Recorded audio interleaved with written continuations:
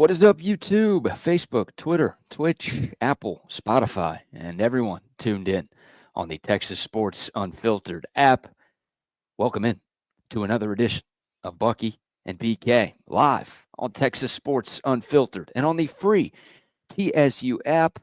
Today is Wednesday, June 18th, 2025, and the Buck and I are with you for the next 2 hours. On today's show, for the second time in as many years, the Florida Panthers are Stanley Cup champs. We will recap last night's Game 6 of the Stanley Cup Final. We've got plenty of Texas football to dive into, including some bad news on the recruiting trail, an unfortunate surprise for Texas's pursuit of a running back in the class of 2026.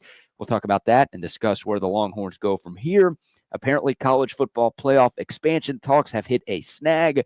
We'll try to figure out what's next with the future of the CFP. We've got Diego Pavia in the news. We've got my favorite recruiting target for Texas in the class of 26.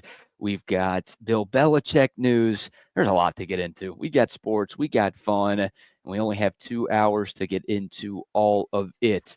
So we're going to dive right in. Happy Hump Day to everyone out there. Happy Juneteenth Eve to everybody out there. We appreciate y'all spending some or all of your Wednesday with us. How are you this morning, my man? I am doing fantastic. What a beautiful day this morning. What a gorgeous day it was yesterday. Nice warm day with a lot of breeze early, and then it got warm in the afternoon. But just a wonderful day here in Dripping Springs, Texas, USA, America, where it's just great to be alive. Really is. How you doing? How are your travels? Travels are good. Yesterday Now was you great. become an Empire State guy. No kid. It sure feels that way. Well, yesterday was a great day of travel because I didn't have to travel anywhere. Yeah, that's nice. Anytime you don't have to get on a plane or get on a subway or get on a train, then life is pretty good. So things are good up here. No rain? No rain? Yeah, on and off drizzle. It was pretty overcast throughout the day, which feels pretty standard this time of the year in this part of the world. Supposed to clear up by the weekend. Man, this is pretty crazy. I'll be back in Austin by then, but early next week, it's supposed to hit 98, 99. Oh, the humidity there will be brutal. In New York City. Yeah, it's supposed to be hotter up here in the Northeast than it will be in Austin next No, week. Austin has a bunch of low 90s, high 80s next week again, which is so far the summer's been just fine. I mean, the spring we had enough. We had some rain, which we would call spring, but actually was summer. You know, we've had some nice rain projections. And when they said it's going to be a normal, we'll be back to our normal weather patterns here. Every time I think of the word normal around here, I think of 100-degree days when July rolls around. But looks like we're gonna be in those 90s, and that's fine for me, as long as we get the rain. Yeah, well, I'll take low 90s. Oh yeah, this time of the year whenever we can get it. I mean, that place up there, BK, will be so humid, and they won't go outside. All the concrete up here. Oh, you kidding man. me? It's gonna be brutal. All the big high trees, green trees. No wind coming through that place. Yeah, another reason I'm glad to live in Austin and not New York. It's when it's hot up here, it is brutally hot up here. And thankfully it'll be a little cooler in Austin than we usually get. Week, as I said, it was 83 in Pennsylvania, and they were saying, "Boy, is it hot here?" I'm like, "What?" Because I'm out here with a long sleeve shirt on because I'm cold here when it's 65 in the morning, and it's that if they're going to start getting in the 90s, they will melt away. They don't like to come out in that stuff. You're cold when it's 65 degrees? Well, I mean, I can wear a long sleeve shirt. Early in the mornings, I can wear nice long sleeve shirt out. Those people out there, they're running around in shorts, and it's 80, 83, and they're thinking it's 103. Mm-hmm. What's your golf rule again? Is it 65 degrees? 62 degrees, the minimum temperature that you will play a round of golf. And I played yesterday, and it was like 92, but 95 is my high. Don't go over. I don't play. I canceled that day. I get another day. I just not doing it anymore. It's a good range to play in. It was nice yesterday. It was nice yesterday. It got really warm in the afternoon. Last time I played at the same place with 3 holes to go, that was the day I didn't have enough food. Well, I had my eggs and bacon in the morning, and then I got a little blueberry muffin, but even before that, and I went out and played. I had the energy level was good. I had lots of water the night before, and felt just fine yesterday. How'd your $600 driver hold up? Starting to snap hook it a little bit. And now, you know what? You get used to it, so I'm starting to swing a little faster with it instead of just letting the club do the work. Now I think I can muscle the club, and so I start turning the ball over, and so it'll be all right. I know kind of what I'm doing wrong.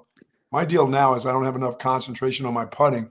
You know, I just go up there, and I don't really walk around and look at the putts because it's when it gets hot. You know, guys like to stand on the green. You know, whatever they saw at the U.S. Open when guys putt, they start trying to imitate that. So guys are, you know, my guys don't bend over and check out the putts. They just go, if it's your turn, putt the ball. Quit walking around the greens because that's where you get hot when you're standing in the middle of the green and you're there for 5 or 6 minutes because guys want to plumb bob and do all kinds of shit with their club. I'm like, boy, this isn't the PGA. Putt the ball. Let's go. We got to get off the green. It's hot here. I always see your boy Paulie from Austin Duck Adventures like laying on the green, just trying to get eye level with the hole. I'm going to tell him you said that. He was, oh my God. So our putting has gotten bad because we try to get off the greens too fast. So I got to take my time. But I did drive the cart right to the ball. I wasn't walking 600 yards of walking around yesterday. Guys are like, get in the cart. Let's drive to the ball. That's why we have a cart, you idiot. Yeah, you're not on the PGA Tour. Use the golf cart. Why are you taking this? Isn't the day for you to take a hike. No. Get your exercise at home. This is not. We don't play golf for exercise. You go to the gym for that. So you play golf to take money from your buddies. Yeah, and I did not do that yesterday. Shooting, I think it was like a smooth 92.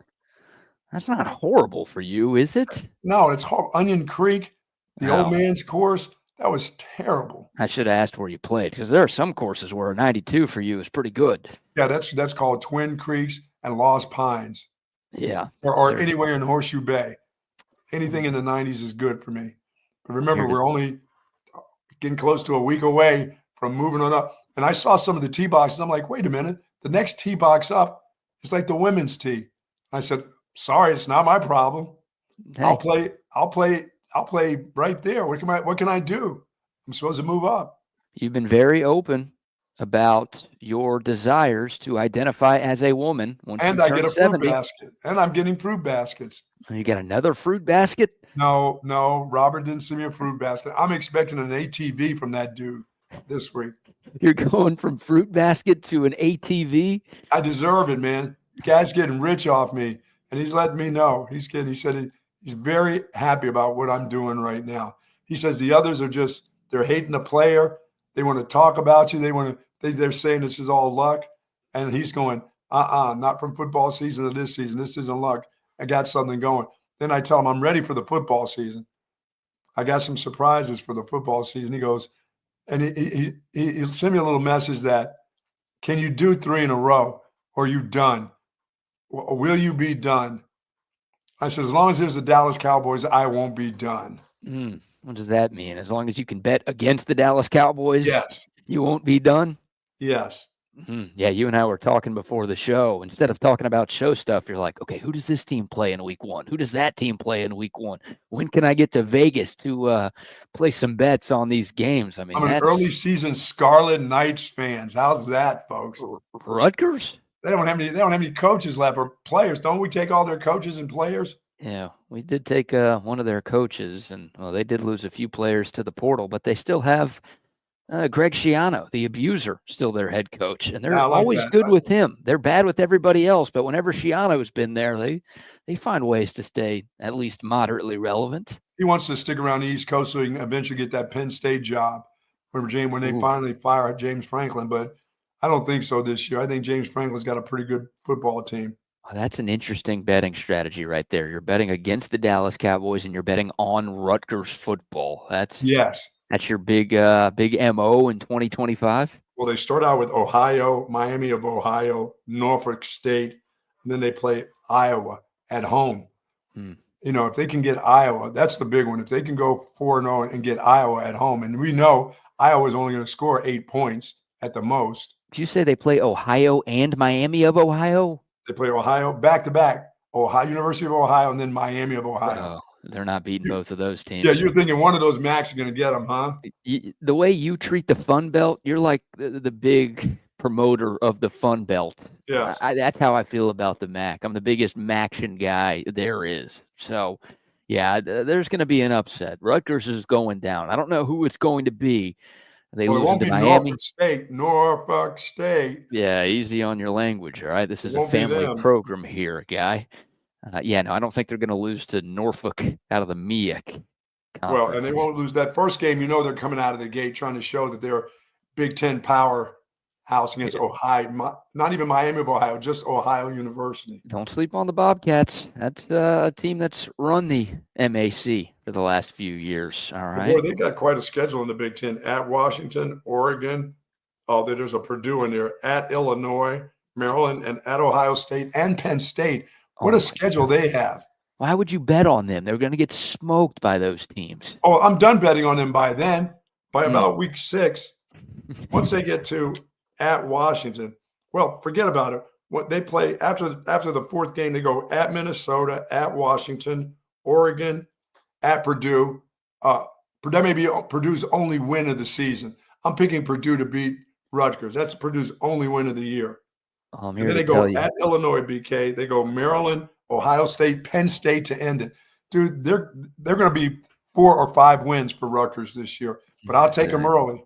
If they get to a bowl game with that schedule, I mean, they get 3 should be easy non-conference wins, but boy, they don't get a whole lot of favors. I guess they avoid Michigan, at least if I'm hearing you correctly. They don't have Michigan, but Illinois is pretty good this year. I mean, obviously, Oregon, Penn State, and Ohio State are the creme de la creme in that conference right now. So Maryland will be a dogfight. They play Maryland at home, but that'll be a dogfight for them. Maryland's decent. Iowa's always pretty good. I mean, for as bad as their offense is, they somehow win like 8 or 9 games every year. So I don't know how we got this far into Rutgers football, but yeah, Rutgers football is key. We can make some money early. We got to make the trip to Vegas. You got to tell me, somebody needs to tell me what's a flight to Vegas, no matter what. There's got to be a red eye that goes to Vegas. I need 2 nights. That's all. Because I got to find a favorite slot machine there and put my hands all over it. Remember last year, you weren't a part of this trip. No, yes. We did a little vacation to Circa Sports. And we stayed at the Circa Resort and Casino out there in Sin City a couple of weeks before the football season started. So I got to reach out to my friends in the desert to see if they'll have us out again, do a couple of shows out there. Those are early shows. That's like 5 to 7 a.m. for us. Yeah, but those are nice. Those are nice pregame, talk some pregame football, college, some betting. That'd be great. Get a couple betting people on. They may think they know what they're doing, but we know who knows exactly what he's doing. So well, that's the thing. You know, part of me wants to chastise you for wanting to put money on Rutgers football, but the way your cousin's been rolling through these NBA and NHL playoffs, it's hard to criticize you right now. Well, I know who's not, and that would be Robert. Robert is very excited about it. Good morning to soldiers at Fort Cavazos, Texas, the soldiers in the state of Texas, and all those that fight for us each and every day. Thank you so very much for what you do. We do appreciate what you do for us. We appreciate your families sharing all of you with all of us, and do be safe out there. You know, I've got to ask you, Buck, because I saw the news last night that Fort Cavazos has officially been renamed Fort Hood. Are you going to keep the Fort Cavazos name going forward, or are you going to revert back to Fort Hood? They're really back to Fort Hood? Back to Fort Hood. That was an administration announcement from President Trump, who decided to revert back on some of the military name changes that the previous administration had implemented. So I know we don't get into a lot of politics on this show. Yeah, but, I'm fine. I was fine with Fort Hood before. Why wouldn't I be fine with it now? I mean, I don't. Yeah. You know, so I mean, if it's back to Fort Hood, that's fine with me too. So I'm good with that. I called it Fort Hood before. I believe Fort Hood named after NBA player Rodney Hood. Do I have that right? I don't think that's how it worked. I think it was General Hood. It was General Hood. Yeah. Now, do I need to call Dripping Springs Pound Town for Mayor Pound, because that was the first mayor of Dripping Springs. They tried to rename this little hamlet from Dripping Springs to Pound Town, which I do like Pound Town. That'd be kind of cool. How great would that be? Yeah, I know. How did they miss that? What a golden opportunity, I and know. they let it slip away. I mean, look, they still can change it, right? They can Yeah. pay homage to the first ever mayor of Dripping Springs by changing the name of the city after him, but I Would don't, you like Pound Town? dude, I would be buying property in Pound Town today if they changed the name. Like, I mean, your property tax would skyrocket. All of the No kidding. housing costs would skyrocket if they changed the name. I mean, look, the Dirty Drip, that's in Dripping Springs. The Yeah, Dirty that's Drip, that's true. pretty good in itself, but it ain't Pound Town good. No, You're Pound start, Town you're, is awesome. I mean, there's very few suburb names in the country better than Pound Town. I'm not sure there are any suburb names in the country better than Pound Town. That's money right there. Yeah, I growing up in Bethlehem, the That's the Christmas city, it's kind of cool. Yeah, not as cool for me as it is for you, but Yeah, Pound Town's cool for it's everybody. Pound Town's in everybody's category, I guess. That's an easy pickup line right there. I want to take you to Pound Town, and she's Yeah. like, "What? Where do Ew, you live? gross." I'm like, Honey, I live in Pound Town. "Yeah." She's got to think you're special. She's like, "Ew, gross," and then you just pull out the driver's license, and it says like 14 Stephen Court, Pound Town, Texas 78744, whatever I the zip love code that, man. is. Yeah, that's what we're looking for right there. All right. Diving into the sports, obviously having some fun on a hump day edition of the show. Plenty of sports conversation to get into. And yeah, the Buck has alluded to it a couple of times in the first 17 minutes of today's program. And why not? For the second time in as many years, the Florida Panthers have won the Stanley Cup as they knocked off the Edmonton Oilers in Game 6, 5-1. The final last night. Not a lot of drama, not a lot of intrigue. The first 4 games of these series were about as good and about as close as you could possibly have. Now, 3 of the first 4 went to overtime, and it felt like we were setting up to have a classic series. But Yes. Game 5, Florida went on the road to Edmonton and blew out the Oilers. And then last night in Game 6, back at home in Sunrise, Florida, the Panthers, they led 2-0 after the first period. They led 3-0 after the second period. They were up 5-0 after a couple of empty netters. Edmonton scored a goal with like 4 minutes left to avoid the shutout. But the game last night was never in doubt. And Florida, once again, asserted its dominance when it mattered most. And the Panthers, Buck, they get it done. And because you had 25,000 units on the Panties last night, well, you got another 25,000 units on your ledger, which puts you over the 6-figure mark. Congratulations. Yeah, I mean, I kind of, from the get-go, I thought that maybe the Panthers were better than they were last year. But the Oilers are pretty doggone good. And they fought them off in that first period. When they got that first goal, when the Panthers got the first goal, the Oilers really, really pushed the puck at the net. They were just throwing it at the net last night. And I mean, net keep was so good for the Panthers. When they got the second goal, I thought, that's it. This is over. They're not coming back being down 2-0. That it's just not going to happen. They'll get maybe one, and that's exactly what they get. Hell, for me, I'm wondering, why didn't I talked to you about the overs. I wonder if that over last night was a 7 or a 6, because they've been scoring a lot of goals, these two teams. I got to believe it was pretty high. It was probably close to that was probably a push. 6 was probably the push, because I can't believe it would be 5. It's got to be over. All those games had to be over 5 with these two teams. Yeah, that was actually the lowest scoring game of the series. Yeah, And so you I was had thinking, 6 goals. and that even seemed, for a Stanley Cup Finals, man, that's a lot of goals. Yeah. Between these two teams and the way they played. But it was fine. I just thought Panthers just too strong, too physically too much for them to handle. Plus, they're pretty talented. That goalkeeper is really talented. He was awesome. Yeah, Sergei Bobrovsky, who now has won back-to-back championships. He's fantastic, and he was fantastic. And that was one of the big differences in this series, right? Edmonton, Yes. they went back and forth. Stuart Skinner started 5 games. Calvin Pickard started 1 game. We talked about it. At this time yesterday, we had no idea who the Oilers were going to have in net. I don't think their head coach had any idea who they were going to start in goal, because they just weren't getting enough consistent play on the back line. And Sergei Bobrovsky, meanwhile, started every game in this postseason for Florida. So, yeah, to have that netminder that you can just ride throughout all 4 rounds of the Stanley Cup playoffs, that makes such a huge difference. And Bob has proven to be one of the best in the game. He's always been great in the regular season, but obviously back-to-back cups puts you amongst some of the best to ever do it. So he's fantastic. And you're right, that first period, like Florida outscored Edmonton 13-4 in the first period. I don't care who you're playing. You do not want to be playing from behind as often as Edmonton was in this series. And you look at the last 4 games in particular, Florida outscored Edmonton 9-0 in the first period. Now, Edmonton got off to a great start. They kind of controlled play for the first 5 minutes, and the Panthers scored on their first shot. There was a turnover, and then Sam Reinhart had a nasty dangle and just a gorgeous, Sports Center top 10 caliber goal. And then you said it, Buck, the second goal that Florida scored, these are backbreakers. They scored with like 45 seconds left in the first period. Anytime you score a goal in the last minute of a period or the first minute of a period, it is just brutal to overcome. And, the way the Panthers have been defending all year long, it kind of felt like once they got that second one, it was sayonara for oil country.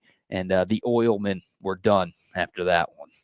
So, was that Wayne Gretzky on the broadcast? Yeah, Wayne Gretzky's a part of the TNT pre- and post-game crew. Does a great job. They got a great crew, man. I mean, TNT, look, any basketball fan knows that they dominate basketball coverage, right? With Charles and Shaq and Ernie and Kenny. I mean, those guys are fantastic. And you compare them to ESPN, it's night and day. It's kind of the same with hockey. Like ESPN's hockey coverage, not very good, but TNT has a really good crew. And I mean, Wayne Gretzky, he's the greatest hockey player of all time. It's like getting Michael Jordan on set, but also having Michael Jordan not suck on set. Wayne does a great job, and that was fun coverage to watch. The major networks can't get those guys. What is it? Does TNT just pay outrageous money for those guys? Yeah, I guess so. I mean, TNT and ESPN neither of them are what? Right. Network affiliates, cable networks, whatever we're supposed to call. Well, they got money too. It's not like they're the poor boys on the block either. Yeah, it's Turner Sports, right? They've been a massive media conglomerate for a long time in this country. So, they spend. I think TNT invests more, and ESPN invests in guys like Stephen A. Smith, who everybody hates, but for some reason they think that we need to, fork over $20 million a year for that guy. Instead of maybe getting a few really good guys instead who don't require that much of a paycheck. But Wayne Gretzky was there. Congrats to Florida. You can't call them a dynasty yet because you need 3, but they've won 2 in a row, and they've been to the final 3 years in a row. Remember, they lost a few years ago in 2023 to Vegas. They obviously beat Edmonton last year. They beat Edmonton again this year. They have been the standard in the National Hockey League, and they should be the favorites, I think, going into next year as well. So I mean, I'm a Stephen A. fan for a lot of different things that he does, but I don't need him to think that on his everything he says that I've got to be just on the edge of it, just holding on for dear life. I mean, I mean, his commentary is okay with me. I know he gets carried away, but there's a lot of guys that get carried away, but I don't need to believe everything. I think people, they delve into everything he says about life. And I'm like, no, I'm not buying that. I got my own thoughts when it comes to that. Well, the worst bit I think Stephen A. has, and there's a lot to choose from, he'll just go after players, right? Not, this guy played a bad game. It's like he will take personal shots at players. Well, I don't like that part. Yeah, Tyrese Halliburton, I think it was earlier in the finals, said something about the media kind of disrespecting him. I don't think he even mentioned Stephen A. Smith by name, but Stephen A. is like, you better watch your mouth, Halliburton. You know what I'm capable of. It's like, dude, shut the hell up. Cover the game. Talk about the sport. Your job is to not be. Don't be attacking individuals. Yeah. You're attacking guys. You're trying to, pick fights with these players. That's not growing the game. You sound like an idiot, dude. Yeah, that's the dumb part about it. I don't buy into all that. Yeah, I mean, he's got to have the hottest take, which already is ridiculous. Yes, we don't do hot take stuff here. And he's just over the top. I don't even know if he believes half the stuff that he says. But when he goes beyond sports and when he goes and takes personal shots at these athletes, it's like, what are we doing, dude? That's not part of your job. At least I think that's not part of your job. Maybe ESPN wants him to do stuff like that. Well, I think they do because it stimulates some people. A lot of folks like to be stimulated to the point where they they get mad, so they watch them because they're mad at them. Hey, if you like to be stimulated, come back to my place in Pound Town. Yeah, that'll stimulate you. That'll get you. So, Buck, you are up 133,000 units here in the spring.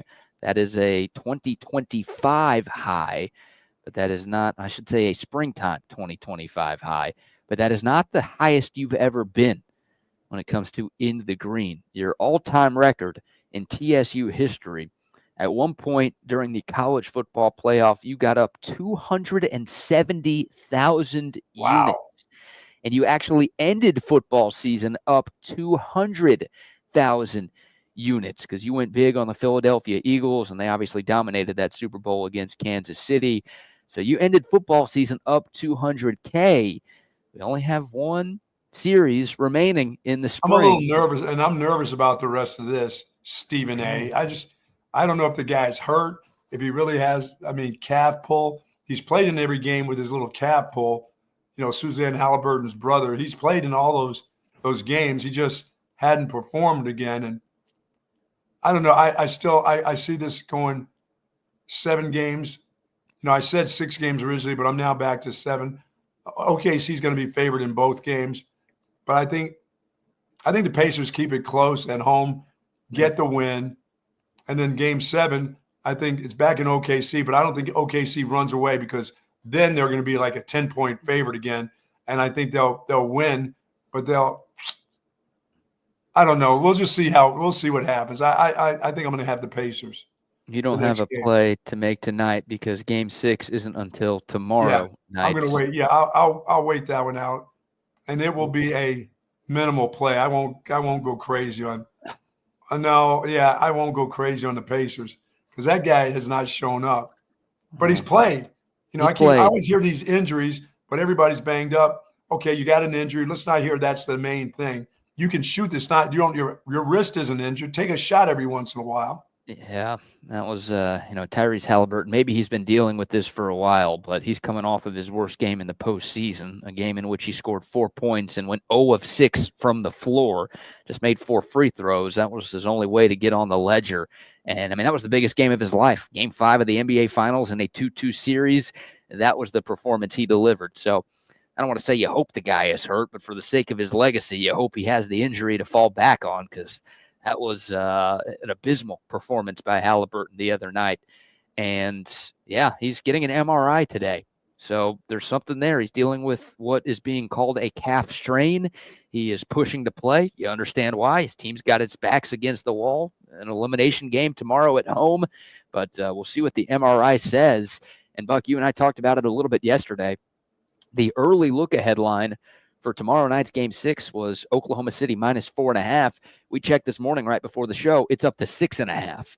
So I assume that has to do with the uncertainty of that MRI that Tyrese Halliburton's about to get. Now, if he can't play and they rule him out, the line's going to go up even higher. Yeah, and if that dude can't play, I definitely will make it. Without him, I know he hasn't done very much, but this is one of those. He has to play. Whether they tell him, you've got damage there, he's got to say, well, it doesn't matter. I'm playing. I got to play.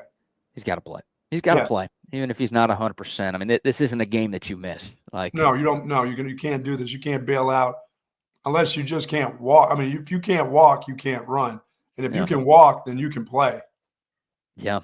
If you can walk, you can play. I agree with that. If you could dodge a wrench, you could dodge a ball. If you could walk, you can play. So Game 6 tomorrow. We'll spend more time during tomorrow's show previewing the game. I was kind of hoping, though, you were going to put, again, you're at 133 right now. You ended football season up 200. I was kind of hoping you'd put like 67,000 units on this game tomorrow just to try to match what you did during football season, If the Pacers win Game 7, look out. Oh, that could be your ginormous play that gets you over the top. All right. I'll hold you to that. I will hold you to that. We'll take your thoughts. The Dakota text line 512-222-9328. Of course, the YouTube, Facebook, Twitter, and Twitch live chats are rocking and rolling as well. We got plenty of Longhorn stuff to dive into, including the Arch Manning picture that's gone viral. I feel like most of our fan base has seen this, but I know you haven't, Buck. So I want to show you and get your thoughts on it. We also have some bad recruiting updates. And I feel like Texas was on a roll here to start off the month of June. But unfortunately, over the last couple of days, the Longhorns have lost a couple of recruiting battles that we need to dive into, and we'll also try to figure out where the Horns will go from here at a couple of major positions of need for the class of 2026. But before we dive into the Texas football chatter, how about our first round of sponsor shout-outs? Folks, heal, recover, work smarter, sleep, reimagine, and live pain-free with Relax the Back. And folks, I have done just that. I get out there in the yard, I go play golf, and my back is a little bit sore, but when I come home, I sit in this wonderful, comfortable, relaxed back leather chair, and my back feels just fine. And it doesn't take long. You think you got to sit in a chair for an hour or two. It takes me about 20 minutes of just reaching back and sitting in this chair, and my back feels just fine. And my shoulders and my neck and my thoracic back, which I had major surgery on years ago. But the folks at Relax the Back, they want to let you know that they can help you heal and work smarter at their store. They got 2 great locations, but they've got Tempur-Pedic mattresses, adjustable mattress sets just for you. Zero gravity recliners. Find a chair or an accessory at Relax the Back that's going to work for you or somebody that you care about. They got 2 stores, one at the Hill Country Gallery across from Whole Foods, and in North Austin at the Gateway Shopping Center across from the Container Store. Live pain-free like the Buck at Relax the Back. Yes, indeed. And hey, when the storm hits, remember, you call Hurricane Hecht. That's right. We got a new lawyer in town. And it's Ryan Hurricane Hecht, your go-to personal injury attorney right here in Austin. Ryan's not just a lawyer. He is a Longhorn through and through, and he brings that same fire and pride to the courtroom. He's been a friend of mine for a long time. He's been fighting for justice in Texas for a decade now. So if you get injured in a car accident, if you get hurt on the job, if a dog bit you, call Hurricane Hecht. And the best part, you don't pay unless you win. That's right. No fees unless Hurricane Hecht gets money in your pocket. He's aggressive in court, but he's compassionate with clients. And we say it all the time. You see those guys on TV, you're not going to get to work with those guys. They're going to pawn you off on some random kid.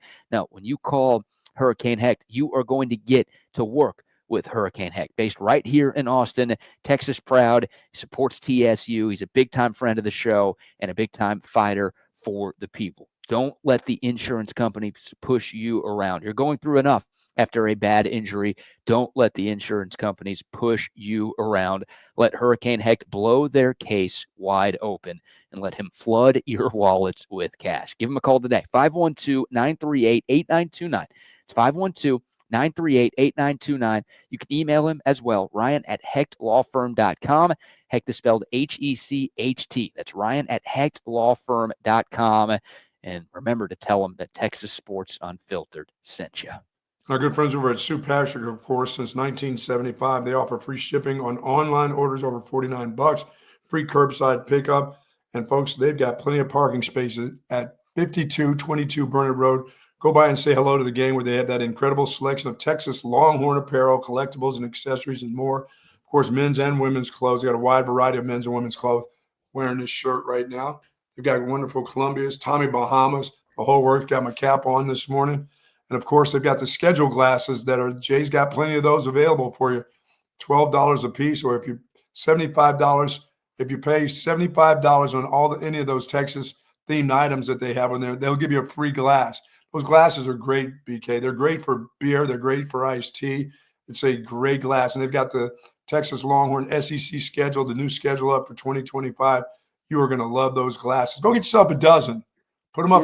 Yeah, they're collectibles. So go get yourself a dozen of those bad boys. Give them out as gifts if you want to. And by the way, the ones that forgot about Father's Day, you can still make that up. You kids that got dad that ashtray and dad doesn't even smoke. You made that clay ashtray at camp last week.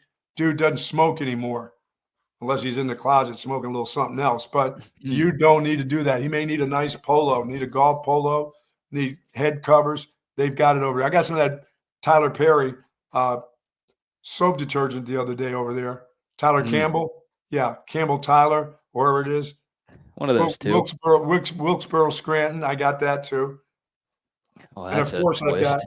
now next on the list, Admiral Williams McCraven's third book right here, Conquering Crisis. I There you can't go. wait to read this. The two books that I read were fantastic. This is a little thicker. This is probably a trip to Vegas 5 times before I'm done with this. Oh, that book looks like Lizzo compared to the first two. Yeah, absolutely. Make Your Bed is a great book. I gave that to my nephew for his graduation, his high school graduation. I did put 100 bones inside the book. So There you go. as a You're bookmark. actually getting the kid what he really wants. Nobody wants a book. All they have to do in high school is read, and then all they have to do in college is read. Don't give them more to read. Give them some cash. Yeah, but put some cash in that book, sticking out of the book. He Yeah. didn't hesitate to pull that cash right out of that bookmarker that I wanted him to read that section, but because I know he's not going to read the whole book. That book is not going to be read by that kid, is it? No. Well, look, He's I my can't. brother's kid. He can't, man. My brother ain't that smart, so kid can't be that smart. Can he read? I think he can read. Is he going to college? He's going to community college, yeah. All right. So I think he can read. But does he want to read? If somebody got me a book for graduation, I would have said, here, I take it. I don't want it. I'm not reading it.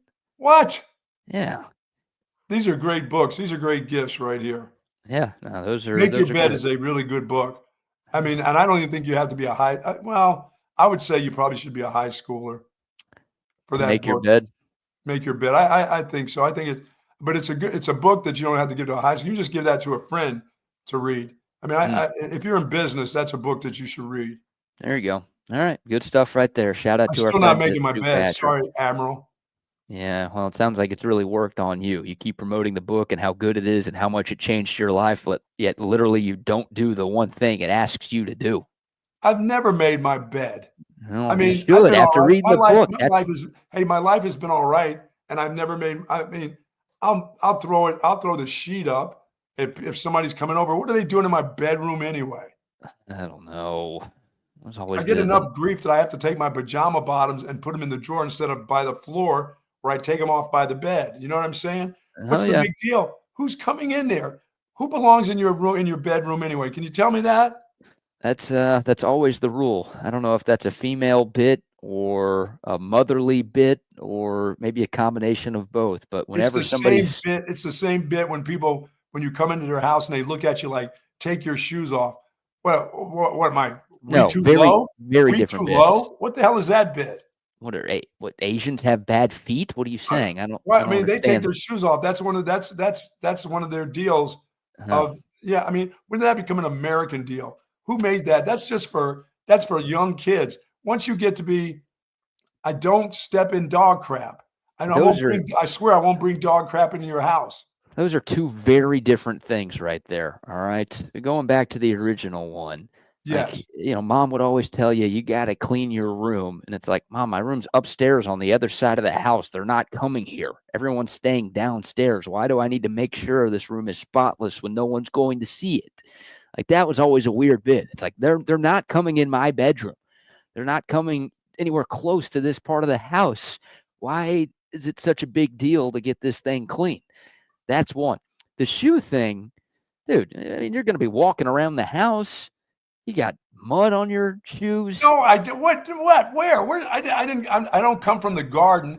And you always talk about gardening. What do you mean? You literally spend all this time putting your hands and feet in Mother Earth, and now you're saying your shoes aren't dirty? Take it as this: if I'm going to the store, if I'm going to HEB, I hear that I can be bringing all kinds of stuff into. I'm like, what? Did somebody just crap on the floor at HEB that I stepped in? Did I step in some orange juice puddles or something? You might have. No, might have spilled something. I know what I stepped. I didn't step in any gum. I mean, what's the deal? After teenager, a man should be able to walk in his house with shoes on. I don't get that. I mean, I get this look like, oh, you got your shoes? Yeah, I got my shoes on. I live here. Well, that's your own house. Yeah, your own house. You should be able to make the rules. You got to work that out with and your then boss. If you go into somebody else's house, they're looking at you like, are you going to come into my house with your shoes on? Yes, that's what we do in America. We walk on floors in America with shoes on. We don't walk around your yard, step in your dog shit, and then walk into your house. And then you put your feet on the couch, put your feet on the coffee table. You're just putting your shoes, your nasty ass shoes, all over the house, aren't you? You're one of those guys. Okay, well then for the next time I come to somebody's house, they need to have a shoe rack because I don't like Yeah. the way they all get all lined up and piled up. Give me a shoe rack with my name. If I come to your house often enough, I want a name and a shoe rack. You need a personalized shoe rack. What? Like Well, you're a regular at a Chinese food. If that's how people make people feel who come over often enough, you should have your own personal shoe rack when you come to their house. You're a regular at a Chinese restaurant with chopsticks. You got your own personal chopsticks that you leave at the restaurant. I mean, come on. No, I don't even do that when I go to if I go to a Chinese restaurant. They don't ask me to take my shoes off there. They just want my money. They do want your money. Somebody will clean the floors. You're right. That's a bad bit. With disrespect. That's a mama bit. Mom started that deal. Mm-hmm. Yeah, I don't know. Dad has never said, "Hey, take your shoes off." That's one of those mother's bits. That's almost like, you know what the wife bit is the 50,000 pillows on the bed that nobody ever comes in the room but you two. That's another bad bit. There you go. Jason, are your shoes dirty? Was it rainy outside? It's been raining a lot in Central Texas. Is there a chance you got a little something on the bottom of your soles? Don't be bringing that in my house unless you plan on cleaning the doormats. Then quit making doormats. Then well, make sure you wipe them off good. I guess. Well, I do wipe. I wipe my feet when I go through the doormat. I give them a good brush. But if we don't need to because we got to take them off, what do we need the doormats for? The witty little doormats that are out there. Yeah, it's a waste of money. And then they get mad at you if you're scraping your feet over the words on that doormat. Then you can't see the words anymore. Make sure I got one that says home game. Make sure you wipe them off in the corner of the doormat so you don't mess up the writing on top of it for everybody to see. Okay, those are just little pet peeves, folks. But I think even more so than the shoeing is the amount of pillows that have to be piled up. The throw pillow bit. They get taken down every night. I'm like, why? We don't use those. And nobody comes here to go into the bedroom, right? You're like you said, who's coming in to look at all your pillows except for the two people that sleep in the bed? Yeah. The throw pillow bit I've never understood, right? Like that must be just that started with girls and dolls, I think, when they started piling up their dolls on the bed. Maybe. I don't know the origin of that, whether it was, little girls who started it with dolls or it was just, I want to show that I have a nicer house than my friends. So what can I do to do that? Let's put 45 pillows on the bed because you have to pay for each of these pillows. So clearly I'm showing that I've got a lot of money. And they're huge. They're not like these little, they're these like. No, and you can't sleep on them. You can't sleep on them. They literally just go right on the. If you put your head on them, you get, hey, don't put your head on that pillow. Well, why is it on the bed? That's one I'll never get. I don't know how many straight guys, I don't know how many gay guys either, or any letter of the alphabet guys. I don't know how many of us understand the throw pillow thing. I know. I never understood. I don't understand that. No. They do enough decorative stuff. Like on a couch, they'll throw a couple extra pillows. I'm like, there's already pillows on the couch. Why are you putting another? It doesn't work. There's not a slot for that one. You at least maybe will use those, right? To lean on, yeah. Yeah. There's a chance an extra pillow on a couch will get some use, but an extra pillow, an extra 10 pillows on the bed. Like you said, those literally get thrown down before bed every night. No, my son says my domestic life my game is off. No, it's not. I mean, I've been married. I've started celebrating my 7th year of marriage. But before that, dude, I was single for 15 years. Yeah, you do different things when you're single versus when you're domesticated. Yeah, and I understand that. I don't have that same furniture. All that furniture went out the window. But I have certain things that I think are part of life that, my wife doesn't like the fact that we have a bunch of stuff up in the attic.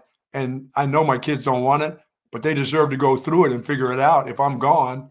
For sure. I think isn't that a part of moving on and everything else? Well, you don't throw away that old stuff. You could do the bit that my parents did, and my parents moved and downsized, which expedited the process of this, but they didn't wait till they died. They're just like, here's all of the stuff that was in the attic. We don't really want it anymore. If you want it, take it. If not, we're throwing it away. So they already did that. It's like, you figure it out. So you can do it right now. Not to go against you. If you want to wait till you kick the bucket, then be my guest. But yeah, my kids are all grown. They're in their 40s and late 30s and stuff. Yeah. And there's nothing, but there could be some old, and I laugh at it, but I mean, I got jackets from Illinois, Boston College stuff hanging up. Maybe my grandkids may want that. Back as they go to high school, maybe that's a big deal to have Sure. that kind of stuff. Texas gear then. Yeah. Old chest made out of cedar. I mean, I had a beautiful old chest, and I got rid of that and stuff like that. My wife said they don't want that, and I understand there's a bunch that they don't want, but it seems like a rite of passage. Get your ass up in the attic and figure it out. Shoot, if they don't want it, invite me over. I might grab a couple of things. Yeah, Come on. but my wife's a what do they call it? Minimalist. Minimalist. She's Yeah. got a bunch of throw pillows on the bed. I don't think she's a minimalist. No, she's got the throw pillows. That's you don't get to pick and choose when you're a minimalist. You're either a minimalist or you're not one. Very interesting. Yeah. I'm going to tell her you said that. No. tell her Paulie said that in her song. Yeah. One of your friends. Don't throw me. I love it. This is great. Oh man. All right, we're having some fun on a Wednesday show. Why not? Buck, I got to show you this picture. Let me see this picture. This is one Archibald Manning, QB1 for the Texas Longhorns. This is a picture of him in North St. Louis, Missouri, hanging out in the trenches, hanging out in the project. Sweet. On Greer Avenue in North St. Louis. That ain't the projects. I'm looking at those houses back there. Ain't no projects. Those do look pretty nice, don't they? What do they do? Take the kids from the projects and come in front of the nice street there or something? I don't know. Yeah, I can't tell if those are like schools or those are like office That ain't buildings. the projects, I'll tell you that. I don't know. I did look up this street, and I wasn't alone. And it's North St. Louis is not the safest place in the world. It's not East St. Louis by any stretch. No, it's not East St. Louis. I've been there. Yeah, that's a place you don't want to be. Forget at night. That's a place you don't want to be in the middle of the day. I recruited there from Illinois. And that's in Illinois, right? East St. Louis is technically in Illinois. Yeah. Yep. People sleep on that. But there's Arch Manning, and this picture has blown up. And you're like, what is he doing there? He's from Louisiana. Obviously, he plays at Texas. Summer workouts are going on. Why the hell is he in North St. Louis hanging out with some little kids? He's on a mission. He's doing his mission work. I don't know if this was mission work, unless you consider a football camp that one of your teammates hosts a mission. Who's from that area there? Ryan Wingo. Nice. Ryan Wingo, the second-year receiver at Texas, the former 5-star recruit from St. Louis, and he hosted a football camp back in his hometown. Oh, he went to his hood to play catchy-catch. Yeah, and it wasn't just Arch. Colin Simmons was there. DeAndre Moore was there. Aaron Butler was there. You had a big Texas contingent that made the trek across multiple states, across more than 1,000 miles to go support their teammate Ryan Wingo. I like that. You know what? That's the difference between back in the day and now. Your NIL money, people will send you to a place like that, do that for the kids. That's great. That's great publicity for all those kids. Yeah, it's a great publicity for all those kids, and it's a moment that they'll never forget, especially if Arch Manning, turns out to be as good as we hope he is. But it's also, a great sign for where Texas football is from a culture standpoint, is it not? Absolutely. Like, we're not talking about a camp in Round Rock or Georgetown or even Dallas or Houston. We're talking about these guys, not just a couple of receivers. We're talking about 5 guys, including your quarterback, including maybe your best defensive player and Colin Simmons, getting on a plane, again, traveling more than 1,000 miles to go to one of their teammates' football camps. I mean, it's still that brotherhood that stands out at the University of Texas. Just remains to, when your brother needs you, show up. It's not. It used to be back, as I said, BK. Hey, I can't get there. I can't afford to travel there. How am I going to get that kind of money to travel there? Well, they can do it. They can do it now. They can get there. They can. Somebody can sponsor them to go there. And it's not that people back in the day didn't want to. They just didn't have the means to get there. It would be get in your car and make that drive. Some would do it, but there's a lot that just wouldn't do it because it's just too far to go.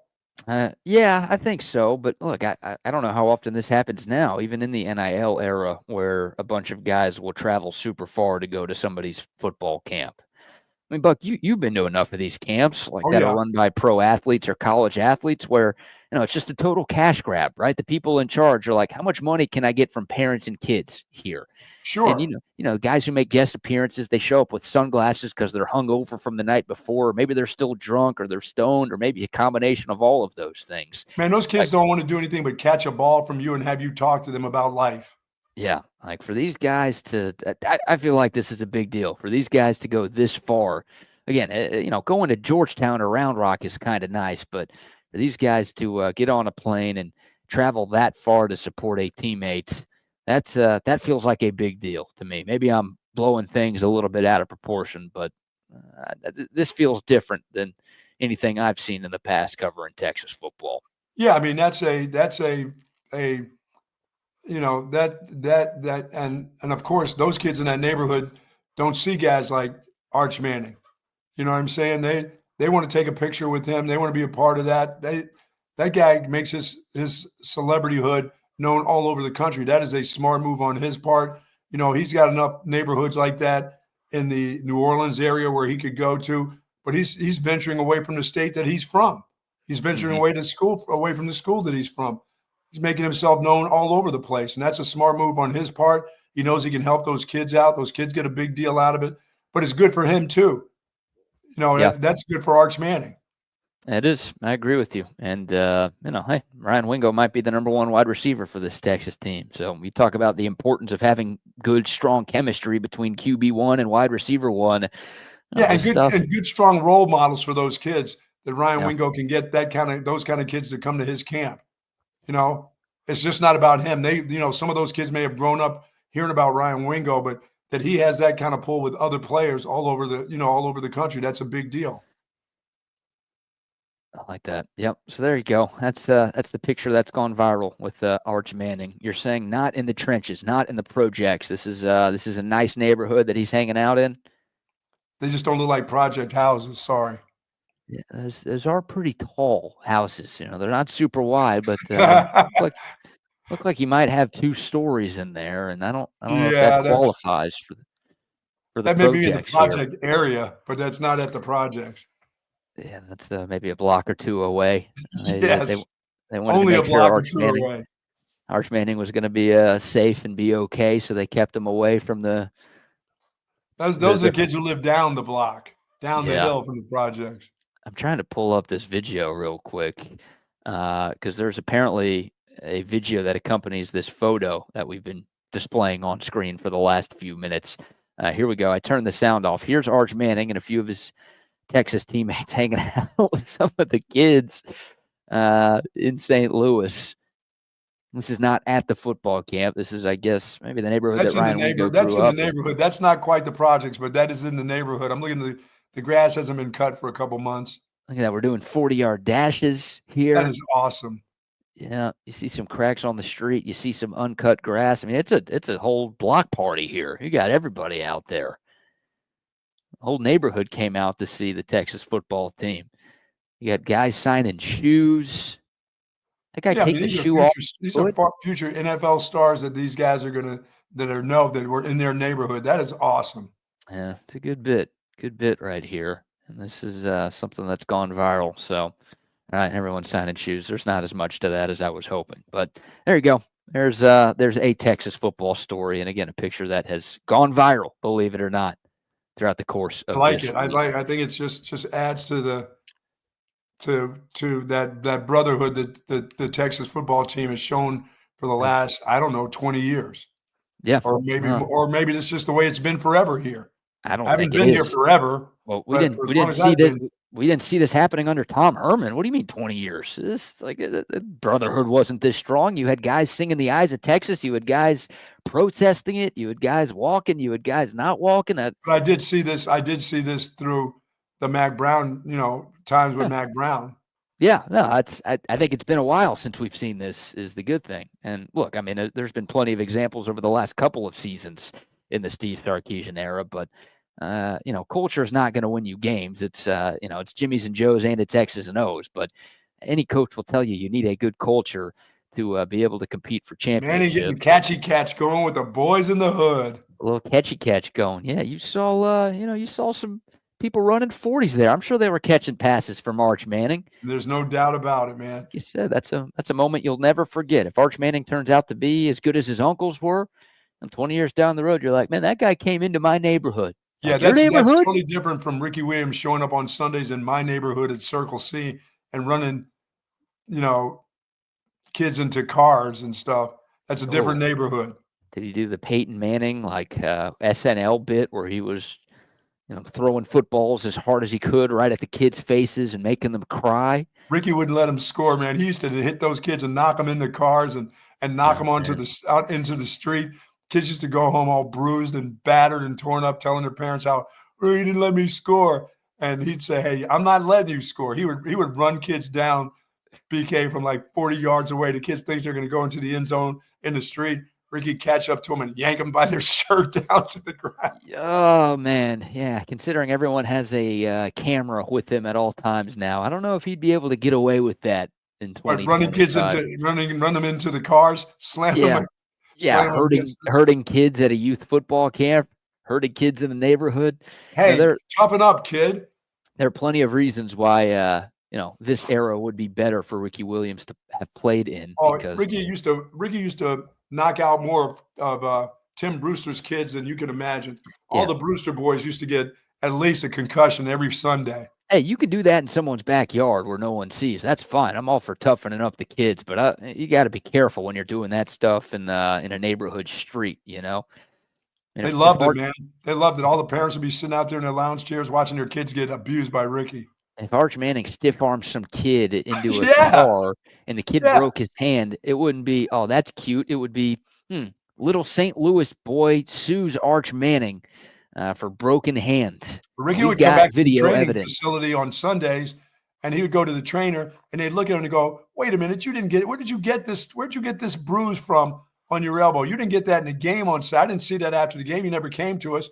Why are you coming here on Sundays? Where have you been that you got these bruises and cuts and lacerations on your hands and your elbows? Oh, I was just playing some neighborhood football on a Sunday. I was over at Coach Bucky's house, and his neighborhood kids beat the crap out of me. God, I'm sure Makovic loved that. Oh no, right? They didn't like to hear when he would go Sunday. It would be like, no, he didn't show up on Sunday to Bucky's house, and everybody'd be like, that's great, because he wouldn't be limping into practice on Monday with a twisted ankle from Sunday's adventure. He got hurt more on Sundays than he did in the streets than he did in the games. That's amazing. He used to run over Dat Wynn, and Dat Wynn never got him bruised up at all. He used to run through that cat. Dat Wynn, Cowboys legend. Dat Wynn. And Ricky's punching bag. Part of the NFL all-time name team. Dat Wynn. That's good stuff right there. All right, we got some recruiting to dive into. I want to talk about my favorite recruit in the class of 2026, and also some unfortunate bad news for Texas in the recruiting trail. But no, not a punter, even better. And, a lot better. That's not a good sell. Anything is better than a punter. But I think you're going to like this one, Buck. This is something I've never seen before in all of my years following recruiting on this earth. So we'll talk about that in a second. But before we do, how about a few more sponsor shout-outs? Say hello to the boys over at 34 Wine and Spirits, 4601 Southwest Parkway. I am allowed to go back now. Toilets have been reestablished as regular toilets now after I was there the other day. And they thanked me once again for stopping by to say hello and dump the kids off at the pool. So it was okay, but you get all of your liquor needs right there at 34 Wine and Spirits. They're a wholesale distributor. If you're having that big 4th of July party, calling these guys to come to your office to get to your place. As I said, wholesale distributor in Travis County. And if you want to pick up a great bottle of wine or a great bottle of liquor, you can pick it up at 4601 Southwest Parkway, right at the end of the Southwest Parkway before you hit Mopac, where they'll have the best beer in the world, Altstadt Beer, and they have it in all the varieties right there at 34 Wine and Spirits. Yes, indeed. All of the varieties, plenty of different brews to choose from. They've got the lager, they've got the Kolsch, they've got the light, they've got the Peach Radler, which is your perfect summer seasonal beer. Oh, let me say, the award-winning Peach Radler. If you haven't tried that yet, man, it's a great beer. made with juice from real Fredericksburg peaches. It's actually a combination of the world-famous Altstadt lager with the juice from those Fredericksburg peaches, and it gives you a super refreshing drink to consume during these red-hot summer days that we have across the state of Texas. And Altstadt is available all across the state of Texas, right? You don't have to be in one neighborhood in Austin. No, it's all over Central Texas, all over the Metroplex, all over Houston, all over Galveston, all over San Antonio. They've got you covered. This stuff is growing like crazy, and with damn good reason. It is a damn good beer, and it's the only beer that I drink in the summer. It's the only beer I drink year-round in the state of Texas. I've got my own beer fridge filled with nothing but Altstadt beer. If you haven't tried it yet, you're missing out. If you have tried it, you know exactly what I am talking about. Get you some the next time you're at 34 Wine and Spirits or any grocery store that sells beer. It's Altstadt beer. No impurities, no regrets. And folks, Wood's Comfort System, if your air conditioning isn't working properly, it's going to be nice over the next couple of weeks. Make sure that you make an appointment for Wood's Comfort System so they come and check everything out for the summer and the fall. As you get ready for winter, they'll start to winterize that home of yours and getting it ready. But first things first, and the air conditioning comes first. Make sure your air conditioning and the temperature is right where you want it to be. So it's not set at one temperature and it's coming up on at another different temperature. So the technicians there will get to your house. They'll make a plan. They'll get there, and they'll get there on time. They've been doing it for close to 70 years in Central Texas, not only air conditioning, but heating and plumbing also. They are the very best at Woods Comfort Systems. Yes, indeed. WoodsComfortSystems.com is the website for more information, or you can give them a call, 512-842-5066. And, of course, a word for our friends at Covert Bee Cave. If you are in the market for a new or pre-owned car, truck, or SUV. Hey, maybe you screwed up Father's Day. How about getting Dad a truck? There you go. From Covert Bee Cave. Yeah, a little graduation gift, a little birthday gift. Look, it doesn't matter the occasion. If you're looking for a new or a pre-owned vehicle, the best selection you can find is at Covert Bee Cave. So you don't have to drive around to 15 different dealerships to find what you want. No, head over to Covert Bee Cave on Highway 71 because they have 42 acres of cars, trucks, and SUVs. They also have the best people in the industry as well. Say hi to Dan, say hi to Mike, Stacy, Jerome, Ron, Cameron, the whole squad. They're going to treat you like family the way they've treated us like family, and they've treated Central Texas like family for more than 100 years. That's right. They've been in the Austin area longer than the Buck has been alive. That's saying something because the Buck's old. Yes, it is. CovertBeeCave.com if you want more information. And what do they say about those Covert prices, Buck? Nobody beats a Covert deal. Not now, not ever. Not now, not ever. All right, I'm going to do another little screen share here. And look, if you're tuned in on the app, we love you. Thank you for doing that. We'll explain this the best that we can. But this is my favorite recruit that Texas is going after in the 2026 cycle. Buck, this guy is named Hezzy Kent. He's a 4-star from the state of Georgia. He's listed at 6'5", 300 pounds. Big boy, right? Yes. And you see him here standing next to Steve Sarkisian, both with their horns up. Notice how Sark's not making that duck face that Brent Venables make. You know, No, we're not playing that game. You pucker the lips like a little high school girl does. Brent Venables can do that in Norman. Steve Sarkisian, just a nice smile, wearing a nice blazer. He's got the horns up, and he's standing next to the 4-star Hezzy Kent. And he has he's got his band director's pants on. Steve Sarkisian? Yeah, he's directing a band and coaching, head coach. That's nice. I'm curious, what makes those band director's pants? I don't know. White pants unless he's going golfing or something. It looks like a white jean that Sark is rocking there.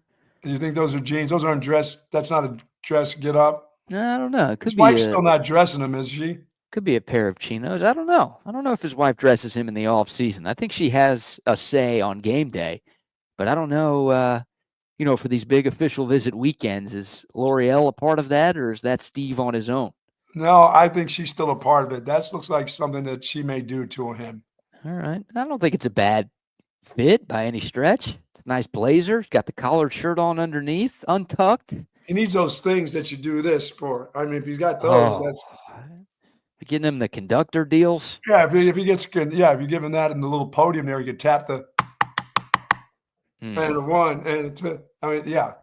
Well, there's no way they're called conductor deals. There's got to be an actual term for those things. But come on, it's the summertime. He's wearing white. You're supposed to wear white this time of year, no? Yeah, you're supposed to wear light colors. You're right. Yeah. I don't.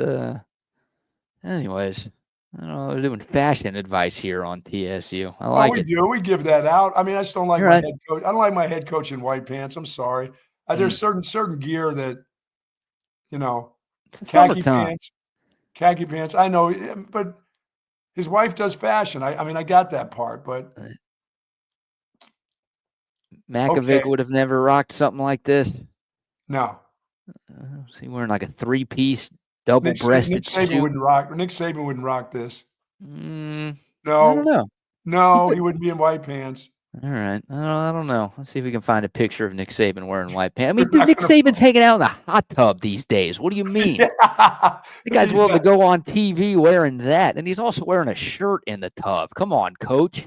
You want to be yeah. the You can't do GOAT. that. You Pop the can't do shirt that. off when you get in the water, guy. He doesn't want to show that Bill Belichick body. Oh, no, he doesn't have that much fat on him, does he? He's getting Saban, there, but no, Saban, probably not. no, I I don't don't want know that if guy in my anybody hot does. tub anyway. No, that's fair. That's fair. So Hezi Kent. Okay, what's the big deal? Why is he my favorite recruit in this class? Why is he one of my favorite recruits that Texas has gone after in my lifetime? You know, He's a monster. 6'5", 300 pounds. What's the big deal, Buck? We've seen plenty of guys that big. You know, it's kind of crazy to see when we're talking about a 16, 17-year-old kid being that size, especially considering the sizes of you and I. Here's what makes Hezi Kent different.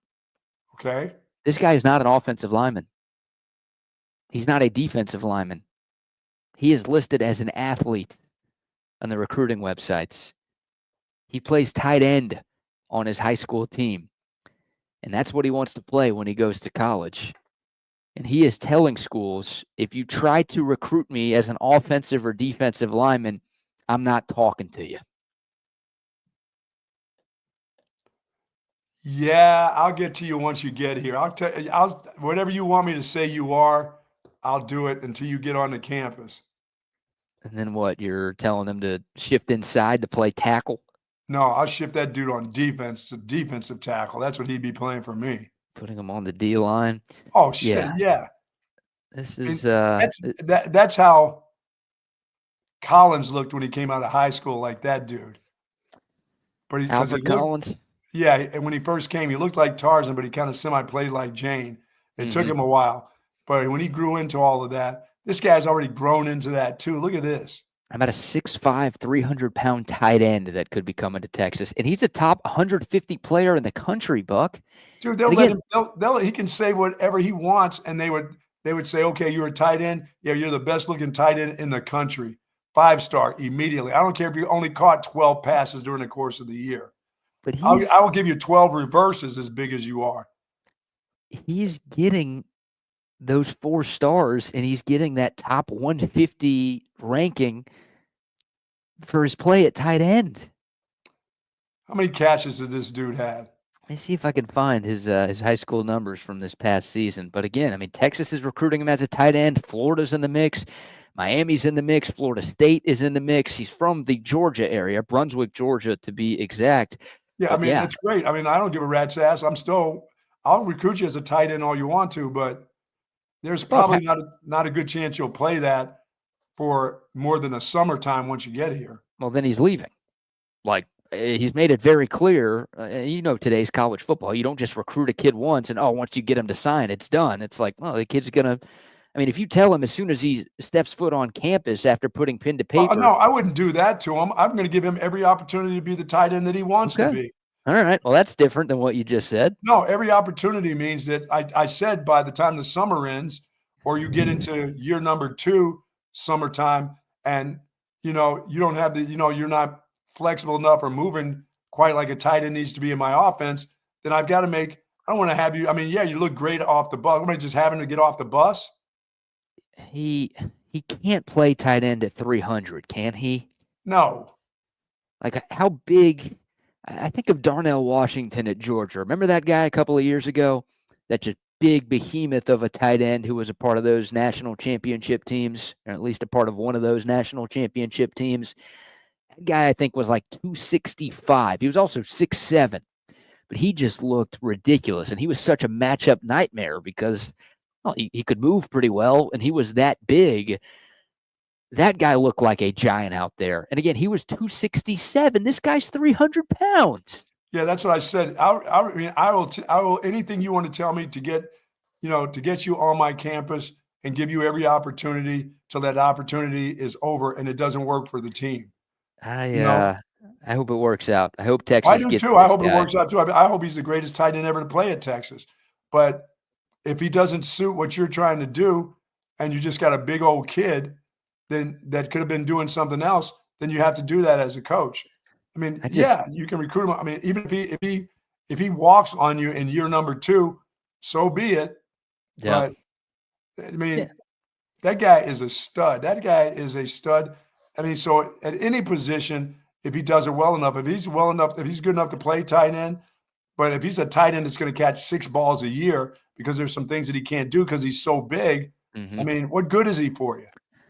Yeah, I don't know. And if he does end up at Texas and he's not good enough to crack the starting lineup after a couple of years, then odds are he'll probably leave. But I at least want to see this experiment. Like, I'm going to be rooting for this kid wherever he ends up. Of course, I want him to end up at Texas because, again, he's a very good player. And it would be a fantastic story. You talk about a fan favorite, dude. I mean, a guy like if this. If he doesn't mind playing a bunch of plays and he's my blocking tight end when he's in there and he can dominate whoever's over the top of him, just crush him. I said, well, you may not be a tackle, but you're a hell of a blocking tight end. And this is what we're going to be using you for. But you're not going down the middle of the field because the ball is hitting you in the face mask, or you can't turn your body quick enough when the ball is not directly on you. I mean, you got to do what's best for your football team. I mean, if I said, if you want a bus guy coming off the bus, that's fine. I don't think Sark is in the business of just getting guys to come off the bus, I haven't seen that lately, so he looks fantastic. He looks like he'd be a hell of a defensive end. Yeah. Or defensive tackle, or anywhere you want to put him on the defensive line. That guy is a problem. He's a 300-pound athlete, but if he can be a 300-pound athlete and move and do the things that you need him at tight end, so be it. But if he's not going to get numbers, I mean, if you tell me he's coming out of high school and he caught 70 balls. So here are the regular season numbers. I don't see any postseason numbers for Hezzy Kent, but this past regular season, his junior year of high school, 32 catches, 591 yards, and 7 touchdowns. He also ran the ball 23 times and had 6 rushing touchdowns. I'll be giving that guy the ball on the reverse and everything else. He also threw in his tweet with his own stats that he was 1 for 1 passing the football as well. Look at that. We got another Jared Lorenzen. Rest in peace. Yeah. Quarterback now. Yeah, if you told me he was the tight end in high school, flanked out a little bit, catching wide receiver type catch, and he caught 70 balls for 1,000 yards. 500 yards is not going to impress you very much right there. I don't know. 591, 7 touchdowns in the state of Georgia. It's not like he's going up against Scruggs playing high school ball in that state. Hey, no matter what, I'm recruiting him. Oh, yeah. No, Texas is. And Texas, the Longhorns have missed out. At least it seems like they're going to miss out on the top 3 tight ends in this class. The number 1 guy committed to USC. The number 2 guy has been committed to Oregon for a while. The number 3 guy, Caden Prothrow, is trending Georgia. So, yeah, I'm not missing out recruiting that body right there, period. Yeah. That's I just like, can he play tight end at 280, Buck? Like, I don't know if he's telling coaches, hey, I'm going to play tight end, and also I'm not losing a single pound. So you either take me at 300 at tight end or you don't get me at all. Is there at least a willingness to shed a little bit of weight to where he can actually be a good tight end and move in college football? If that's what he wants to do.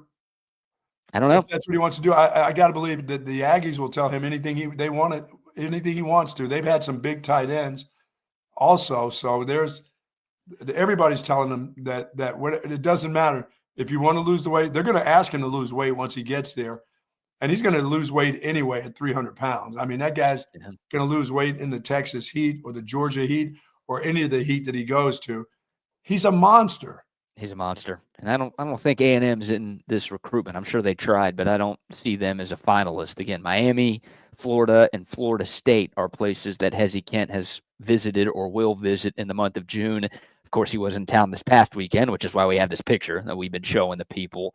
So we'll see. It might be a Sunshine State versus Texas battle for Hezzy Kent. Yeah, I just know I recruit him on what he looks like alone. I'll tell him, I'll say whatever you want to do. If you come here, you're going to get every opportunity to do it until the opportunity's gone. Yeah. Until I find a guy who has better hips, better movement, that's not as big, and then we got to find a place for you because we want you here. If he's a good kid, we want you on campus. We want that body. You'll find a spot for that dude right there. If he's a good enough athlete, if he's played tight end and he can move, you'll find something for him. Yeah. And if you want to be a blocking tight end for us, and we can get you on our campus, that's fine. And if you're good at blocking, and at that size you're going to dominate whoever is over the top of you, then you may never catch a pass. But if you're a great tight end blocking, you sure are going to get in on a lot of plays because we need to run the ball. Oh, for sure. Well, this guy better be a good blocking tight end, right? Yeah. Like he's 300 pounds. Oh, yeah. I mean, he's a monster. I don't know how much you even have to do, just get in the way of somebody. Yeah, you recruit him as whatever he wants to be. And then you soften him up as time goes on while he's here. You know what? I think you can do this and play. Don't you want to play? Don't you want to play? I get with Torrey Becton, and he'll help you shed 20 pounds, so you've got a chance to get on the field. Yeah, I mean, whatever you want to do. And if he tells you, Coach, I want to lose, I want to play tight end at, I want to play it at 280. Okay, we can get you to lose 20 or 275. Yeah, we can get that done too, but we need you to say you're coming. That's amazing. An athlete, recruited as an athlete, 6'5", 300 pounds. I don't know if I've ever seen a specimen like that coming out of high school, but that's what we've got. I know he could be a game wrecker if he was at left. If he was a defensive tackle, he could wreck the game. That takes two people. That guy takes up two people. Period. I don't know if Hezzy Kent plays defense. You think he could play both ways if he's that athletic and if he's that size, but yeah, I don't know if he has any experience doing that. Don't you have to have some experience? You can't just be big and be a good D lineman. You got to know the position and how to play it, right? At this level. At this level, somebody can teach you in a hurry. If you got that kind of size, you already have a foot in the door. You got that quick twitch, and if you're scoring all those touchdowns, you got some agility and quickness to you. So, Hezzy Kent, a name to that's a keep monster on the radar. Good Lord, that kid's in high school? Yeah, junior. Well, going into his senior year, I guess. But I bet you the eggs in that family, the price of eggs there. Wow. That's got to be a half dozen at sitting, isn't it? Eating eggs. I wasn't sure if you were talking about. Yeah, is that a half dozen per breakfast for him? Probably. If he's paying. If I'm that kid's parent, you get two, and you're gonna like it. Man, you have a bowl of cereal instead. Help us out. That guy is not selling for a bowl of cereal and 2 eggs at breakfast. That guy is settling for the box of cereal. That dude is gonna eat a half a loaf of bread for toast. That's what's happening there.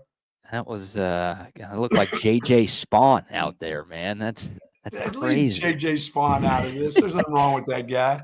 Yeah, no, he's got $4 million after winning the U.S. Open last weekend. There's nothing wrong with that guy. How about that guy coming around the corner, opening up the gate for your barbecue? JJ Spawn? No, that dude. I was like, if it's JJ Spawn, there wouldn't be any barbecue left. All the food would be gone by the time we got there. So all right, Buck. You invited that guy to our barbecue? That big son of a gun? Yeah, no, there's no food. He better be bringing food. You always have to show up to the function with something, right? Like you can't show up empty-handed. That kid right there does. And that guy can't show up with like a 2-liter of Coke. Like and say, hey, I brought this. Yeah, I brought a cooler with some Cokes in it. You're like a little tray of H-E-B cookies that he takes out of the container and puts in a Tupperware and says it's his. You homemade these? No, you got to be bringing an entree if you're 6'5", 300 showing up to the cookout. You got to come with some live chickens. You know how people would show up with goats back in the day? You got to come there at least with a half a cow or something. You got to come there with some goats. Oh, okay. This is what you brought to the barbecue. That's fine. But you can't come up with a tray of cookies. Like sacrifice a live animal in front of everybody else who's there? You might have to with that dude. That dude's going to eat a lot. That dude is going to eat. That dude shows up to your barbecue, and you've just got a couple racks of ribs, and he says, I love ribs, everybody's looking. Everybody's head just goes straight down. Oh my God. All right. Bill Belichick has some competition here. As we'll get off the sports conversation for a moment, we'll dive back in a little bit because apparently college football playoff negotiations have hit a snag. So we've got to talk about the issue with that. We know what it looks like for this coming season, but we still don't know what it looks like starting in 2026. But I think a few weeks ago, we crowned Bill Belichick as the most whipped person in the world. Yes. Right? I mean, the way his relationship with 24-year-old Jordan Hudson has unfolded kind of right before our eyes for the general public to see. Like it feels like that dude is lost right now. And a guy who, for years was regarded as like one of the hardest, toughest, most unbreakable people on the planet. I mean, he now looks like Charmin Ultra Soft with the way that he's operating his life around her. Well, I think we have a new leader in the clubhouse for the title of most whipped person in the world. We go to suburban Chicago for this story. Christina Formella is a 30-year-old woman. She's a former teacher at Downers Grove High School near Chicago. You say, well, why is she a former teacher, BK? Well, she's facing 55 charges, including aggravated sexual assault, aggravated criminal sex abuse, and grooming. She allegedly had sex with one of her students 50 times and started grooming him when he was 14 years old. Sick, right? I mean, sick. Sick. Ew, disgusting, right? Yeah. Gross.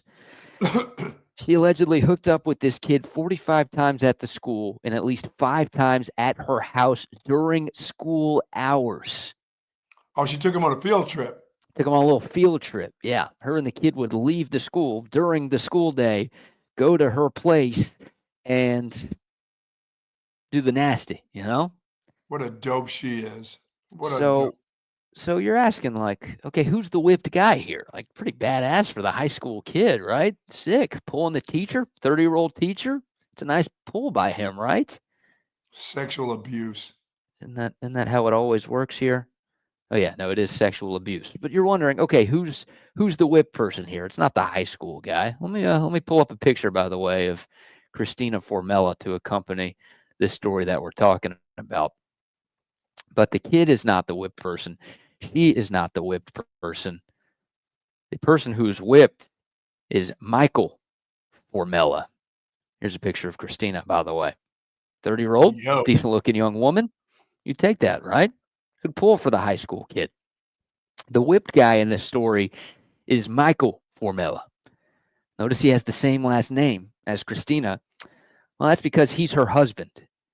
And he was seen holding hands with her walking into a courtroom yesterday. They've stayed together, and he has accompanied her through all of her court proceedings and has been with her every step of the way. And he plans on staying with her, at least as of now. His plan is to stay with her throughout this entire process. No, I thought Hudson had the magic stuff. Now I know who's got the magic stuff. Yeah, how good must she be, right? Wow. Like, that is, we always talk about it being undefeated. Like, She looks like an AI-generated monster. That's what she looks like.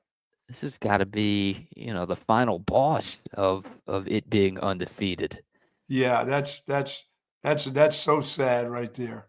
I hate to see that. And, there's 14-year-old kid. Did she ever think that was going to stay quiet? A 14-year-old kid? That dude is going to tell, that kid is going to tell somebody. That's her husband?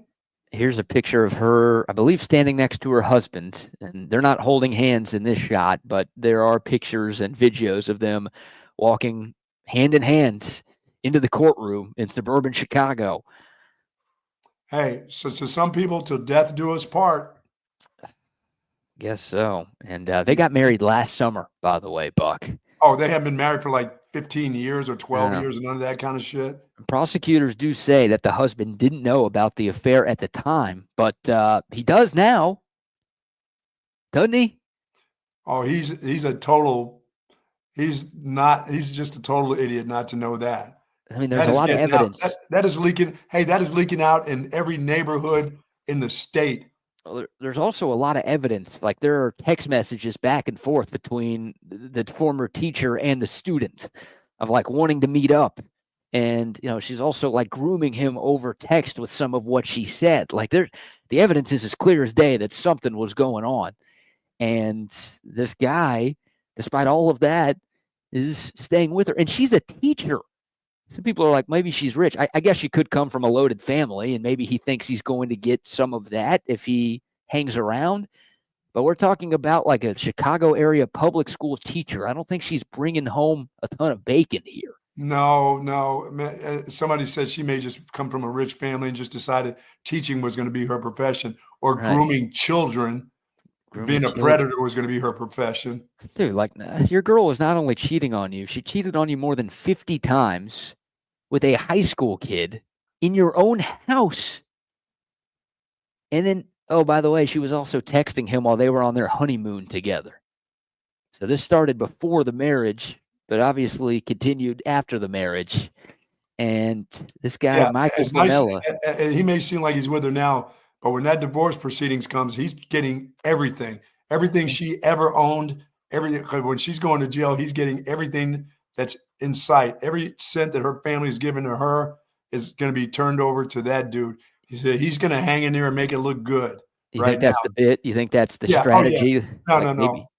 I said till death do you part. I know people love each other for a lot of reasons, but that's the love instantly will turn off right there. There are people that have sicknesses and illness, and believe me, I know. I mean, I'm an alcoholic. I understand people that will hang with you through thick or thin. That's not thick enough right there. I'm sorry. He's waiting for the. You might be on something here, though. He's going to hang in there until he gets everything that's going to be due to come to him. His lawyers are already planning on. She's going to jail for a long time. She's not going to have anything left. Everything that she owns, I now will own. Yeah, here's a picture of them holding hands walking into the courtroom yesterday. No, there's there's not enough magic in that body right there. Sorry. I know that some of them have the magic. That's not enough magic right there. There's not enough magic in anyone's body for something like that, right? No, there isn't. Like, no. Bill Belichick, for as whipped as he is right now, like if his girl started hooking up with a high schooler, I think he'd be able to pull the plug on the relationship, right? I don't know. I don't know. At first, I was pretty confident when I started that. Now I'm not so sure. No, I'm not quite sure. That's a sick deal right there. Yeah, no, it's obviously sick by the teacher. I mean, she's raping a kid. Let's call a spade a spade. And yes. What actually was happening here, and taking that kid home during the school time. During the school time, at least 5 times too, to their house, and the house that the husband paid for too.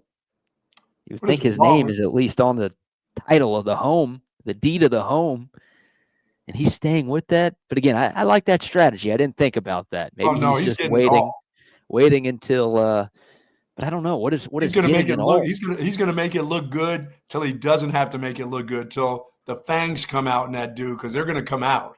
Well, getting it all. I mean, she's going to have to give a lot of it to lawyers, right, and pay off these legal fees. Oh yeah, she's going to get sued by that kid's parents.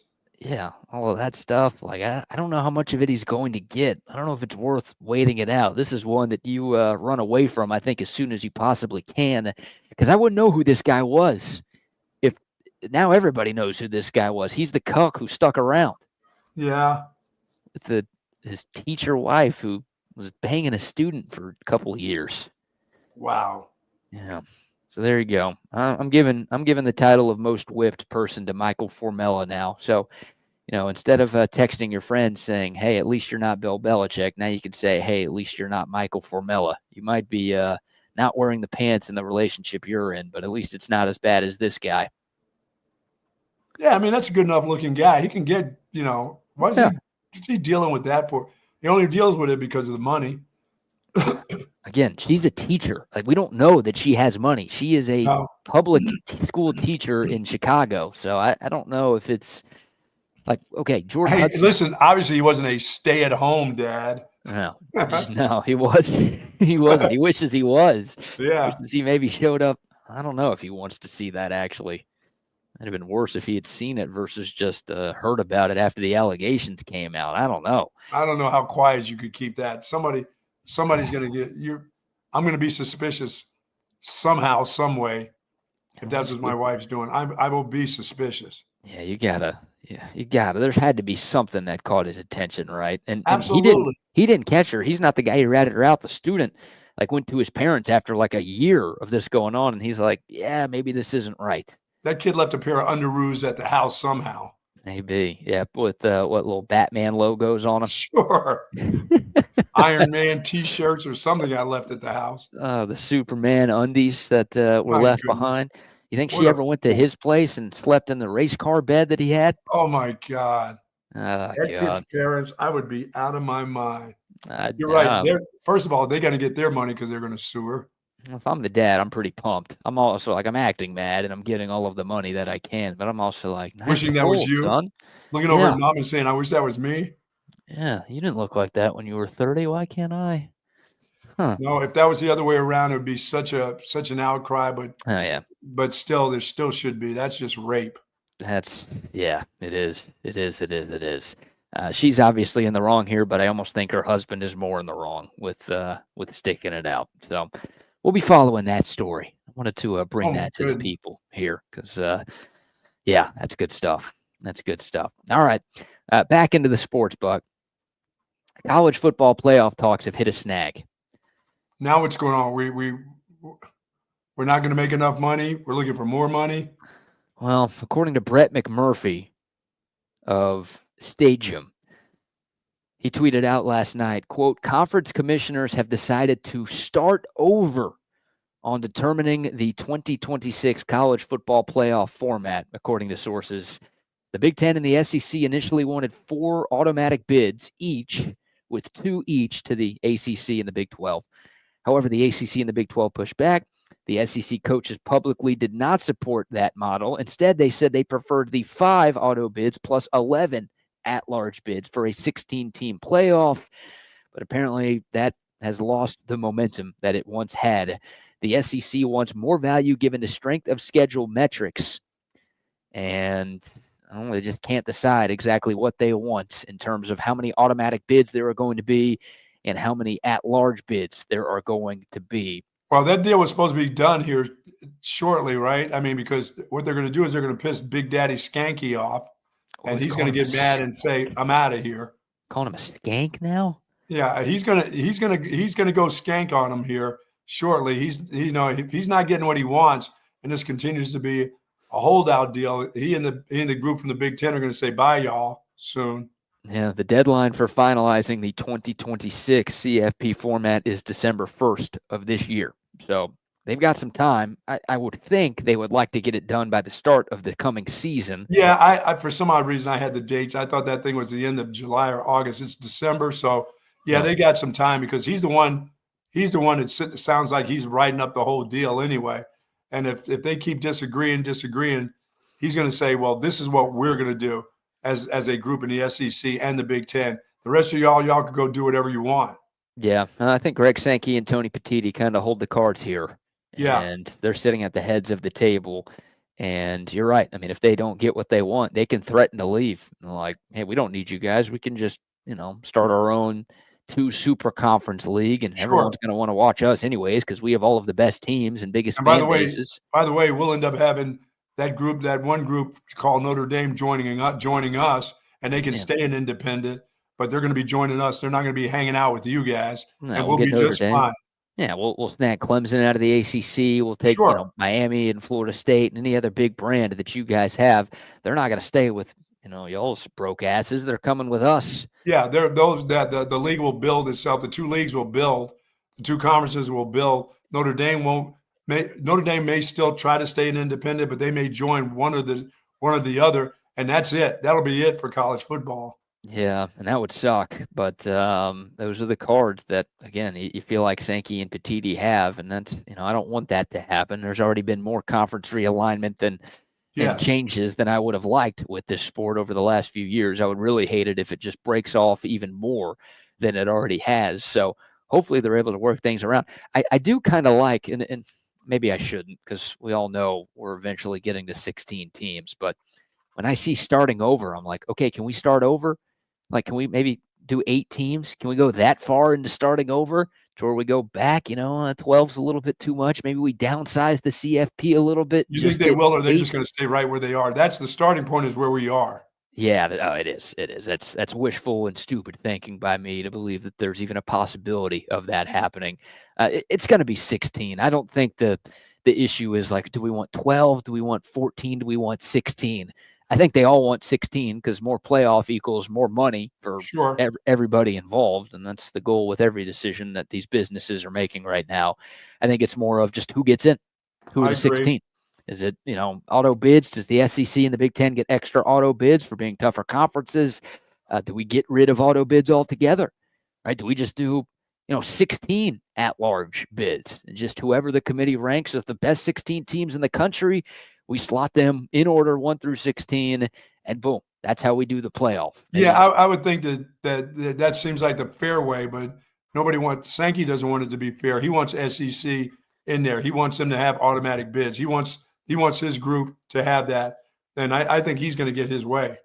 Yeah, I think you're right. I don't know if it matters. Like, I just feel like more often than not, the SEC is going to get the benefit of the doubt from the committee. And Greg Sankey, look, he's probably having some sour grapes right now because of what happened this past year, right? Like, he's not thrilled that Alabama and South Carolina missed the playoffs at 9-3, and then you've got a 2-loss SMU team that gets in.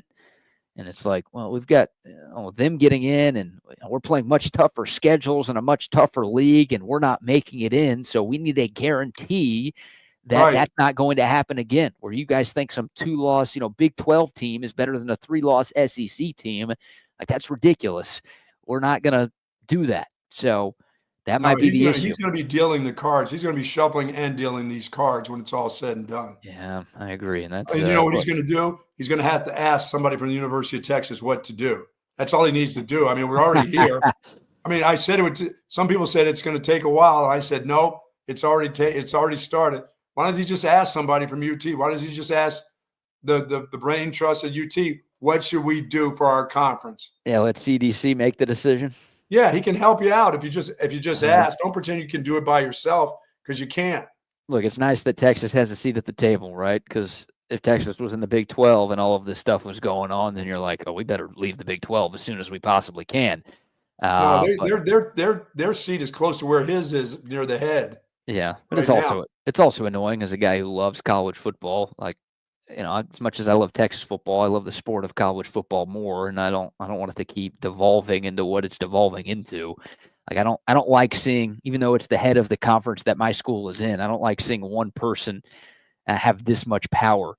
He's not the commissioner. Like, he's literally a conference commissioner, not the whole sport commissioner. And it's scary to think about, you just have that in your back pocket. And oh, by the way, the university presidents, we talked about this maybe a month ago, the university presidents already gave Greg Sankey full autonomy to break away from the NCAA if he wants to.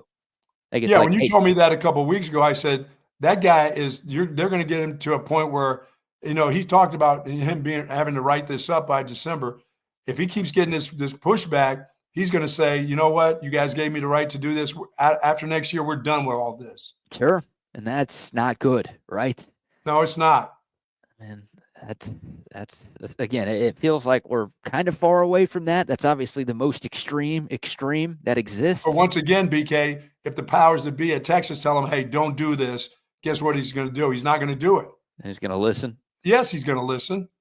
Maybe you're right. Is there anybody from Texas A&M to tell him that he don't do it? No. You think he's listening to anybody there? No, clearly not, because A&M didn't want Texas in the SEC, and Sankey's like, Finabla, we don't care about you guys. Go sit back down, A&M, little brother. Go win something first, and then you can tell us what to do. I also wonder, quick sidebar, but not really, because it's related to what we're talking about. I still wonder if a committee is the best way to rank these teams. Like, it feels like we're going more tech heavy nowadays with all the AI that's taken over the world. And I don't know if I want to go BCS. And I know every Texas fan has their UTSD flare up when we talk about BCS because of what happened in 08. But that was only 2 teams making it that year. Like, is it better to have computers deciding this stuff versus clearly biased conference commissioners or school athletic directors who are picking this? I don't know if I like the athletic director's deal either. I don't either because, I know the bit, when they're talking about your school, you have to leave the room. Well, you're still a part of the committee, Yes. and you're still a part of a conference that is impacted by these decisions. So I feel like those people with clear biases, and understandably so, based on the positions that they're in, I feel like there should be a better way of maybe actually figuring out who gets into the college football playoff. Yeah, once again, college football needs that commissioner and their staff, not just the conference commissioners, but a true commissioner of college football. Would you put that guy in charge of picking a playoff, though? I'd put that guy in charge and his staff of doing that. That's a part of their deal. It's not just overseeing what college football is about, but it's going to, I think it'll eventually, I know Sankey doesn't want it to happen, but even if he breaks away with the Big Ten, I don't know if those 2 guys are just going to have the power. I think they will still, then they'll hire probably a commissioner of the 2 leagues.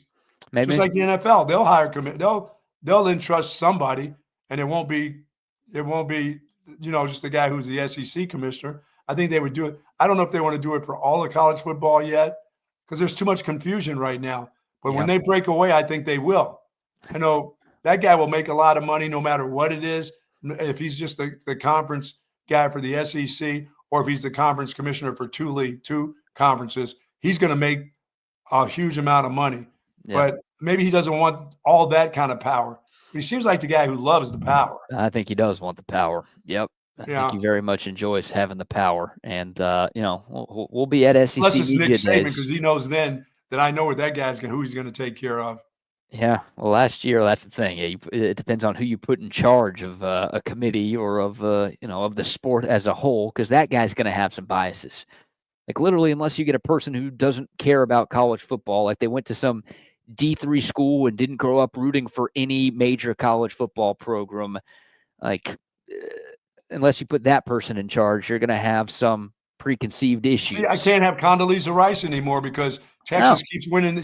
Texas keeps winning the overall, trophy for best Director's Cup program. She's at Stanford. She's got to be pissed by now. Yeah, I don't know. That's why I trust computers, man. Like, computers are better. I'm a machine guy. This. Quit being a machine guy. They're not going anywhere. Yeah, quit being a machine guy. Well, I don't know. We'll see what happens when this thing gets all figured out. But that's the latest. We thought we were close. I'm wrong about that. No, Skank, that guy, Shank, he wants to be the whole deal. He doesn't want just to be the commissioner of SEC. If they break away, he wants to be in charge.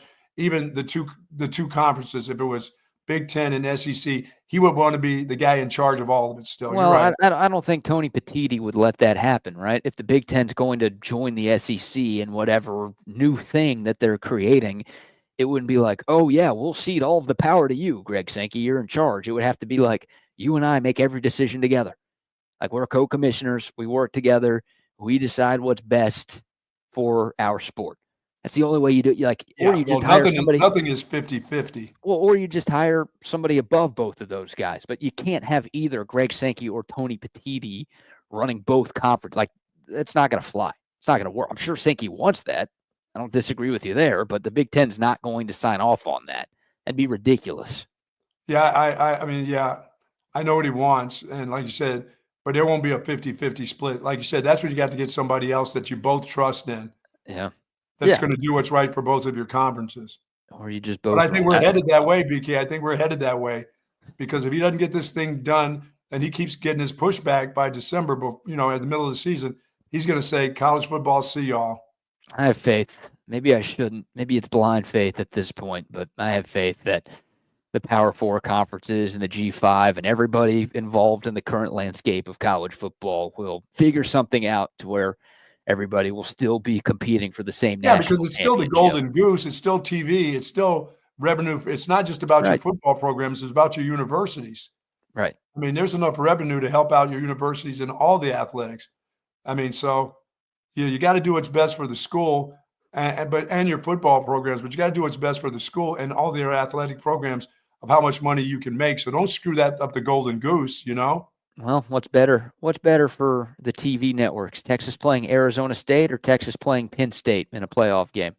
Oh, Texas playing Penn State. That's what Greg Sankey's keeping in the back of his mind. It's like, well, if every playoff game is ensured to be SEC versus Big Ten or SEC versus SEC, then that's going to be a lot better than, we got to travel to play Boise State. We got to have their Cinderella has to show up, though. I'm just saying. That's even in their minds, they understand there's got to be Cinderella in there somewhere. I mean, well, maybe not. I don't know if Sankey feels that way. I think I may agree with you in that. He could care less. Sankey Cinderella is Vanderbilt. He could have that. Yes. Yeah, absolutely. You're right.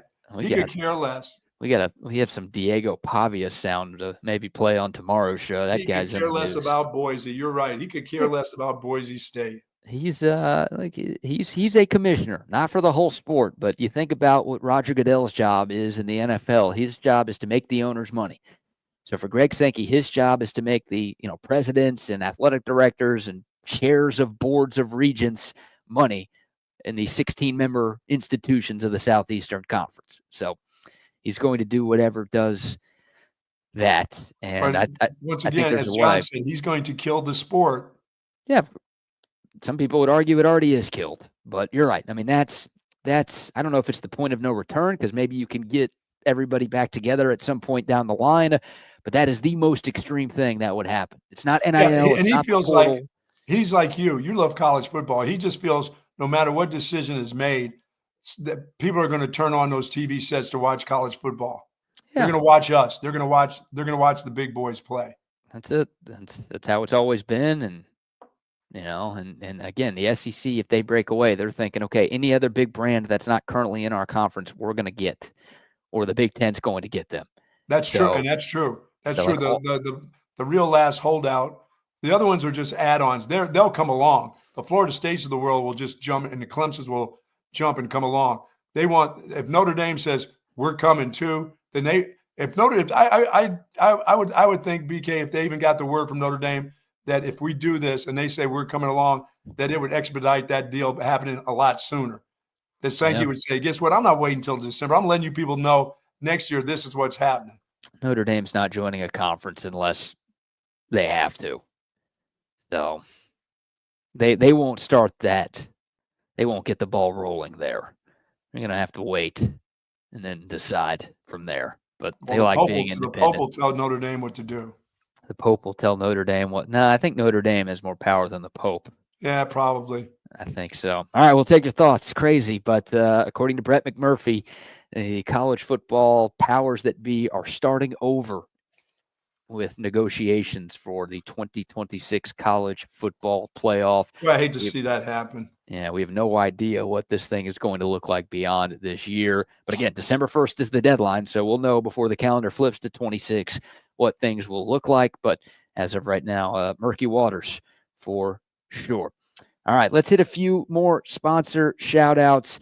We've got a couple of other sports stories to dive into today, including the bad recruiting story that we keep teasing, and I keep putting it off because it's not fun, but we'll talk about that in a second, and a couple more things before we wrap up. But before we move on, how about another round of sponsor shout-outs? It is Burger Day. Time for me to head to Hat Creek Burger to get that great lunch.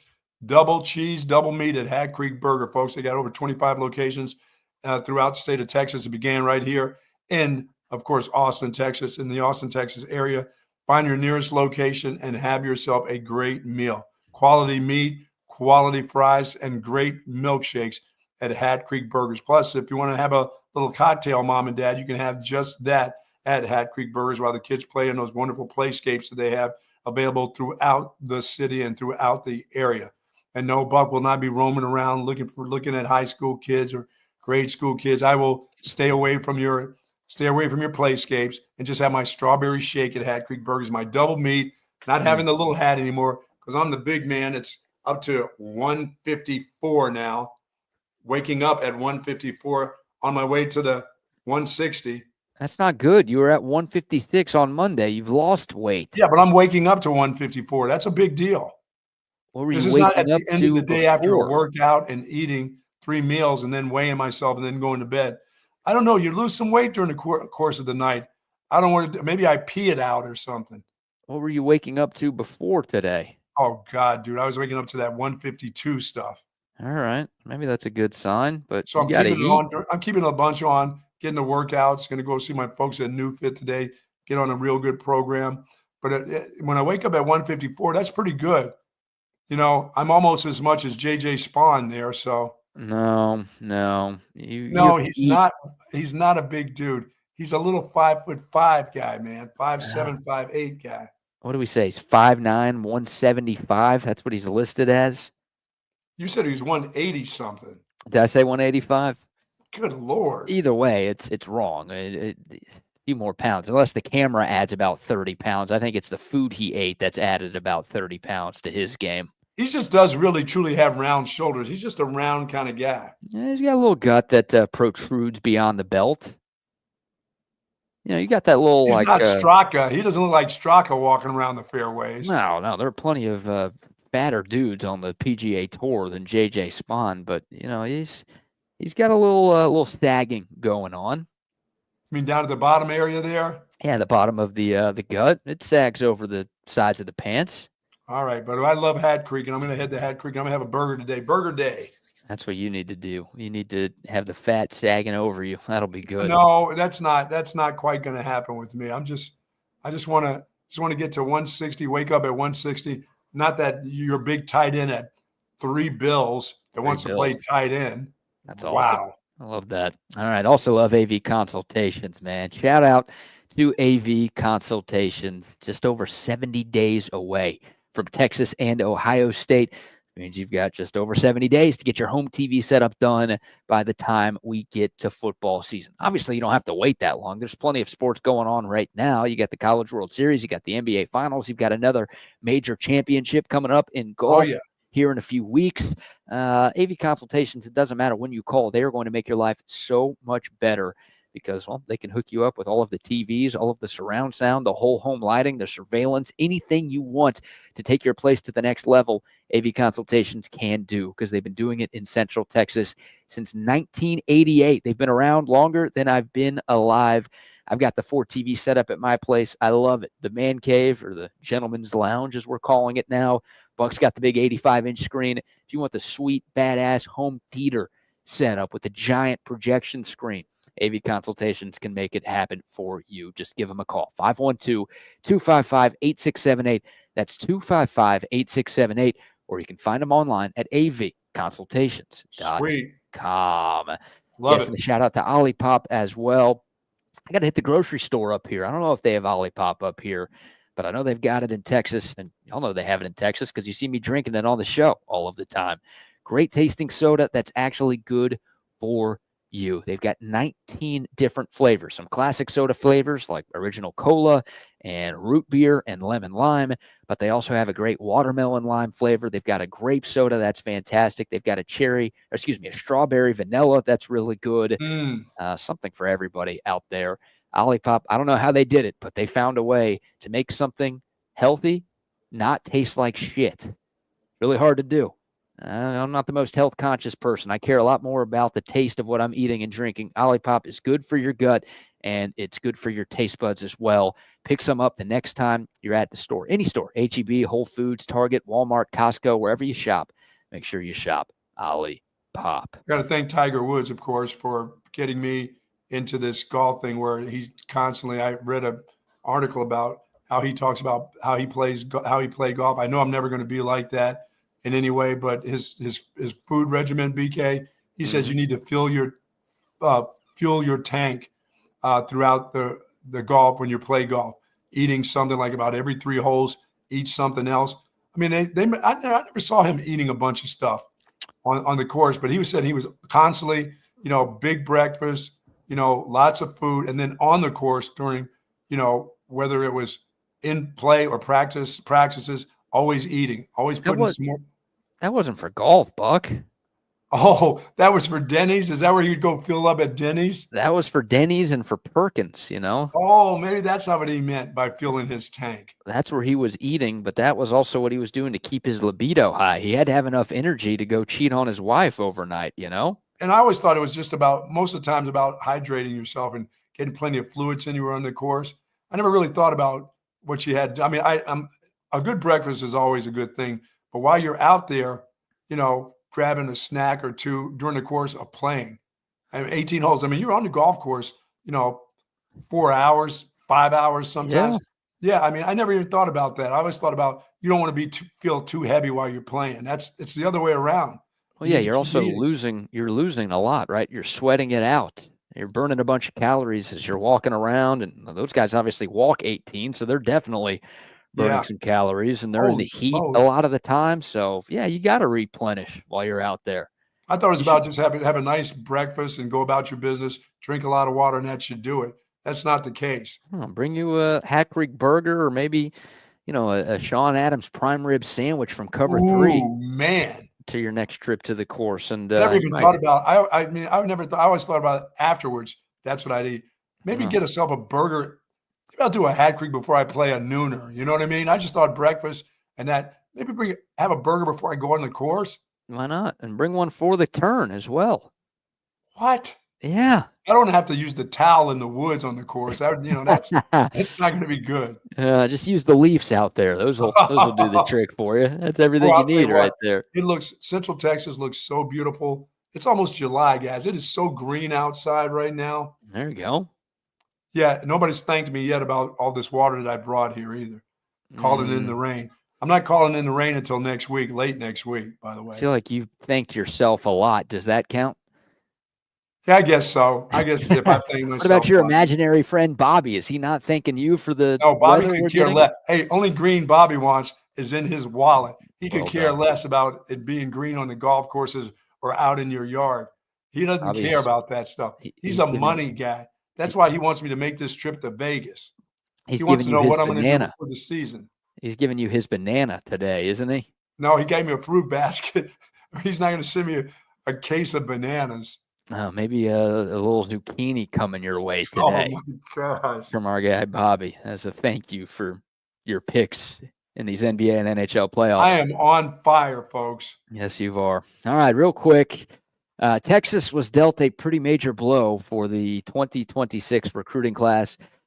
Running back KJ Edwards from Carthage High School, Carthage, Texas, the top tailback in the state and a top 3 running back nationally.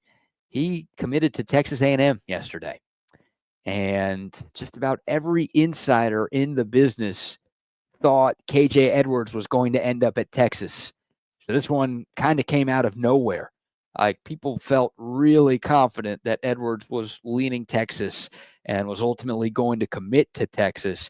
And again, a big surprise. The timing was also a surprise, but also the fact that he chose A&M instead of UT is disappointing. The good news is, look, National Signing Day isn't until December. We see guys commit and flip all of the time. So maybe the Absolutely. Longhorns still have a shot here. But the bad news, well, do I even need to explain the bad news? This was your top running back target in the class. And the guy that, again, you thought you were going to end up with. And not only is he not going to your school, but he's going to your biggest rival No, you instead. keep recruiting him. You recruit that guy. If he's going to your rival in state, you recruit him all the way to the bitter end. And you don't stop recruiting him hard. You don't just casually say, "Are you still interested?" No, you continue to make him interested in what you're doing. But he also sees this running back room is filled with guys. The guys that you and I don't even really know. We haven't really seen. But Mhm. that guy wants to be playing immediately. And who knows if he can play immediately here. He sees it. He understands what's going on. But you don't stop. I mean, you make him think he's the number one guy. I mean, he is the number one out there, but I'd still recruit him as if he were number one with me.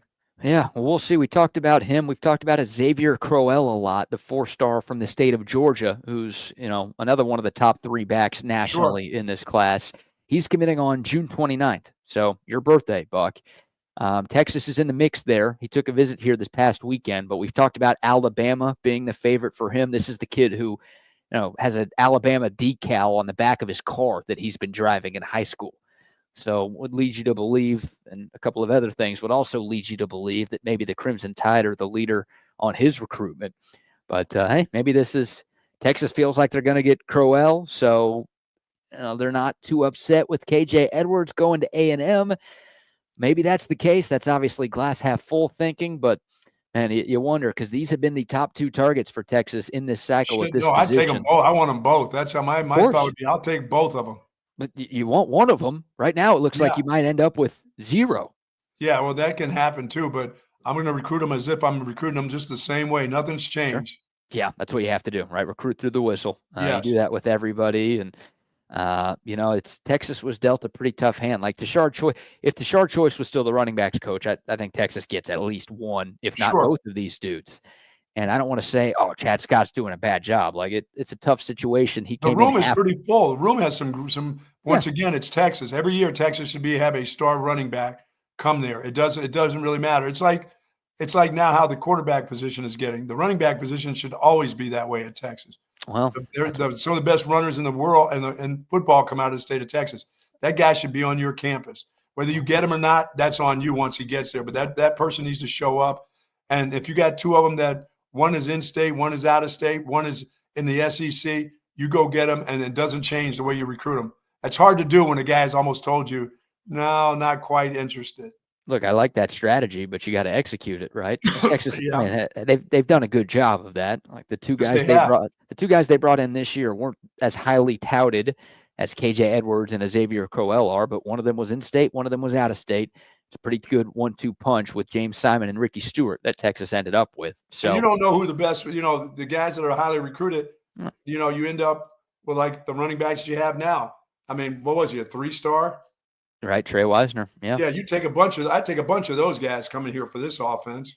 Sure. So we'll see. We'll see what happens, but not ideal because that was, a guy who would have been one of your top recruits, not just at running back, but one of your top recruits in this entire class.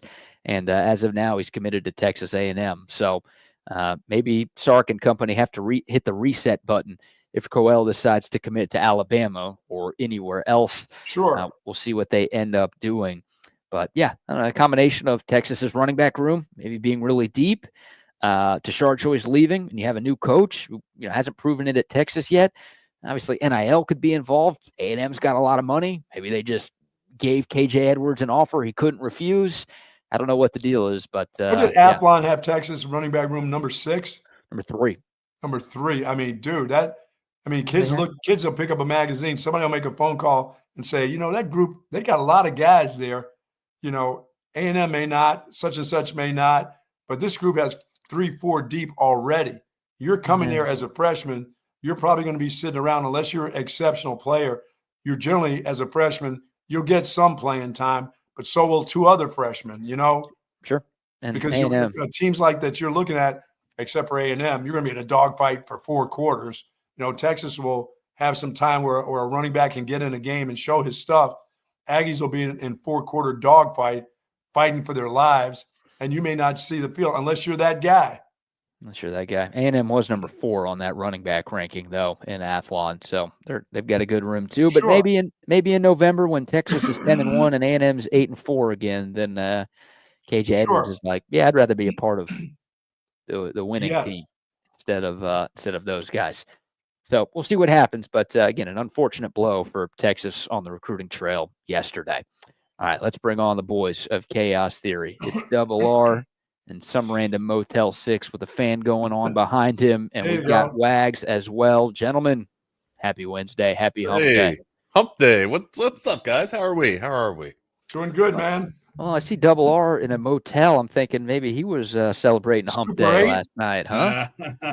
No, man. He's all over the place these days. This is Holiday Inn Express, boys. This is Holiday Inn Express. Nothing wrong with those places. Yeah, man. I've got a living area here. I got a bed over there, and then a shitter. You got a meal? You got a meal? 7 o'clock meal? 7 a.m.? Already been down there. They have that continual breakfast down there. So I've already been down there to have that, buddy. Is it continual or continental? It's damn good.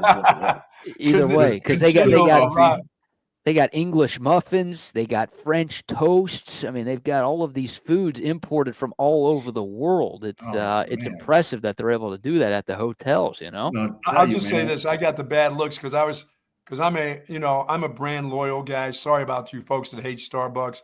I like Starbucks coffee. It's a little stronger at times, and I know there's a million. Now that I hear there's a million coffee shops in our area, I still go my Starbucks. I was bringing my Starbucks into some diners in Pennsylvania, and used to see the looks I was getting when I walk in with my own coffee. I'm like, your coffee tastes like shit. I don't want it. I want my Starbucks coffee. I'm going to buy your pancakes. I'm going to buy your sausage pancakes, and don't try to give me your tacos in Pennsylvania because I'm not doing that. Thanks, Yeah. Flo. I'm surprised they let you do that. No, honestly. I mean, when I sat down and they asked you what you like to drink, and there's my Starbucks right there. I did get a look from, Martha there. She's like, you don't want any coffee. No, I don't want any of your shitty coffee. Bring me a glass of water there, Martha, and put ice in it. That's why I like going to gyms. I heard y'all talking about Denny's. Take me to gyms, buddy. That's where I like to go. Good breakfast. By the way, I went to my local diner that was closed I got there a little late for dinner because I was probably at the casino, and they pointed over to Denny's. They said, "Oh, they're open all night." I went over there, and dude, it was horrible. It was not. The food was not good. Sorry about that, Denny's locally, but it was, dude. It was nasty. It was not good. I haven't been, I've been to Denny's in a while, years. man. Yeah, me too. I think I'm more of like a Waffle House / IHOP person than a Denny's. Yeah, I didn't go to Waffle House in Pennsylvania, but I was going, dude, I was doing Waffle House for a while there when I was staying at the Knights Inn for dinner. Because if you're going to stay at a motel, you might as well do Waffle House as your dinner spot. Yeah. Right next to a truck stop. Oh, what are they? What are they up north? 78 Trucker 7. Oh yeah, Trucker 78s or something like that. Or I know they got number 84. My bone-in ham that just tastes like a packet of salt was delicious. There's an IHOP. There's an IHOP right over here, right off the highway. I'm right off of 30. Jerry World's across the street, and there's an IHOP like right there. So I'll probably have to hit that on the way in tonight. I was never a big IHOP guy, but gyms, I love myself some gyms. I love gyms for everything. Tortillas, soup, great. BLTs. You'll have to hit the IHOP. I love that. Like you're on vacation, plenty of great food up in the Metroplex, and you're like, no, you know what? I have to hit the IHOP. Before I go to Disney World, I've got to get to IHOP before I go into Disney World. Hey man, last night was Taco Costa breakfast. Oh man, come on, man. We gotta take you down and get you that. I gotta get one of those breakfast burritos or breakfast tacos from Dan's. Well, I have made the decision, just like my golf deal. I'm making some decisions before I turn 70. No, I'm not staying any more dive places, right? Whether I'm by myself or with my companion, I'm not going to be doing that anymore. I'm too old and too fragile to do that. And no, nobody has to put their hands on me for me to think your place is a dump. Not doing that anymore. I've just said I'm not doing it. I have to make arrangements in advance. But Rodney, I do want to go. I've got some money to win and some money to spare. I need to get to Vegas, and I need to know what's a quick trip, a 2-day trip to Vegas. What airline? Southwest still going to Vegas pretty cheaply? Yeah, I think Southwest is probably still they made that bag change, right? Bags don't fly free, but you don't need a bag. I mean, just a little carry-on bag. Yeah. Southwest. Hey, I'll go with you if you need a chauffeur. Hawaiian Airlines still go into Vegas? Ooh. I don't know. Hawaiian. Yeah, flights to Vegas are never the expensive part. It's once you get to Vegas where is that when I start looking for dive places, can't do it? Yeah, well, I mean, you're obviously spending money at the tables, you're betting, but you're also paying for the food, you're paying for the hotels, you're paying for all of the other stuff that comes along with being in. Yeah, it's Sin City. You're paying for Vegas, baby. It's the city that never sleeps, as they call it. Wait, no, that's not. That's Sin City, man. I believe it's Cedar Rapids, Iowa is the city. Cedar Rapids. That is a great movie. Great pool, by the way. Great pool. Yeah. Allentown, PA. I do a really good. I wasn't happy that my Best Western didn't have the pool working. They had leaves and diapers on the top of them, so I was like, "Damn."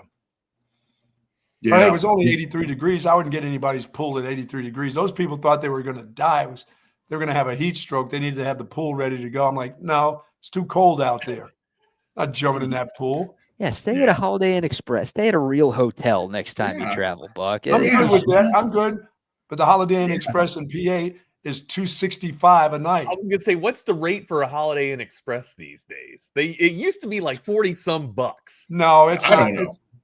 You know what? It doesn't matter anymore. If it's going to cost me $170 or more, I'm going to stay at a nice place. I'm not getting into the 200s. I'm still going to be cheap about that. I'm not staying any place for 200 some bills for a night. No, I'll sleep in the back seat of the car. Yeah, well, it's like I told you guys. I mean, if this were me on my own little trip here doing something, I wouldn't be here. I'd be somewhere else, way cheap. But yeah, man, this is. I got a TV here. I got a TV there. Still almost as good as a Tom McKay system. Yeah, I'm telling you, this is a little living room here. The betting room is over there. You're in a suite. Oh, you're in a suite. I'm living the sweet life here, buddy. I'm living the sweet life. Plus, he's got breakfast down there. He's got those powdered eggs waiting for him. They've been sitting down there since 7 o'clock. Since last week. Bacon tastes like leather. That I cannot do, Rodney. It is. I can't eat those little meals that they have. Oh, we're open at 7 a.m. I'm like, oh, really? That's good because I'm not eating that stuff. I've not eaten that one. I've done it a couple times, and I said, oh no. It doesn't make any sense. You're willing to stay at a Motel 6 or a Super 8 and almost die, but you're not willing to have a continental breakfast at a hotel? Not at the what is it? Different once you put something in your body. Everything was going well. My life was going well when the Nights Inn was doing everything except for putting bullet holes in the wall. When the people were banging next door, I could put the glass up to there and listen to everything that was going on. Mm. Or the lady and the guy who were doing it for 6 hours, they'd take a break and start doing it again. And I didn't get it. That was fine. Even the guy living underneath the steps was okay. But once the bullet holes showed up, and my sister kept saying they're on the 6 o'clock news every night down there, I'm like, you gotta go. I can't do it anymore. You gotta go. I stayed at one hotel one time a while back, guys, like one of my own trips, not a work trip. And they said that they had sausage biscuits in the morning. And so I go down there and they had them on the little heat thing, and they were still wrapped up in the individual little Jimmy Dean things, you know. They still had Jimmy Dean out there. Sausage homemade right. In the microwave, buddy. All right, boys, I'm headed out. Y'all have a great day. You too, brother. Be good, Buck. Be good, guys. See y'all tomorrow. There he goes. There they go. Here we are. Welcome to another edition of Chaos Theory on this wonderful Wednesday, Hump Day. Mike, what day is it, Mike? It is Hump Day, June 18th here of 2025, year of our Lord. Make sure that you smash that subscribe button if you hadn't done so already so you can get your badges and get in this conversation. Hit us up on our socials. I'm at Not the Fake Wags on Twitter, Brand X, and then I'm at the Wagner Wire on InstaFace. My partner in crime, co-host Double R, who is out and about and mobile already. He is on InstaFace at _Rodney R. He's on Brand X at the Rodney R. If you are out and about like Ronnie is, make sure you hit us up on that code of text line 512-222-9328. Again, 512-222-9328. All right, amigo. Yeah, dude, still, I got a whole shitload of stuff that I'm going in right now of just inconvenience right within the house. We'll talk about that in just a little bit. I had some hockey last night. Unfortunately, we won't have a game 7, but I mean, we were treated to one hell of a series, in my opinion. But the champs are Florida are the champions. They are victorious. And I mean, Reinhardt have a night last night, or excuse me, Sam Bennett have a night last night. Just absolutely incredible. Just, I mean, from top, or excuse me, Reinhardt was the guy that went off last night. But I believe Sam Bennett won in the Conn Smythe MVP essentially for the finals or for the Stanley Cup tournament there. Just a fantastic tournament that we were treated to. Unfortunately, it's over. That is the bittersweet moment of the Stanley Cup Finals. Yeah, all done emphatically. Finished it out emphatically too, just like they had been doing here as the series had gone on. And what just happened to your audio? Your audio just went to shit. Oh, really? I didn't change anything. That's all right. Don't worry about it. Don't change anything else. Yeah. Huh. Let's just stick with it. Yeah, it's totally fine. Yeah, man, that's exclamation mark right there. And that's kind of what we thought was going to happen. It's kind of what we thought was going to happen. But just knockout blow, man. Knockout blow. And I mean, my question is, Connor McDavid, is this dude going to get a cup? He's like, yeah, I don't. I mean, he's too good, and I think Edmonton's too good to not get the cup. I mean, they're right next to it. I mean, they've been there on the doorstep, knocking on the door for 2 years now. I don't think they're going to go away anytime soon. They need to address their defense. In particular, they need to address their goalie, right? I didn't agree with Chris Knobloch going back to Stuart Skinner. I kind of mentioned that yesterday. I thought Pickard should still be in the net. It should have been Pickard's net. But no, he went back to Skinner, and I mean, it worked. Sam Reinhart was just waiting for it. So just unreal, absolutely unreal. I assumed that they would go to Skinner simply because that'd been the guy that, I mean, it'd been his net for the most part. I mean, but it was taken away from him though. Like his net had to get saved twice. Yeah. And that's why I kind of thought that maybe that was going to be some type of reinforcement that was going to improve his game or whatever. But I mean, if anything, but yeah, that's the problem right there. You got to figure out what you're going to do right there, because that without a change at goalie right there, you're going to stay in this revolving door of getting to Stanley Cup championships and losing and being a bridesmaid. And you got to address that. You've got to address that issue right there. But I mean, otherwise McDavid's going to fall in that list with Lamar and Dan Marino and Josh Allen and Aaron Judge and all these people that haven't won championships. I don't know. That's it's a tough one to swallow for McDavid for sure. I mean, they're basically dismal, or not even hardly even showed up on the ice last night. I say that all, not to give a backhanded slap to the Edmonton Oilers, but I mean, there's just nothing they could do last night. It was Florida's night. In particular, it was Reinhart's night. We kind of talked about, I mean, 6 goals just for Marchand in these playoffs, two of them were overtime winners in the finals here. It seemed like all these stars aligned for the Cats here, and I mean, just making the right. Even Maurice made great moves, in terms of setting his lines, getting his lines ready. I don't have anything bad to say about Florida. Sergei Bobrovsky was fantastic last night, looking like he was jumping from the rafters all over the damn place, making saves out his ass. I mean, he was on. We talked about it, like he can be on his head and he's still going to be able to make saves with his eyes closed. He's very rarely does he get lost on nights, and he was absolutely fantastic last night. Yeah, when Florida made the move to bring in Brad Marchand, it was like, okay, there's that piece. You're the defending champions already, but here's another piece that you're going to add here. And that dude was just tremendous. I mean, he'd have got my vote for the Conn Smythe, to be honest with you. I mean, I think I would have gone with Marchand, but that's not my vote to make. But I mean, it's just a juggernaut right there with Florida and back to back. And it, man, I don't know, man. Good stuff. But yeah, no game seven. Just now that the season is over, we flirted with it a little bit. What do the Dallas Stars have to do to get past their next time? I mean, their hump has been the Edmonton Oilers, but we can see, like, even if they get past the Edmonton Oilers, do they have the person in the net? Ottinger. Do they have Jake Ottinger? Is he enough? Is he a good enough caliber of a goalie, coupled with the offensive firepower that the Stars have, the defensive pairs that the Stars have too? I mean, there's what are the Stars missing that they need besides maybe just like the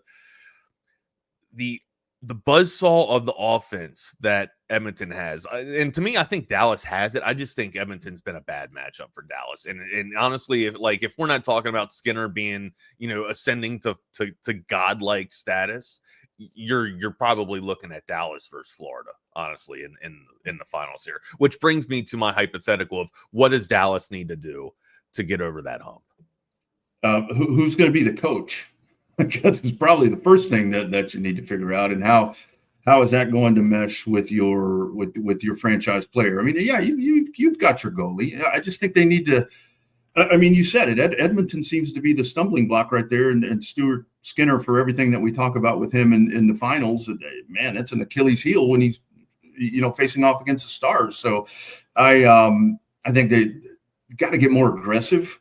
I don't know who you can bring in to maybe get a little more aggressive to take that next step. But I'm curious to see who the head coach is going to be, because obviously that's going to be the first piece of the pie right there, because you got to get somebody that's going to get in there and blend that locker room, because I think there's probably some disconnect anyway, just the way that DeBoer was, relieved of his duties. So that move right there is going to entail what the next step needs to be, because that piece of the puzzle is pretty damn important, it seems like. No, yeah, that's a pretty good move there. Obviously you got to find the head coach to make sure that, you can get everybody, I guess, aligned on the ice. All right, man. Yeah, good Stanley Cup final. Just a little bittersweet that we won't see any more hockey. So that kind of sucks. Real quick though, wanted to talk a little bit about baseball before we move into anything else. I know we got some other news to get into, but of course, with all, I guess, the big four kind of coming to an end and having, basically baseball carry us through the summer until we get, we got 12 weeks, 11 weeks left until football season, something like that. Getting close. So we're, basketball is about to be done, and honestly, guys, I mean, we have baseball. If we're being dead honest, we got baseball to carry us through it. Okay. One thing I was doing last night, I was watching the Dodgers last night again. Dodgers and Friars here. Will Smith might be one of the better catchers in the league, right? But there's something that he does that absolutely annoys the shit out of me, right? And as a catcher, first off, I'm just curious. Those of you guys that listen to the show that played baseball, right? Put a 1 in the chat. Okay. Those of you guys that played baseball and were a catcher, please put a 1 and a 2 in the chat, just so I can see what we're working with here. Okay.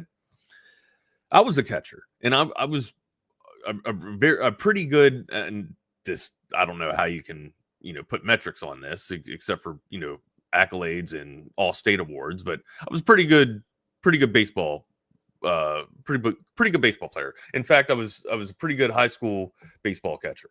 I would like to think that, me being able to get up and run down the line. I mean, I say this, but I didn't go to college or anything like that. So I say this with a couple of pet peeves in mind, right? Like one, framing and showing up the umpire. Okay. Mm-hmm. I was excellent at framing, but also I would frame to show the pitcher where he missed on location. Right. And when the umpire would say, hey, I saw where the ball landed. I would also turn back and communicate like, hey, I'm not trying to show you up. I'm just trying to give my pitcher a warm feel of where he missed. All right. I never took the ball if it was out of the strike zone, right? Maybe, a couple of inches or so. Sure. I would frame up and try and put it on the border of the strike zone. I would never take it and move it right back. Will Smith seems like whenever and it's not just Will Smith. That's just who I was watching last night. And I'm sure Adley Rutschman does the same damn shit, right? Mm-hmm. As a matter of fact, I've seen Adley Rutschman do the same damn shit.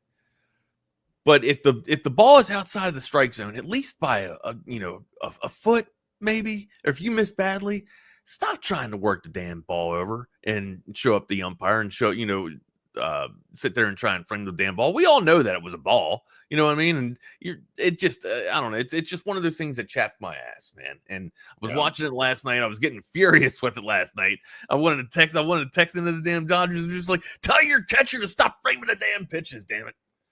Yeah, that's where when they start trying to frame a pitch, I mean, the umpire, say what you want to say about umpires. If we want to complain about umpires and we need to go to automatic umpires and all that, they're watching that ball sail across the plate. And that's how they're going to call balls and strikes. And then when you sit there and try to frame that thing, Rarely is that going to work. And so these guys just overdo that. So you think the automatic? I mean, that brings up an idea like automatic umpire, or I guess computer umpires.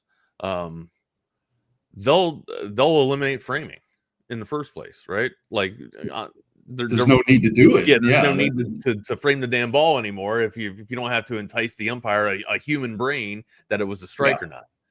Yeah, because that's essentially what you're doing. You're trying to give them a perceived vision of what they actually saw when they go in and frame that. And I mean, like Cal Raleigh to me from Seattle, I mean that to me is just one of the best catchers in Major League Baseball right now. Maybe only second to Contreras, but I mean these guys, it really is when you see that pitch come sailing across. And the thing about it now, I think where it's even more obvious, and I'm glad you brought this up, where it's even more obvious now is when you're watching Major League Baseball or a high-profile baseball game, you've got the square. I mean, the square is there. You sail outside it.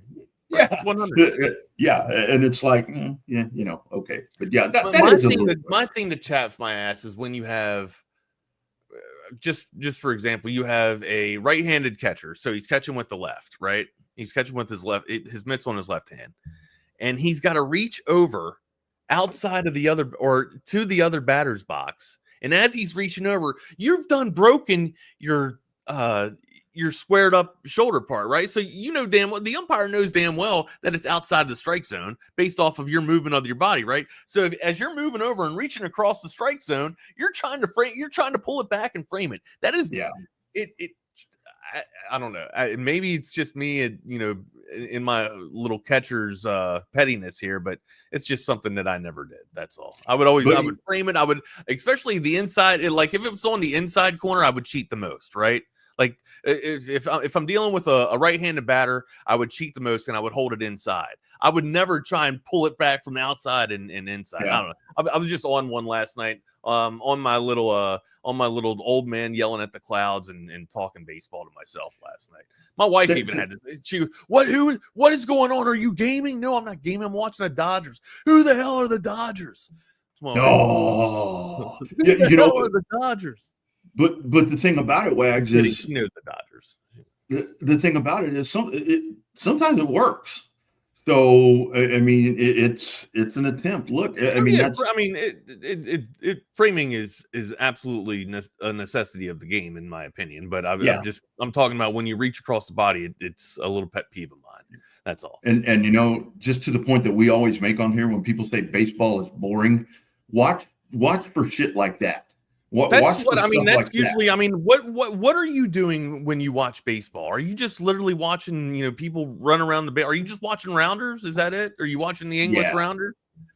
Yeah. Like I'm watching for signs and everything. What the first base coach is doing, what the third base coach is doing. I'm trying to find all the nuance, man. I think a lot of people that don't understand baseball and don't like baseball think that the point is that the pitcher is actually throwing it there in a spot for the guy to hit it. They're trying to place it for the batter to hit it. And that's why there's no hits. Well, that's the fucking point. You don't want them to hit it. You throw it in a form or a manner that you don't want them to hit it. And that's very scientific from the way that you hold baseball. That's Wagner's Wednesday rant of the day there. So, hey man, well, I tell you that's well done. Getting back into baseball, and I don't know. I was having a great, Orioles beat the Rays, so I was, searching through the rest of MLB TV, trying to find some more baseball to watch, and then turned on the Dodgers and Friars and watched Will Smith do that shit, and I'm just like, my God. I mean, if my point is, if I'm the umpire, I don't know how I don't say, hey, dude, like, seriously, you're trying to show me up, and it's not going to end well for you. I would take a little bit of exception to it if I was the umpire behind the plate. Absolutely. And with that, I do want to mention, because actually, wives in baseball. Funny that you bring that up. So the other night, the wife asked me, she's like, I've kind of lost touch with the Astros. I mean, how are we doing? Are you guys going down to the game? No, I mean, at some point we might, but there's a lot of times that we just watch religiously, just watch the Astros every night. And that's why I tell you that it seems like they can be winning. I turn it on, and then it's, they're down by 4 runs. She asked, how are they doing? I said, don't worry about it. They're doing really well. Don't start watching. Because you guys get up and take a road trip down to down to Houston there. Oh, That's yeah. probably Yeah, that's kind of the best way to galvanize and get back into to everything, right? Like if you're looking to make like a little day trip, maybe even take like a little weekend, right? And go see go see the Astros and go spend the weekend down in Houston. Well, I don't know if you can anymore. You're so damn busy. So well, full disclosure, the reason that we've kind of lost touch with the Astros is because I'm in some cost cutting mode and I canceled Fubo. So it's like, okay, that's $74 I'll save, but I won't get to see the Astros. But now we've got the rookie Cam Smith, another multiple home run game last night, where it's like, dude, here we go. I mean, this is what we're looking for. This is. Can I get on another just kind of rant real quick? Hey man, it's rant. It's WNBA Wednesday and Rant Wednesday. It's WNBA Wednesday and Rant. Boy, Wednesday. we had some fighting last night too. Didn't we have the WNBA on Monday? Oh, right? Didn't we like dedicate 10 minutes to the WNBA? Like our opening 10-minute segment of this week was to the WNBA. Did you see those shenanigans last night? Oh, the fight last night between Sophie Cunningham. Ooh, Sophie Cunningham. Sophie Cunningham was getting in. I don't know the baller's name from JC Shelton. That was JC Shelton, the Connecticut Sun, right? And she was getting in. I guess it was in retaliation of what she did to Caitlin Clark. So she poked her in the eyes. I'm like, what is this? Pro wrestling? I didn't see that though. I didn't see the eye gouge. They said she got eye gouge. I didn't see it. Yeah, poked her right in the eye, man. I'm like, come on, dude, what are you doing here? Calm down. I wish the NBA had that aggressiveness. Well, I think the WNBA is a little bit more calloused and tougher than the regular NBA, right? Like, right. I mean, that clothesline that Cunningham put on, man, that was top notch right there. I mean, cat fights are real, amigo. Cat fights get out of hand. You know what though? I feel uncomfortable. I get uncomfortable when I watch women fight. Is that weird? Do you guys have the same feeling when you see ladies fight? Does that not like make you cringe? And only until the clothes come off, then I get over that. Jesus Christ! I'm trying to have a real conversation with you. I know it. Like women in a public setting where they just because they're probably fighting for a stupid reason. It's a random reason. You looked at me wrong or something like that. Where and then it just escalates and it just gets loud and hair pulling.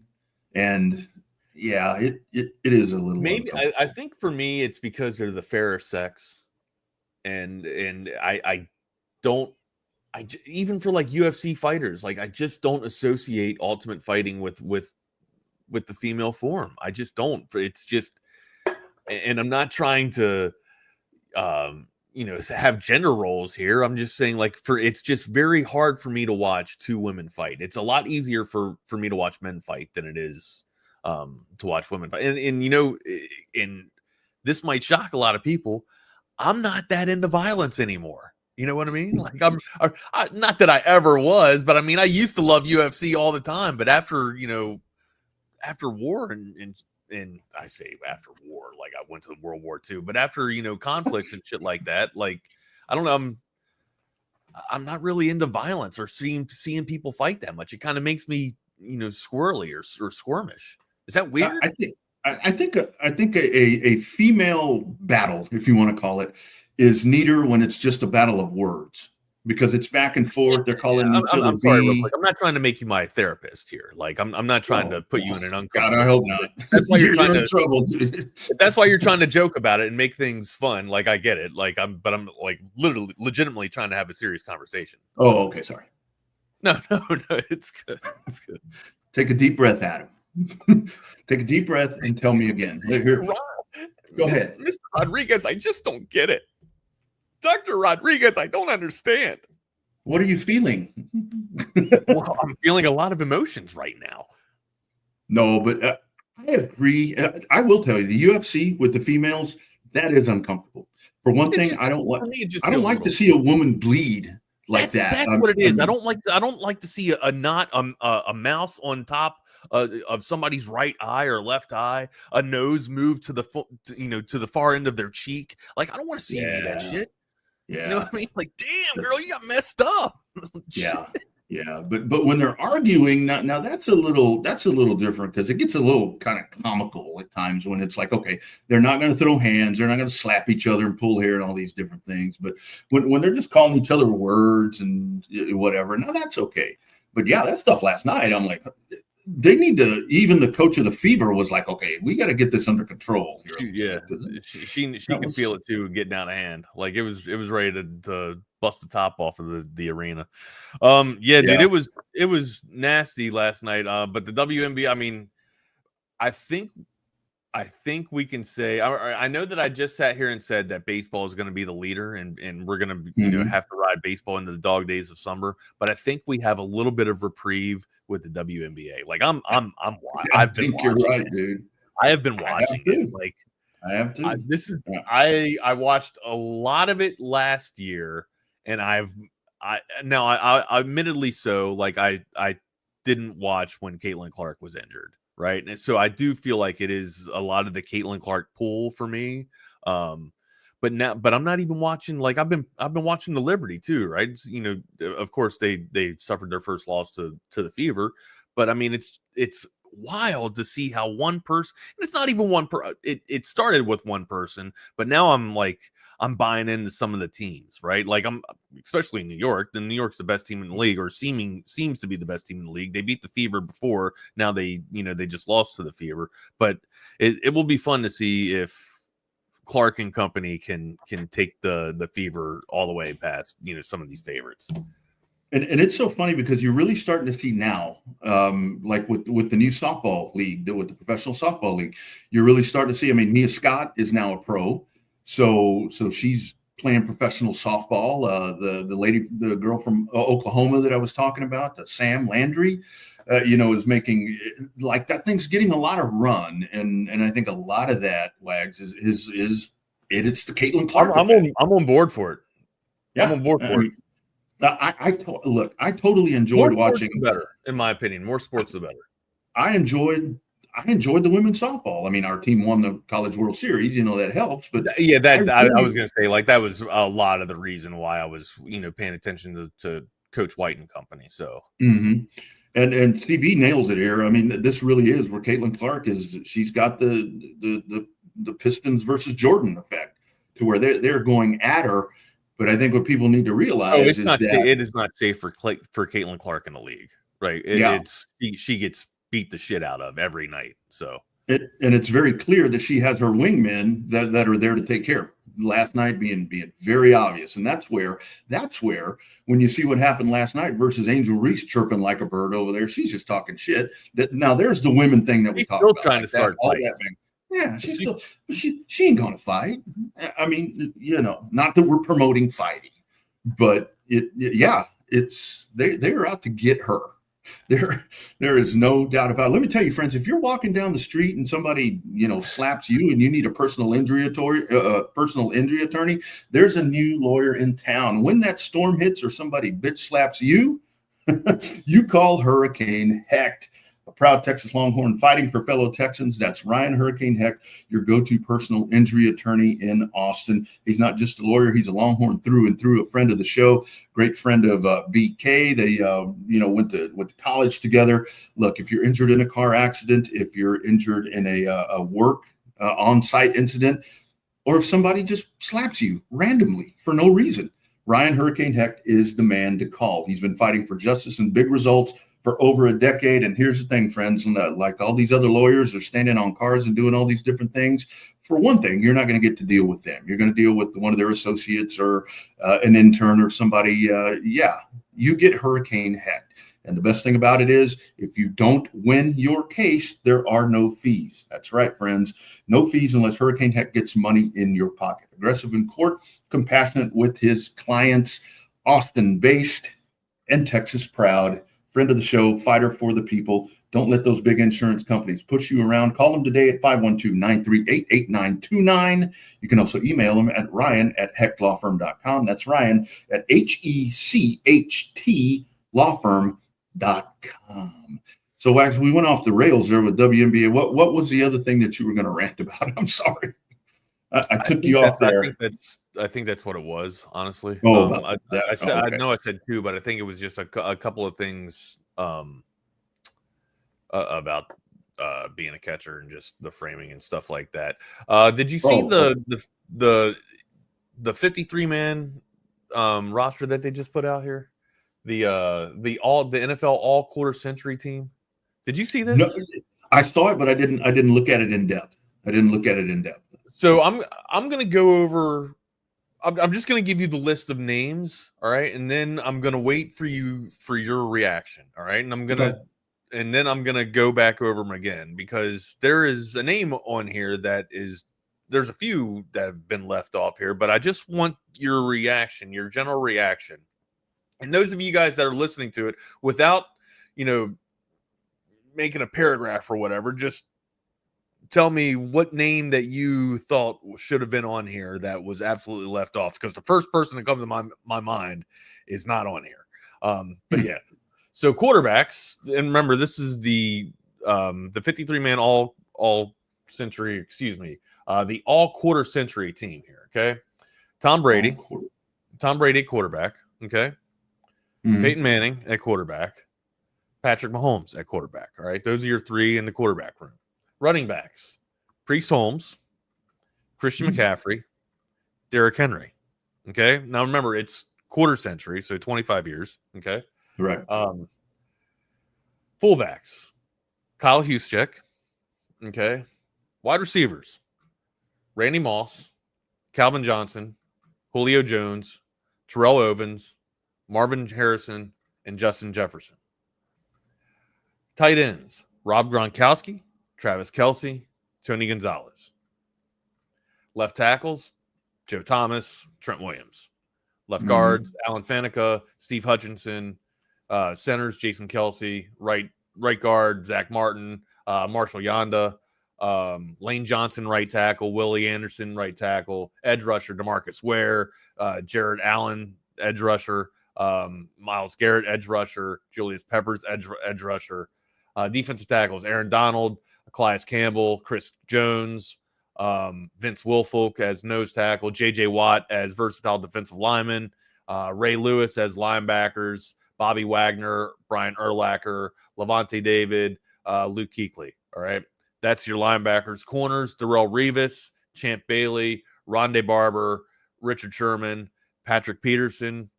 Safeties, Ed Reed, Troy Polamalu, absolutely the number 2 that would the 2 that would be on my mind. And then Brian Dawkins and Earl Thomas, right? Kickers, Justin Tucker, punters, Shane Leckler, and return specialist Devin Hester.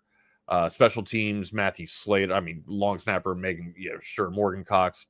Bill Belichick is the head coach. What name? What is there? And maybe I'm off with the years here. Right. But if some of these names like Tony Gonzalez is rolling around in that same type of era, I have to think that that person was still available and still out there. Can you guys think of the one absolute slap in the face that is not on this list? The only one that's a pretty good list. Who voted on that? I wonder. I don't know, but there's a person that should definitely be on this list. Even if it's the quarter century, he should still be on the list. The only name that I heard there that I kind of wondered why, and it's not an insult to him, it's just maybe not enough, was Julio Jones, where it's like Julio Jones, right? But you're in the right locker room. Okay, it's a wide receiver that I'm thinking of. But guys, is Jerry Rice? Is he not a part of the quarter century? He's too far back. He's too far back. Hold on. You got Tony Gonzalez that was in the same era. What is quarter century? So that would be the last 25 years. Quarter. Century is 100. Quarter is 25.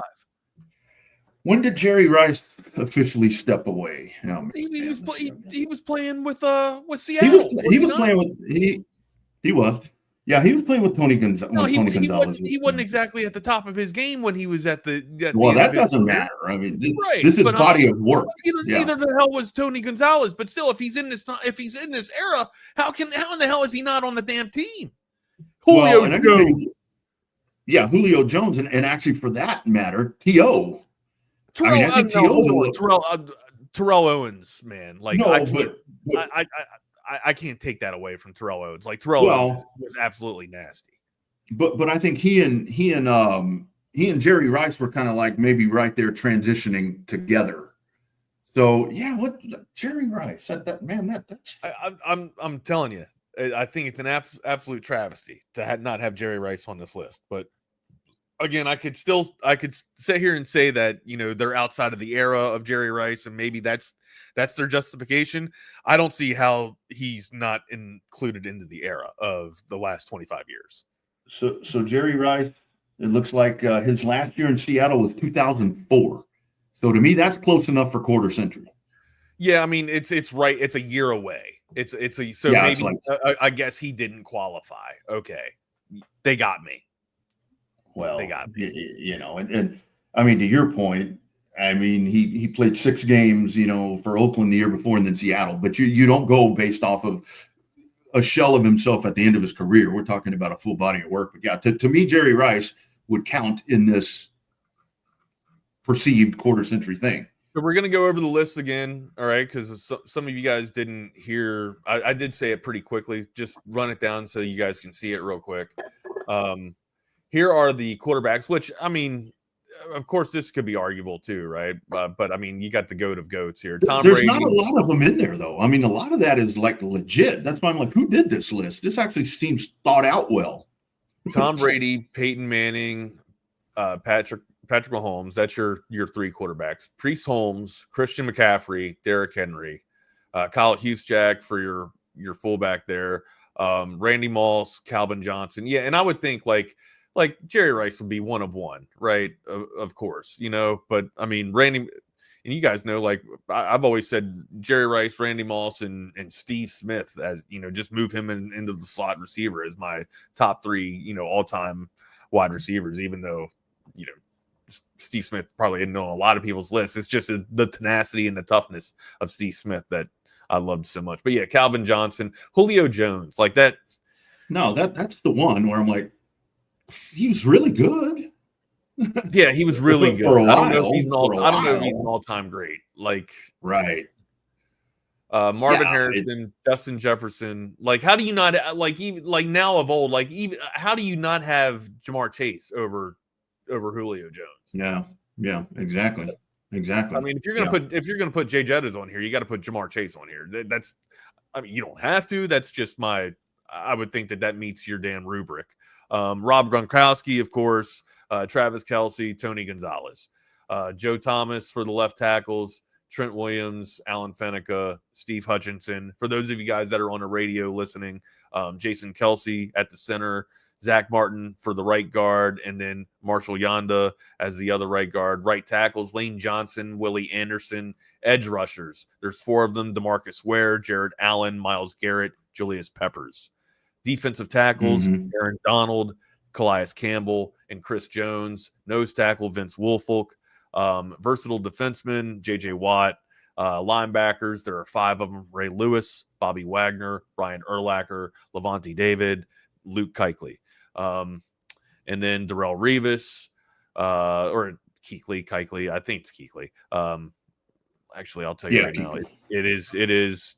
Yeah. In German, it's Kuechly. Yeah. So, Champ Bailey. We just call him Luke. Luke. No, it's Kuechly. Rondé Barber, Richard Sherman, Patrick Peterson, and safeties. Probably the best 4 I've ever seen listed, honestly. Ed Reed, Troy Polamalu, Brian Dawkins, and Earl Thomas. Justin Tucker and Shane Leckler for your kickers, kicker and punter there, and then return specialist Devin Hester, Bill Belichick as the coach. And like you guys seen in the Aaron Darnold, he's on there. He did not get left. I heard you say Aaron Darnold. Yeah. Did I forget to mention him? I'm pretty sure I saw him on the list. Yeah, he should be on there. Yeah, first tackle. My bad. I might have scrolled over him, Jake. Yeah. My bad. But yeah, that is a lot of Longhorns. I've seen some of your all's comments here on the damn chat. You even got an Aggie, a punter. Shane Leckler. You know, with this list, what's also so interesting to me about this list and why I'm even more impressed with it and with all of that is look how many, like we were talking about Connor McDavid, look at how many of those all-time greats on there haven't or didn't win championships. Didn't put a ring on? Ooh. Yeah, that's a shitload of them. I mean, because you've got Carolina Panthers in there represented and a bunch of different teams that JJ Watt doesn't have a ring. No, hell, he never got one. Kuechly never got one. I mean, you can kind of go through that list. No, you're right. He did not. I thought that he did. I thought that he did get one, but he did not. No. Did Champ Bailey ever get one? He might have got one in Denver. I thought. Did he get one with Peyton? Should have got one with Peyton Manning. Who were the quarterbacks? Brady, Manning, and Brady, Manning, and Mahomes. Mahomes. Okay, yeah. No, that's good. That's all good. Where's Dak Prescott? No, I'm just kidding. He's doing. He's across the street. He's doing a chunky soup commercial.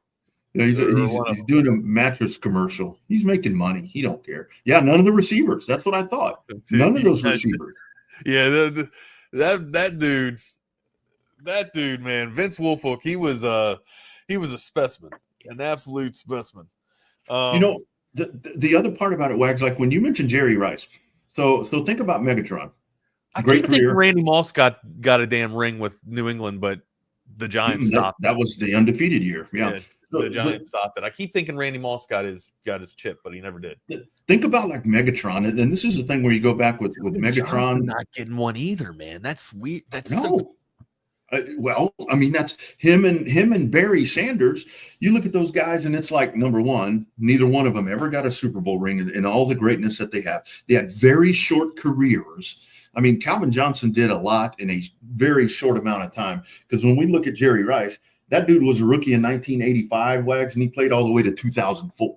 What about LaDainian Tomlinson? Is LaDainian Tomlinson? He was the other guy that was on my list. Like, is this did he not play in the last quarter century? Yes, he did. Who do you remove though? Right? I mean, Priest Holmes was fantastic. I remember Priest Holmes when Priest Holmes was on the Ravens. Man, look, man, we know how great Priest Holmes is. I mean, to see him on that list, that's what impresses me because that's a dude that's easy to overlook. That dude, he ran the league. It was him and LaDainian Tomlinson, in my opinion, for the best backs. You know, coming up through the early aughts. That's tough to leave LaDainian Tomlinson off this list, unless it's another like asterisk, like Jerry Rice was, like he's right outside of it. Yeah, well, I remember him having his last like tour with the Jets or something like that, right? Like Tomlinson, I believe, was with the Jets last. Yeah, man, that was a badass running back right there, man. Yeah, 13,684 rushing yards, 162 total touchdowns, and oh, by the way, almost 4,800 receiving yards. Receiving yards, yeah, that's like. God, that's got to be that. He's got to be on my list. He's on my list, man. I'm pulling Christian McCaffrey off and putting. Yeah, me too. I McCaffrey, great. I mean, he's absolutely incredible. But it's, man, with that dude, it's hot or cold. I mean, he's either on the field badass or he's out for a season. Is what you get with him. Yeah, LT Todd Heap was a really good tight end. Out of Arizona State as well.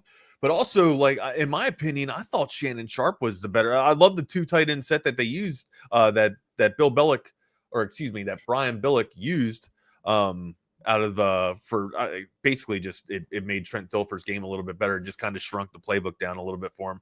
But yeah, I mean, that was a kind of a special team too, right? Jermaine Lewis as well from the slot. I want to say. I forget the other wide receiver that they had. I want to say it was Muhammad, but I could be wrong. Musa Muhammad. I could be absolutely off on that. But yeah, they had some decent studs out there for that offense that Dilfer could run. But I thought the two tight end sit was fantastic.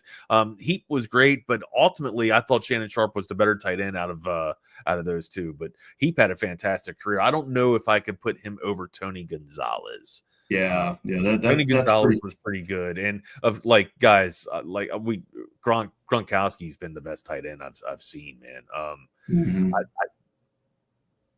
I want to say Jimmy Graham had a couple of really good years, but he didn't do it nowhere near as what Gronkowski was doing or what Kelsey's doing now. And Tony Gonzalez, we're probably just falling in love with all the catching that he used to do, but people easily forget how dominant he was in the running attack too, right? I mean, shit. I mean, didn't he block for Priest Holmes at one point? Yeah, I think so. Well, or did he move on to Atlanta by that time? I'm not sure. No, I think he was still in Kansas City. But Jason Witten's actually another name that you could factor in there as well. I mean, because that dude, and the thing about like with Jason Witten and Tony Gonzalez, it really seems like when the tight end started to change a little bit, where it evolved just from a dude that may catch a pass, it's kind of just an extra blocker, to where the tight end really became the prototypical athlete machine that they are right now. Involved in the offense, yeah. Yeah. Where the tight end to me right now versus where if we looked at the 25 years prior, where you may have had a Brent Clark or some of these dudes, from the 49ers, the tight end now is a utility guy. I mean, he can be a speed wide receiver. He can run, go patterns, whatever. He can go underneath. He can block. I mean, you can put him in the backfield. So I think that's where the tight end position changed right about this point. But to your point about Tomlinson, so he retired in 2011. So he definitely falls in there. Yeah, he should be in the criteria. He meets the criteria. Yeah, absolutely. So, those were the two names that the first name was Jerry Rice. Mm-hmm. Not seeing that he should be your first wide receiver listed, and then the first running back listed should be Walter Payton, in my opinion. And then, Walter Payton doesn't fit the criteria, so acquiesce to LaDainian Tomlinson as default, but no LDT there. So and it really is kind of made my eyebrow move up a little bit. But just wanted to throw that by you guys, see if you guys had saw that this morning. Thanks for letting me get that out off my plate there. Anything else we got to get off the slate before we get going? We got to tell you about we would be remiss if we didn't tell you about audiovisual consultations. 512-255-8678 are the lottery numbers. avconsultations.com is the website. Make sure you go there right now. See the gallery of projects that they've done over the past 38 years in service and setting the standard in audiovisual automation. Make sure you guys hit them up today. Tell them that the boys from Texas Sports Unfiltered sent you. Look, you guys know the drill. No job's too big, no job's too small. Just give Tom a call, man. 512-255-8678. That's avconsultations.com. And some customer testimonials about our friends at Covert Bee Cave. They treat you like family. Oops. Yeah, they really do. They treat you like family. My husband and I have bought several vehicles from the Coverts over the years, and it's always just been easy and effortless. By the time we walk into the dealership, paperwork's ready and we're ready to buy. I walked in, literally signed a couple of things, and I was 10 minutes in and out. They just take care of everything. I personally feel like people took care of me. I feel like as they're taking care of me, if they take care of other people that I know, it's just that much of a plus. Covert, born and raised in Austin, where you are always treated like family. That's right. Nobody beats the Covert deal. Not now, not ever. McCall Custom Homes. If you're looking for that home renovation project going over the summer into the fall, one phone call to make, one website to check out, McCall Custom Homes, ATX.com. Whether it's a kitchen remodel, looking to add a second store to your house, upgrading an outdoor patio space, or you're looking to do a bathroom renovation, master bath, powder bath, whatever you're looking to do, a game room, looking to add a game room, a family space, whether you're upsizing, maybe you're downsizing, you just want to redefine your home a little bit and modernize it, you need to check out our friends at McCall Custom Homes. Get your free estimate right now. Be sure and mention Texas Sports Unfiltered. I've used them. Bucky's using them. We've got our listeners and watchers that are using them right now. They are the best in the business for over 40 years. Central Texas proud, continuing to do business the way it needs to be done with you, their customers. It is McCall Custom Homes. Check out the gallery of projects at McCallCustomHomesATX.com.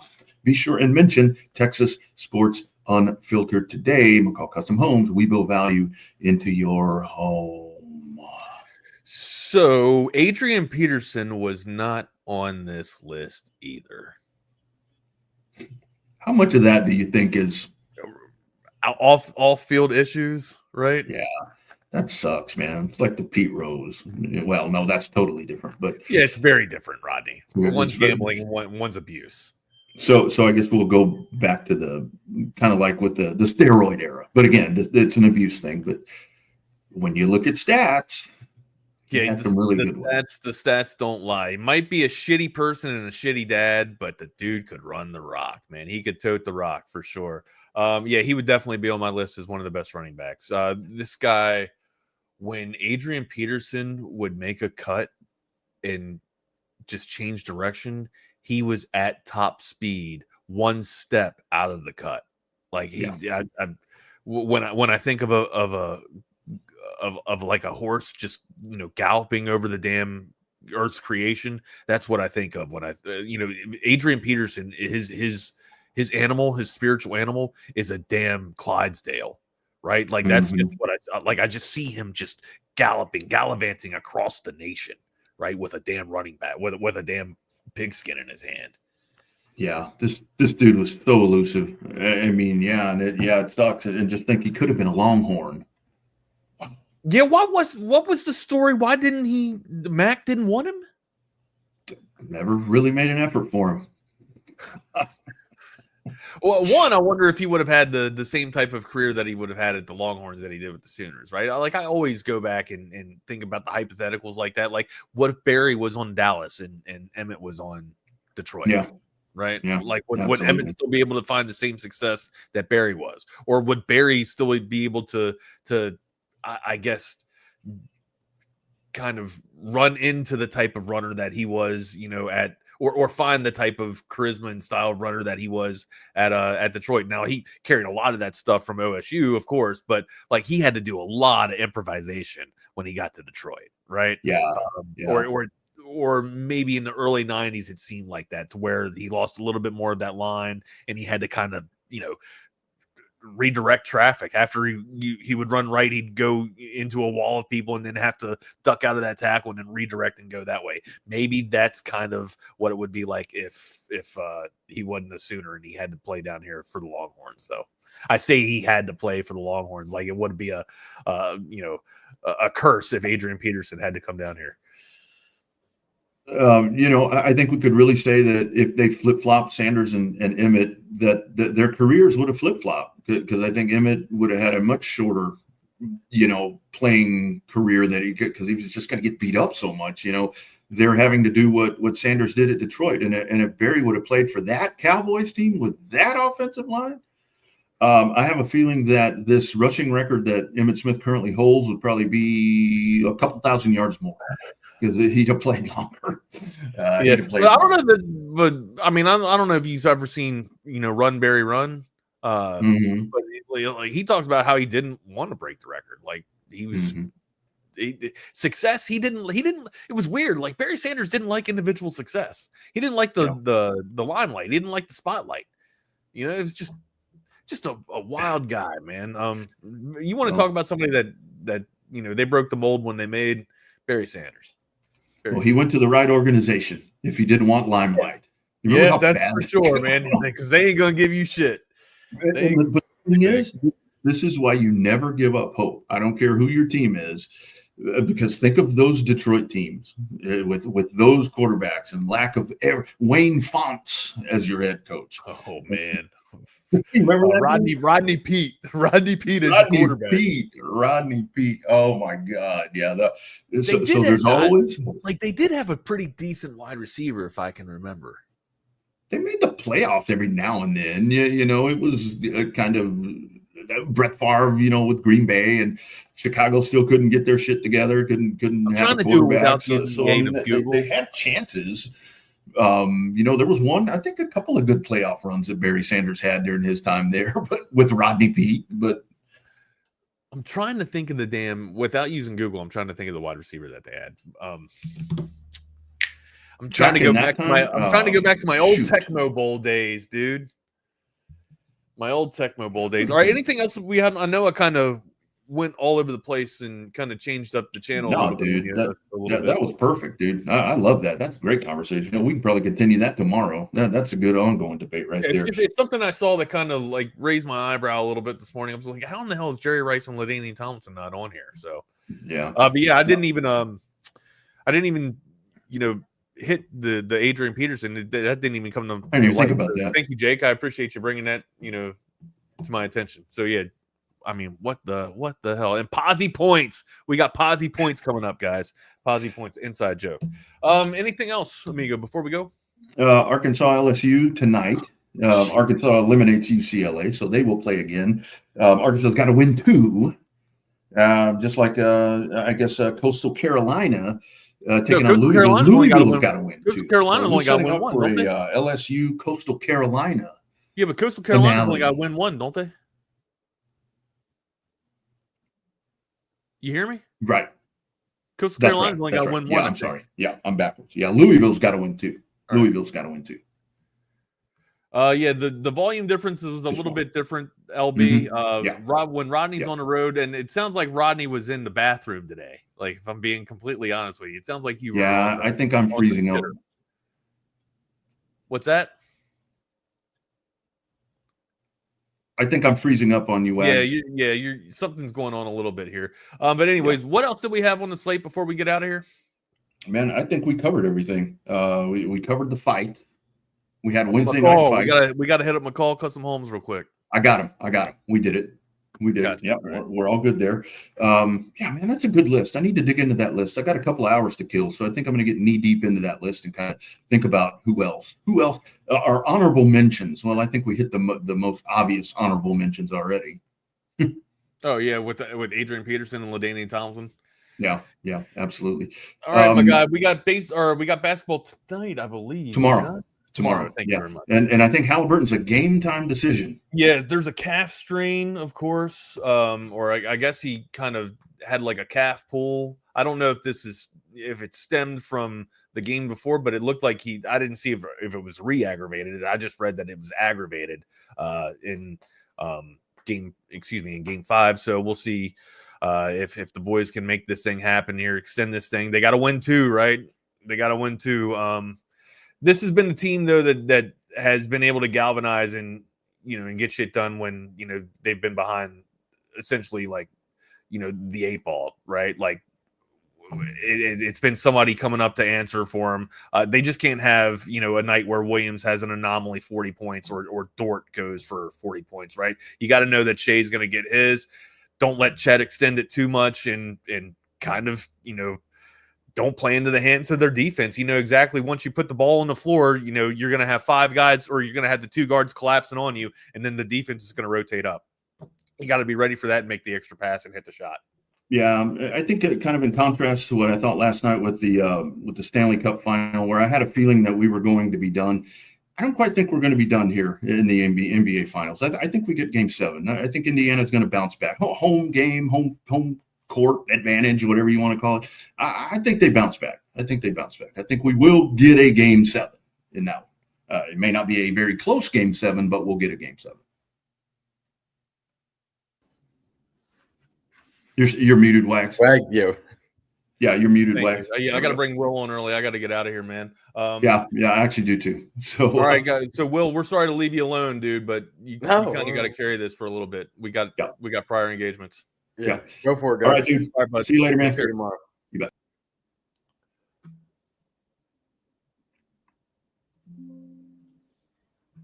All right. Well, a little hump day here on the Lone Star Playbook as we wait for Jordan to figure out how soon he's coming on here. But, a huge week so far in terms of movement, not in terms of commitments, but just overall movement for Texas and recruiting. This morning, we now have confirmation that 5-star linebacker Tyler Atkinson is going to officially visit Texas. There's been a lot of changes to the OB schedule in the last few days, and Tyler Atkinson, who had not been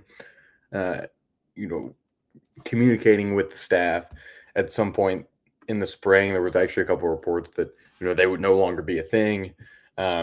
But somehow Texas is able to will now have the number 1 and number 2 linebacker in the country on campus. Of course, Xavier Griffin was in for an official visit last weekend, and now Tyler Atkinson this weekend. They would have had Talanoa Illy, but he decided to stay closer to home. Chose between USC and UCLA, ended up choosing the Trojans the other day. And then Braden Rouse is the number 4 linebacker. So Texas gets 3 of the top 4 linebackers in the country on campus. And the fourth was scheduled at one point. So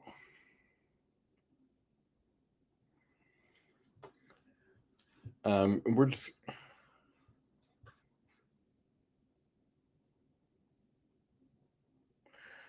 waiting for Jordan as he get some things going here. We are working around the clock with all the official visit stuff as we close in on the last week here. And there Jordan is.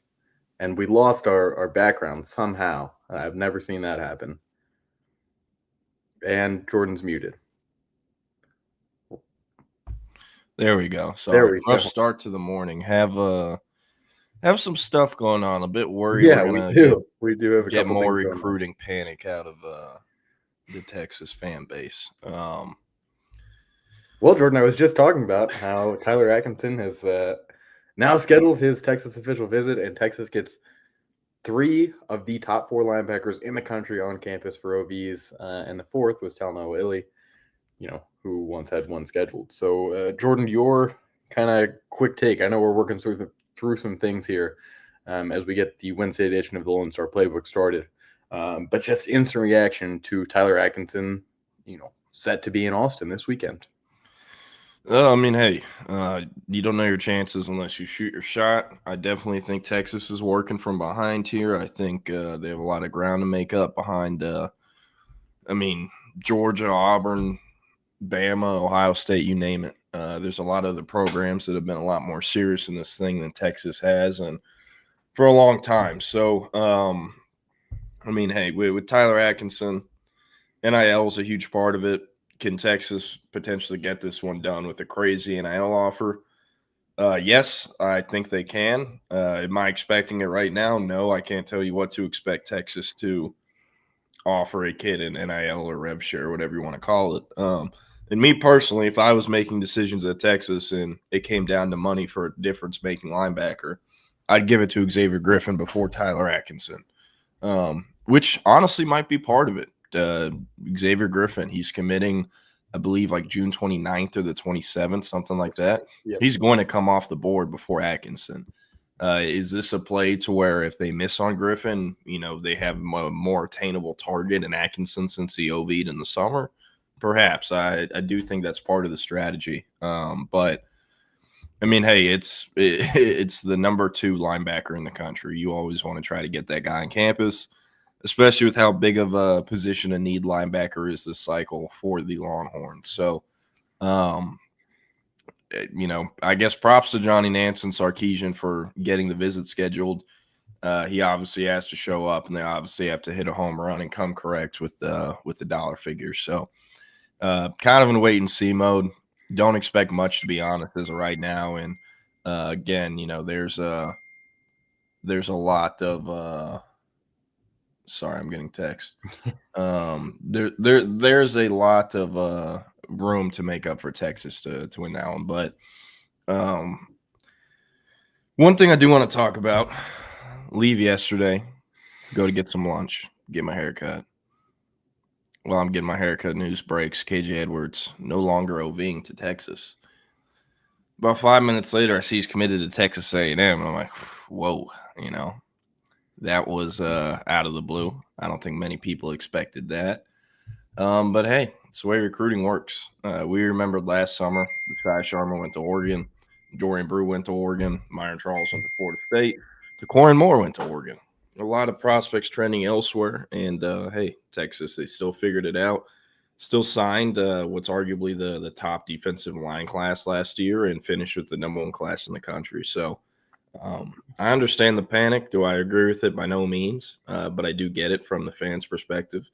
But hey, there's a long way to go. About 6 months till signing day. The staff has shown they're going to figure it out every cycle. They will figure it out this cycle. So with KJ Edwards, not sure where Texas is going to turn. I have a story I'm working on that should be out sometime soon after we get off the show. Edwards is obviously the top priority at running back. The only other running back they even officially visited this summer is Xavier Crowell, who's long been viewed as an Alabama lean. And, I mean, hey, he's an in-state Alabama kid that Alabama has led for since the beginning of the recruitment. So do we expect that one to go Texas's way? By no means. Could Texas make a last-minute run here and potentially get him? That is possible, but wouldn't put any stock into that as of right now. And also, like, it's worth bringing up before talking about potential, like, senior eval or late offer options. Like, Texas is going to stay on KJ Edwards. Like, each cycle that Texas has signed in the Sarkisian era has had at least one player they flipped that they were pissed off about going elsewhere in the summer, and they still got him. Ty Anthony Smith. Part of that was aided by, A&M having their staff transition. The week before signing day, Jimbo Fisher got fired, and they brought Elko in. But, like, Anthony Hill, arguably Texas's best player. They flipped him from Texas A&M after he committed to A&M out of the blue on a late July visit. What other names have gone elsewhere that ended up back in the class? I'm trying to think. Cade Phillips, that's one too. He even was committed to Texas for backing out, and they still got him back. So they know how to make runs. They know what the best strategies are. I expect them to use those strategies. Will it get them KJ Edwards? I'm not sure right now. But they're very unlikely to give up there, to throw in the towel there. And also, like, so many people are like, yeah, A&M, they threw him a crazy number. They paid him to cancel the visit. Like, dude, who gives a shit? That's just like, the game. Who cares if they won it that way? Do y'all know how many recruitments Texas has won that way? Not every kid just wants to go to Texas because they love the burnt orange and want to suit up for the Longhorns so much. Like, I'm just exhausted of the money narrative always being used in recruiting when a kid doesn't go to the school that people want them to go to. So I get it. Got to cast blame somewhere, but, like, it's fair game, man. Everyone has blood on their hands in this day and age. Everyone uses similar strategies. So there's that. And, like, I'm not discussing any numbers, at least before signing day. But, like, the number they have given to him, that at least that I heard about, is pretty high. He's the number 2 running back in the country. What do you expect? It's not like Texas didn't have to fork it up for CJ Baxter to pull him out of Florida, out of his dream school, Florida State, who he was visiting as a senior. Like, Texas plays ball in these ones too. So one thing I do think is interesting, A&M has the best running back class in America right now. Yeah. Jonathan Hadden had a Cibolo steal. He committed to A&M a few months ago as a former Oklahoma commit. And they're paying him and KJ Edwards a large amount. And it probably the highest dollar amount I've heard in a running back class in a high school recruiting class thus far, like covering recruiting. So they're going all in on strengthening their running back room. They're supposed to lose Le'Veon Moss after this year. Ruben Owens has dealt with some injuries. They signed a solid class last year. Tiger Riding out of DeSoto, and I believe an out-of-state kid that they either flipped from Tennessee or he's originally from Tennessee. They got a pretty decent room, but just find it interesting. Some of these SEC programs, they're going to spend a big chunk of their budget on the O-line or the D-line. And I guess A&M wants to do it on the running back room. So it'll be interesting to see how, the effect that has on their budgeting and on their roster management going forward, because it is a tremendous amount of money allocated to running backs in the same cycle. So just thought that was interesting. But, Will, before I get into some names I like, are there any names off the top of your head you think could be worth maybe a late senior eval, maybe, an offer in the summer, maybe an offer in November? What are you kind of thinking? The two were mentioned that I've thought about a lot. Jet Walker out of Georgetown. I believe we have him as an 87 3-star at this point. He's committed to West Virginia. He was recruited to West Virginia by Chad Scott. So obviously there's some familiarity there. It kind of seems like a perfect situation given that connection and given that he's, 30 minutes away from campus. But I don't think this is someone on Texas's level at this point. Probably a senior eval is what we're looking at here. He's got crazy production at Georgetown the last few years, but not someone that I could really see playing a big role in a Texas rushing game. That could be I could have a completely different answer in 2 or 3 years. But I don't think he's really ready right now. I do think Christian Rhodes, if Texas were to offer him right now, I don't think there would be anyone that said, that's too soon or this is, not the guy. He's done recruitment really flew under the radar at Lake Highlands. This is a very quiet kid. He doesn't, I don't believe he's really even hit the camp circuit all that much. May have gone to a couple things. But this is, someone that actually, our friend Matt Mosley from ESPN Centex tipped me off on a year ago when he didn't have any offers. And SMU, was able to they knew he didn't really like the recruiting game. They knew he didn't want to travel all across the country to go see schools. And they were able to lock it up with him early in the spring. Texas has flipped an SMU running back commit before, although I think Ricky Stewart decommitted before he committed to Texas. It still counts. Still counts. That was a flip all along. He decommitted from SMU knowing that he would commit to Texas. So it would be kind of funny to see it happen 2 years in a row. SMU just can't seem to keep their skill position players committed.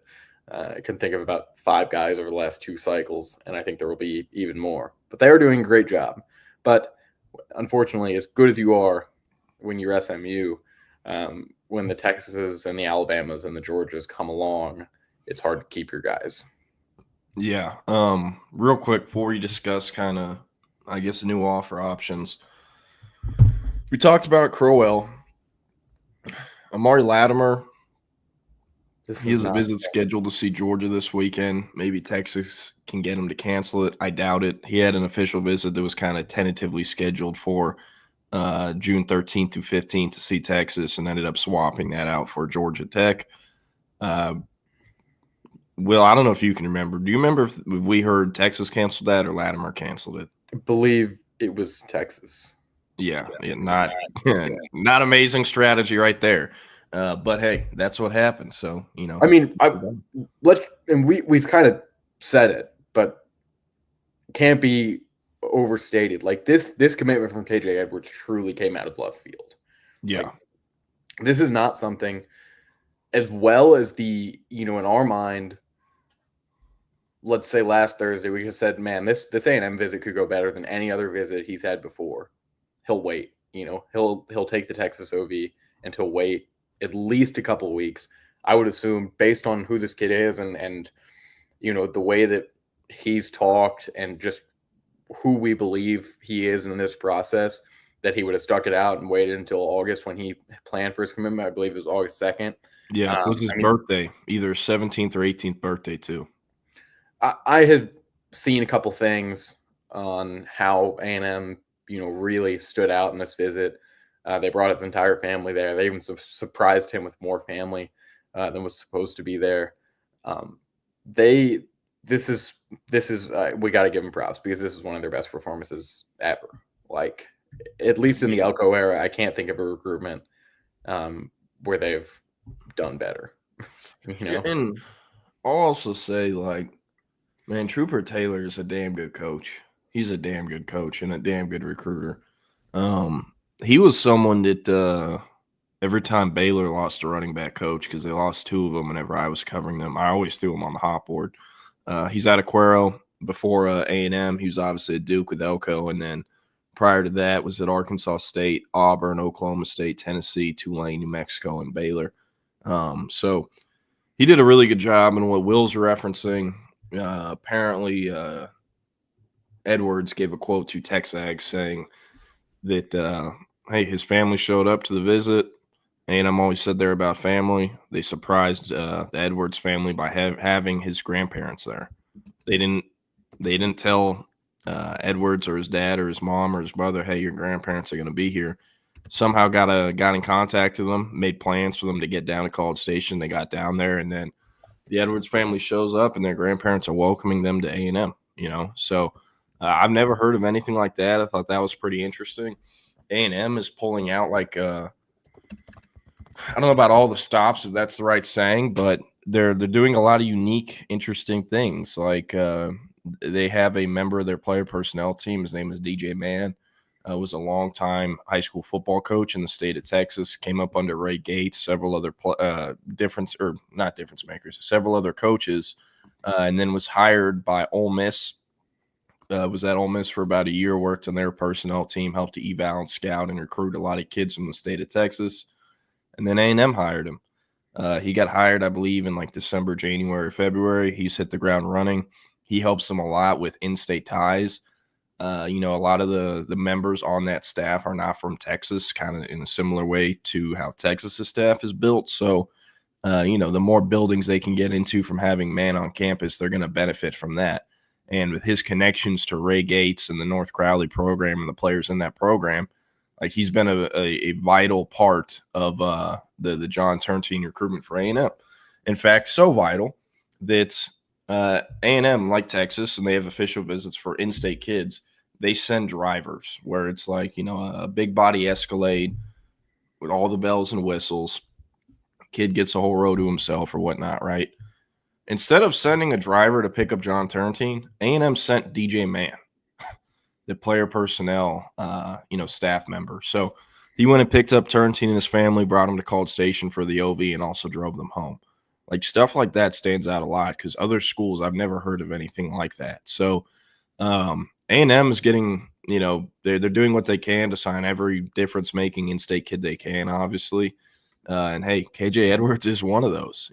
John Turntine would be one of those. So a lot more competitive this cycle between Texas and Texas A&M, it feels like. And it's interesting because, like KJ Edwards is a skill player. Most of the battles last year were a DJ Sanders, a Chase Sims, an interior prospect on either the offensive or defensive line. But thought that was interesting. Yeah, you are correct. Never actually talked with Coach Mann, but followed each other for a long time. He's got a lot of good tweets for like recruiting advice, and I've only ever heard good things about him. So shout out to him.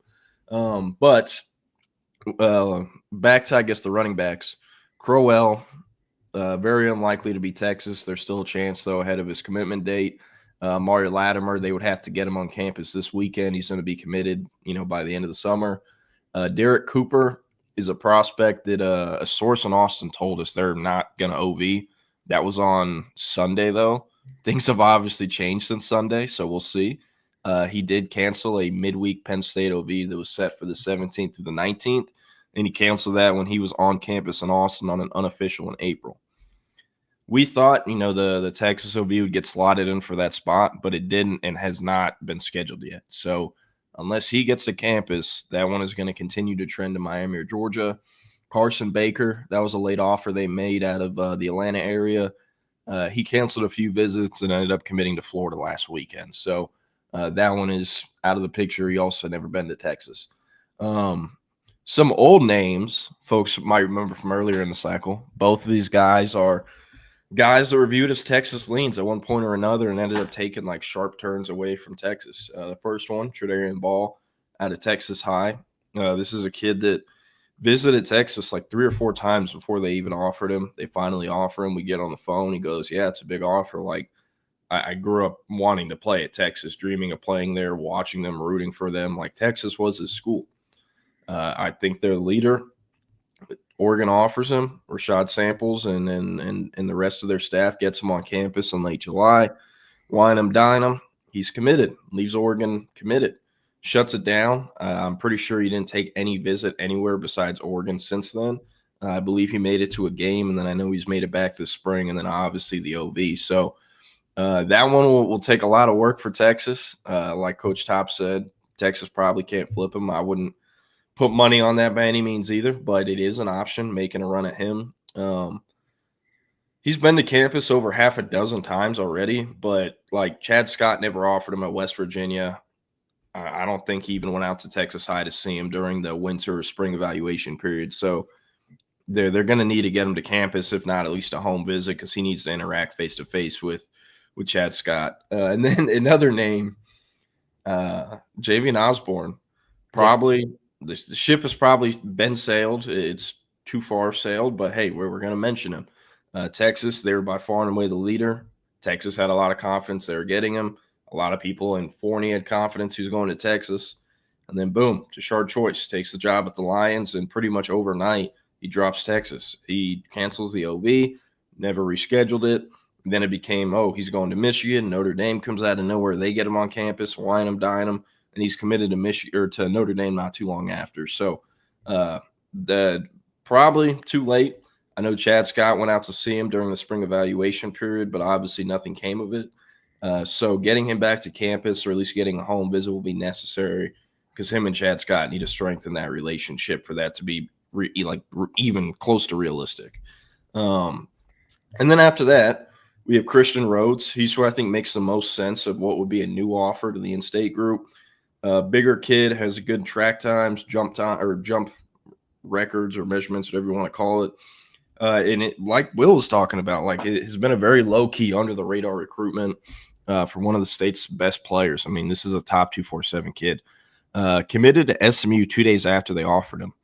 Squeezed him, and, I mean, it worked. Like Will said, he does not like the recruiting process. He's not a fan of it. He barely does interviews. You have to get him in person. And the most recent interview he did was in May or April, when Oklahoma and several other schools are making a run at him. And he basically shut things down. He posted a graphic on Twitter, "My recruitment shut down. I'm going to SMU." Gave quotes saying, everything SMU has told me they've done. Literally everything. And I like how it's close to home. I can play early there. And he did bring up, he took a secret visit to Oklahoma that was never reported, and was like, yeah, it was cool. But once I got there, I was like, no, I need to go to SMU. So I'm not sure what it is with SMU. Keith Doty is incredibly locked in with them this cycle. It sounds like Rhodes is too. And I'd imagine it'd be a pretty tough pull. SMU is a running back assistant named Coach Foster that does a really good job. Has been around for a long time. Used to be at Baylor. Used to be at Kansas State. I think Oklahoma State too. And has a lot of ties to DFW and Dallas specifically. So would expect them to keep him. Could Texas make a run and change that? I think so. The Longhorn logo on paper at least is a much better offer than Oklahoma currently is right now, or the other schools on that list. So we'll see, but that one makes the most sense. Other in-state names I like, or I think that could make sense. Ryan Estrada, he's a Minnesota commit. He just committed to Minnesota either yesterday or the day before. He's out of El Dorado High School in El Paso. He would actually be the first kid out of El Paso if they offered him. The Texas has offered since DeBoris Jones, who was a running back as well. I forget which El Paso high school he was at. And Texas basically had to pick between him or Jamarian Miller. They chose Jamarian Miller. And then a week later, DeBoris Jones committed to Mizzou. I think he's still there. And then Jamarian Miller obviously ended up flipping to Alabama later that cycle. But DeBoris Jones at one point going to end up at Texas. That was the last El Paso kid they offered. But with Estrada, super productive, a bit of a smaller kid, 5'9", 190, 195, has great, numbers. He's kind of dominating out there, averages over 10 yards per carry, and had OVs to Michigan, Bama, besides the Minnesota OV, and I think he had 2 or 3 others, but got out to Minnesota, shut it down, and commit there, and he's kind of viewed as RB2 of their class, and that's what Michigan and Alabama are recruiting him to play too. So I think that is a name to know.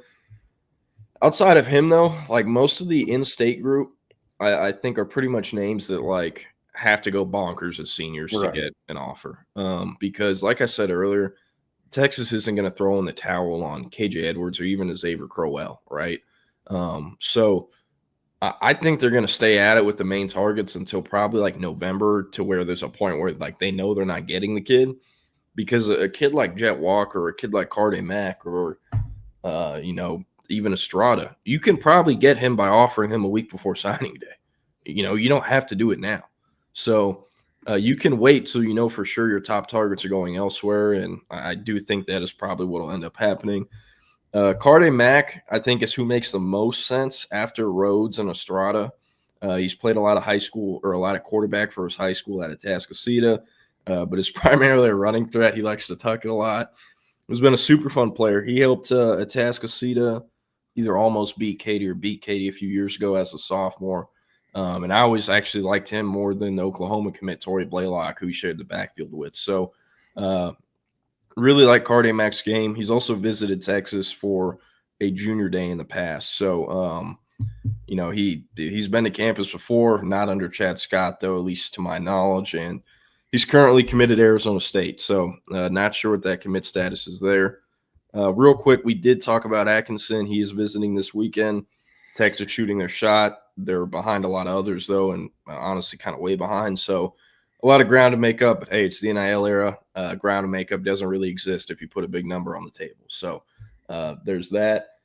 And then some other names real quick that I think could be senior evals from the state of Texas. Amante Martin out of Port Arthur Memorial. I think he's looking at like TCU, Kentucky, maybe Houston. Tulsa's also in his top schools. His older brother is the running backs coach at Tulsa, Cam Martin. Folks might remember him out of 409 a couple years ago. Went to Auburn, played for Gus Malzahn. He was at UCF for the last few years. Can we talk about the Cam Martin recruitment real quick? I know nothing about that recruitment, so go ahead. So yeah, this will be real. It's very off topic, but very quickly. Cam Martin was committed to Baylor, and I believe it was the class of 2015 or 2016. Because I'm not sure of the year of when this happened. Art Briles, ended the way in Baylor, as we all know, in flames, and obviously a terrible situation with all that. But Cam Martin was committed to Baylor, had thought about playing for Baylor his whole life, and was so committed to the program that he got a big Baylor tattoo before he signed. So he has I believe to this day, still has the Baylor tattoo. He signed with Baylor, but after all that happened, they let everyone out of their release, out of their letters.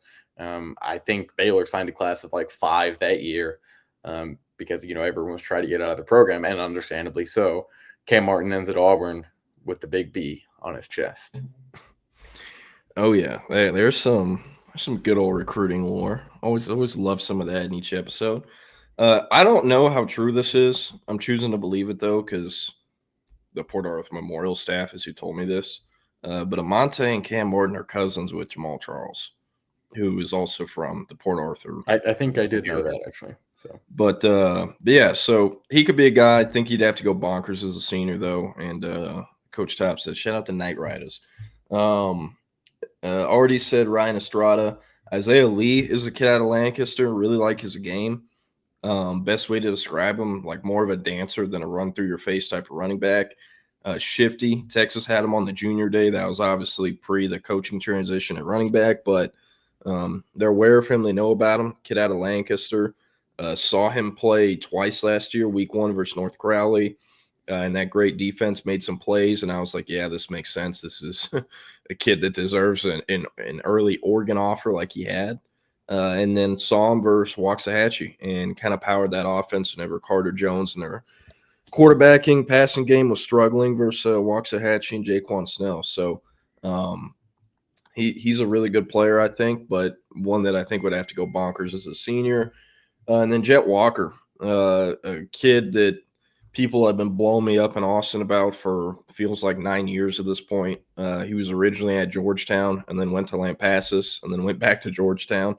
Hit the portal a little bit, but bigger bodied, kind of run through your face type of running back, like Will said, really productive. But I think of someone who would have to continue ascending. I believe he went over 2,000 yards as a junior. Would probably have to do something similar as a senior. And then with him too, I could see track times potentially being a holdup. I'm not sure if you're in track this year, but I know when I looked at it previously, I don't think he had like broke like 11.2 or 11.3 or gone below that. So I have to look into that. But I mean, like you said, he was the kid who Chad Scott offered. By the time he committed to West V, Chad Scott had already left, if I'm not mistaken. But there's a connection there. I need to look into this kid, but made a few calls in the scouting world last night. Hey, this is the situation with Texas at running back. I don't know the out-of-state group. Do you have any recommendations? And someone that I trust recommended a kid named Damon Ferguson, who's a Pitt commit, 3-star. Need to look into him, but he will be on the list. I trust that source a lot, those eyes a lot, and we'll have him on there. But any other running back stuff you want to talk about? I don't think so. I think we probably got more than enough names in here. All right, real quick. I don't have any more names, but I do want to say Texas tries to take 2 running backs every year. If there's a year to only take one, it's this year. And yeah, go ahead. Yeah, I think I've thought about this over the last 24 hours or so. There was a phenomenal 2025 running back class in the state of Texas, very deep, with a lot of guys that have stayed close to home, and a lot that are everywhere throughout the country. If there is a year, like you said, that you take one and decide we're going to go out and get a running back in the portal, which I don't think has been done in the last 3 years, other than Keelan Robinson and Belton Gardner are the only ones I can think of. Belton Gardner was just added because of the injuries in the fall and late in summer camp, and was never thought of as a guy that would end up playing. And then he hurt his eye somehow and never played. If you are legitimately going to get someone, it would be the first time since Keelan, and have a real plan for them. I think this is the year. I can think of a couple names. I don't really want to speculate right now because they're going through their freshman year at a new school. But I do think you take a look at that running back class from the state of Texas last year. There's at least 4 or 5 guys that, if they not had, Ricky Stewart and James Simon kind of roll right into the class, may have been on Texas' radar after all. So I can think of guys at 3 different Texas schools right now that Chad Scott would probably like. Yeah, Will's basically advising Texas to tamper. I am. Hey, every school does it. It doesn't even mean anything anymore. But no, seriously though, if they're going to take one running back, this is the year, because the entire running back room from this season could come back next season. Wisner is very unlikely to ever be an NFL draft pick, but probably not after this season. Baxter would imagine. I guess I could see him leaving, but I think he would kind of have to go bonkers this year. Jared Gibson, he has at least one more year before he's draft eligible. Same with Christian Clark. And then you have Ricky Stewart, James Simon. Am I missing anyone? I think that's it. I think you got everyone. You also have a Michael Terry, who I think is much better off at receiver, but Jake Bayless. But hey, he did play some running back in high school, some Wildcat quarterback. He could probably do it in a pinch if it came to it. Also wanted to add, a lot of the names I mentioned, besides just getting them, being able to get them in November if you offer them right before signing day, you also have to think, how important budgeting is in recruiting. A Jet Walker, and I hate to talk about them this way because they're human beings, they are kids, and, football players at the end of the day, but, a Jet Walker, a Ryan Estrada, a Carde Mack, even a Monte Martin, those commitments cost significantly less than a KJ Edwards does. And they're obviously not the level of prospect KJ Edwards is. But, you have to consider that, because if you're only spending, I don't know, $100,000, $150,000 on 2 running back commits you added late in the class, it saves you however much more money for all the other positions, So something to think about, and especially the 2027 running back group. Haven't looked at that yet, but outside of Landon Williams, Callis is there, and I guess Jacoby Dixon. Can you think of any other running back names in the state of Texas? Right? No, I can't. Lathan Wissington, maybe. That's kind of it. Not a great year. So, and it's still early. So yeah, that is true. But going to be very curious to see how Texas navigates the situation going forward.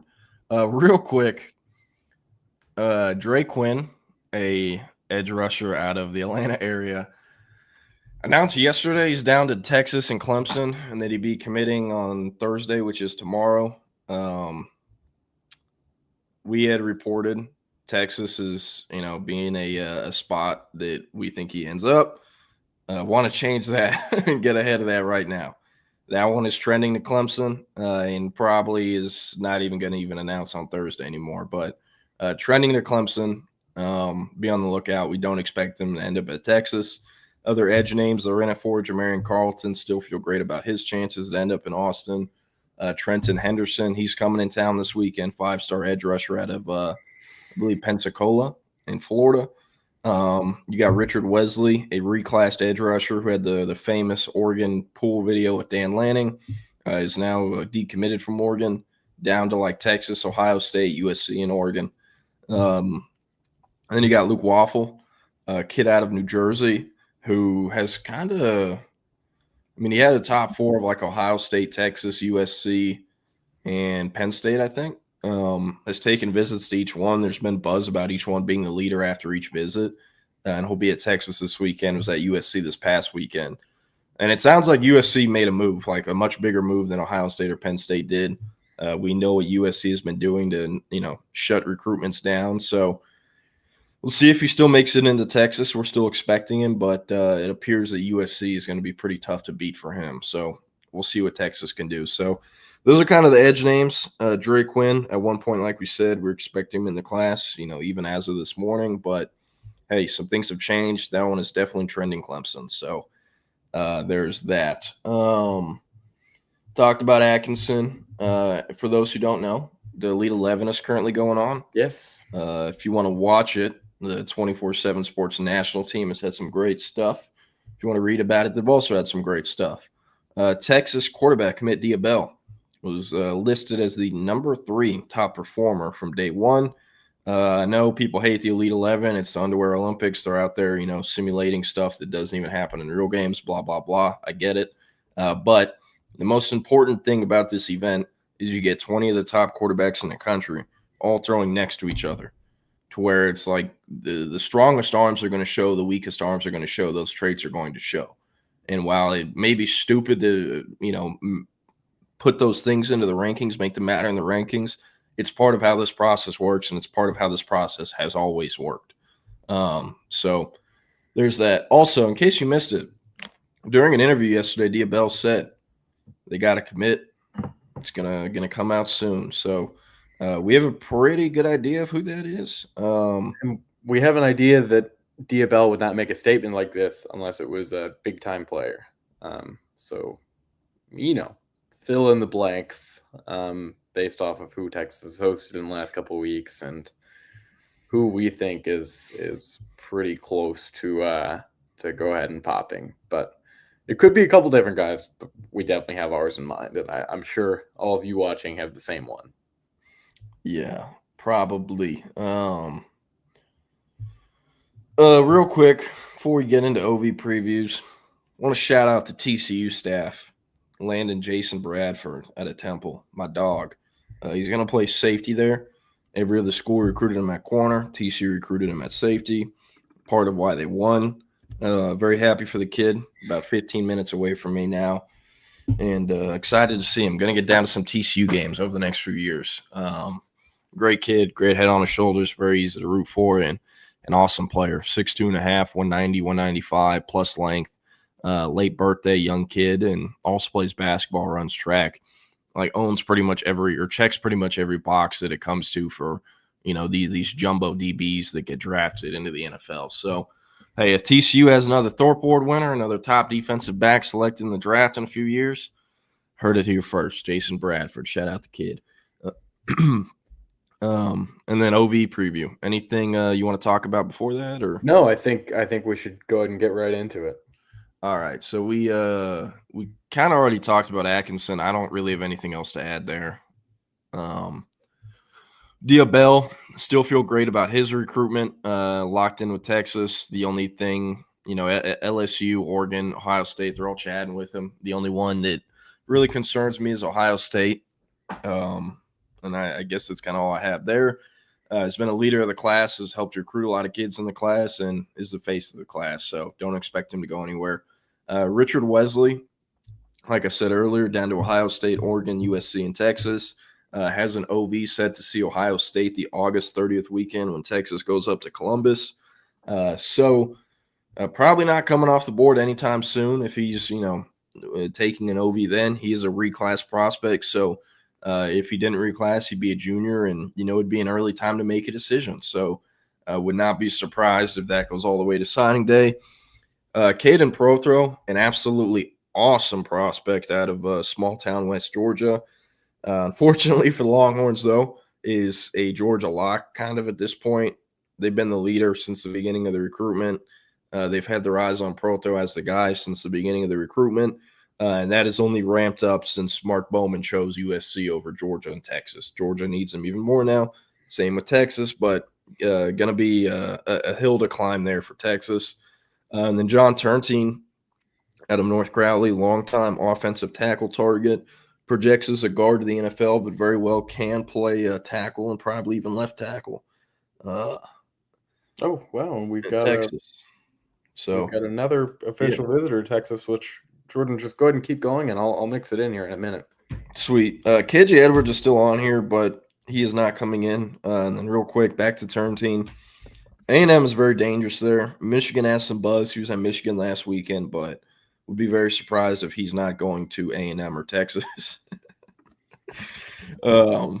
Sorry, or funny stuff in the group chat. But with Turntine, they're going to have to crush it this weekend. A&M, don't know what the number is. Know it's a big number. I guess similar strat used for Sam Roseboro or KJ Edwards, whatever you want to call it. But Kyle Flood in Texas, they're going to shoot their shot this weekend. They'd love to have him in a class paired with Felix Ojo, who they're still in a great spot for. Luke Waffle kind of talked about his recruitment earlier, kind of all over the place right now. USC is probably the biggest threat after that. I'd say Penn State and Ohio State, and then Texas is in it. I think Florida is in the top 5, but that kid isn't going to Florida. Trenton Henderson, 5-star edge, unofficially visited Texas last week, got up to Austin on his own dime. Texas kind of snuck him on campus. They have previously been in line to get an OV, and then it trended elsewhere. He scheduled a few other ones that were schools besides Texas. And then after the unofficial last week, they got him to swap out his USC OV that was playing for this weekend to instead see Texas this weekend. So they're going to be shooting their shot. LSU and Florida are kind of the main ones to know there. I'd probably lean more Florida over LSU, but the main feedback we've been getting is that he's open enough for, Texas to potentially get him before the month is over. Not that I think that will happen right now, but very open recruitment that is winnable for Texas. All right, I've got our news here. Want to preface this by saying that me and Jordan have not been able to independently confirm this yet, but there is a report that Texas will be hosting top 247 defensive lineman James Johnson out of Miami, Florida. Goes to Northwestern out there. He's ranked as the #1 defensive lineman in the country by one site. We have him as number 13. He's number 8 in the composite. James Johnson was on campus at Texas in April, came in for a weekend visit. Believe it might have been the fan day. If not, it was the week before. We weren't able to catch up with him then. There hasn't been a ton of information on what his process has been like with Texas. He hasn't mentioned them a lot, but obviously, he's given him another look. He was actually supposed to be at Syracuse this weekend. And as you see there, he's been to Georgia, Miami, Florida, and Florida State. This is one where I think a lot of people think it will stay, in the Sunshine State or very close to it. As you see, he's got the top 3 and Georgia right there. So, Texas has been competing a lot with Florida, but doing the same thing with Miami. Will be interesting to see as this D-line class fills up. I mean, honestly, we think there's 3 more spots left in there, and they're hosting about 5 different guys that, all have committable offers. So definitely, one of the biggest storylines heading into Friday. Yeah, I mean, this is huge. Outside of Valden Sound, I'd probably say I think this is the best D lineman Texas is recruiting. He's ranked lower than Rodney Cleveland. He's ranked about where Behrman is, but I think he's better than them, at least when it comes to being a prospect and projecting them. I mean, this kid has like a 64-foot shot put PR. And he's 6'2", 285 pounds verified with an 82-inch wing. So, like, explosive scores out the ass. Is built, like a 6'2.5" pound kind of fire hydrant almost. So obviously has longer arms, but it stays really good at, keeping low leverage, all that. So I love this prospect. Miami's been the main one with buzz, and I guess Georgia too to some degree. But hey, like we said with the other guys, shoot your shot. You never know. A lot of these interior D-line recruitments, especially in SEC country, NIL is the most important thing. It decides where they go. So can Texas still win this one? I definitely think so. But, we'll be able to accurately predict these odds coming out of the OV. So I guess, we'll leave it at that. But back to the OV preview. Caden Finley will be in town this weekend, son of former Longhorn tight end Michael Finley. It's been Texas versus Notre Dame. Honestly, what feels like a year at this point. Notre Dame has a lot of confidence coming out of the OV. He took an unofficial to Notre Dame at the beginning of June, and then was there this past weekend. It's been very weird. Not a ton of reporting or, talking to our Notre Dame site, not a ton that they are hearing on Finley, but everything that they are hearing is confidence on Notre Dame's side. So Notre Dame, I don't want to say they think they have him in the bag because they don't. I mean, he has to OV to Texas this weekend, and then they have to make it through the time period between June 22nd and July 4th, and he announces it. But still Texas versus Notre Dame. At this point, he could very well go to either. It's kind of been like that for several months. And, hey, it's going to come down to Texas selling him this weekend. Diabell's on campus, his quarterback, if he goes to Texas. And, it's a legacy factor. So we'll see. Texas, they still need at least one more outside receiver.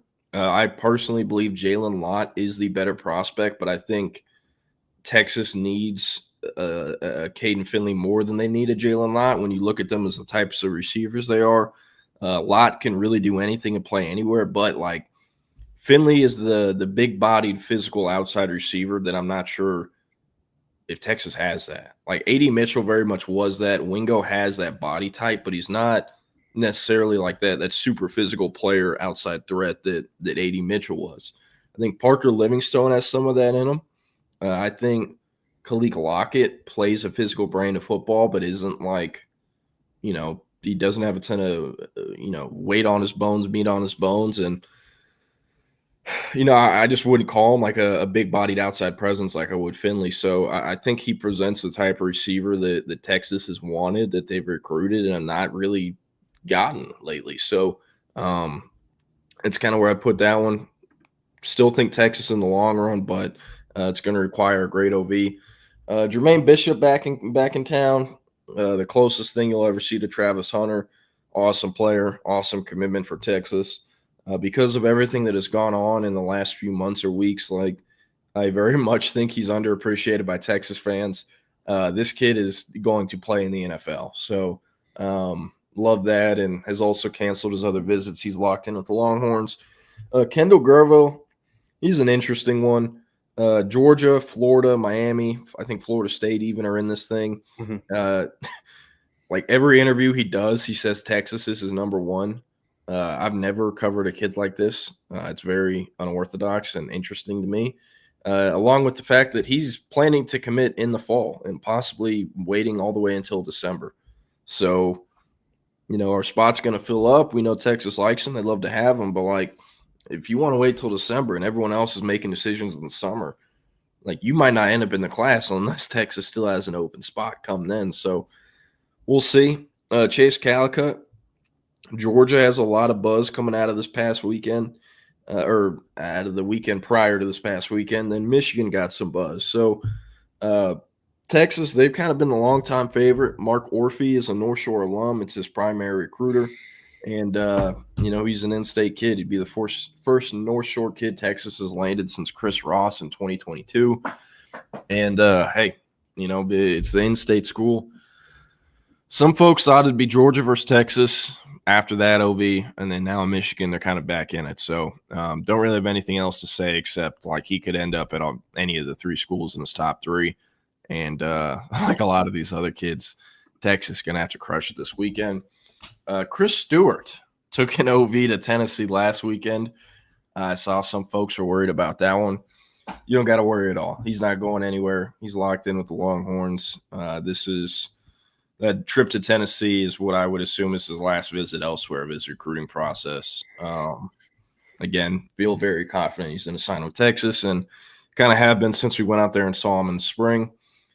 Calvin Thomas, this is an interesting one. We've heard some varying info. In fact, I need to make some calls this afternoon, but is supposedly committing soon and potentially might be doing that before the Texas OV. Not sure. Still trying to track that down. Does not have a public date. Always keeps pretty much everything in-house. Information's been very hard to find for his recruitment. But Nebraska, SMU are kind of looked at as the schools with, the most buzz right now. I believe SMU. Yep. Yeah, and I don't think Texas has hosted him since the January Junior Day. That's correct, when he got his offer, yeah. But Rashad Bobineau, former Texas Longhorn linebacker, it's his linebackers coach at Cy Ranch. So there are some connections there. And then also, I forget how they know each other, if they worked on the staff together or something, but I'm also blanking on his name. But the Cy Ranch head coach is like very, very close friends and has a great relationship with Chris Gilbert. So that's something to know. And then they also have another Texas target at their school, Amari Vickerson, a 2027 D lineman. But with Thomas, his recruitment's been all over the place. Info's been hard to find. With what the position of need is at linebacker and that level of need is, I kind of struggle to believe they would tell him no. But, I mean, hey, that's kind of where this is at. And then our guy, Kosiak Pala, the Manchester Red, we're under the impression Thomas did not make it in April. He also was a kid that took several visits that went unreported, so there is a possibility that happened. But to our knowledge, he did not make it. We did not see him on campus. Yeah, and usually the kids that get snuck on or they have unofficials, like someone will eventually leak it to us or the media within a week or two after. So, it does get reported then. That has not happened with Thomas, though.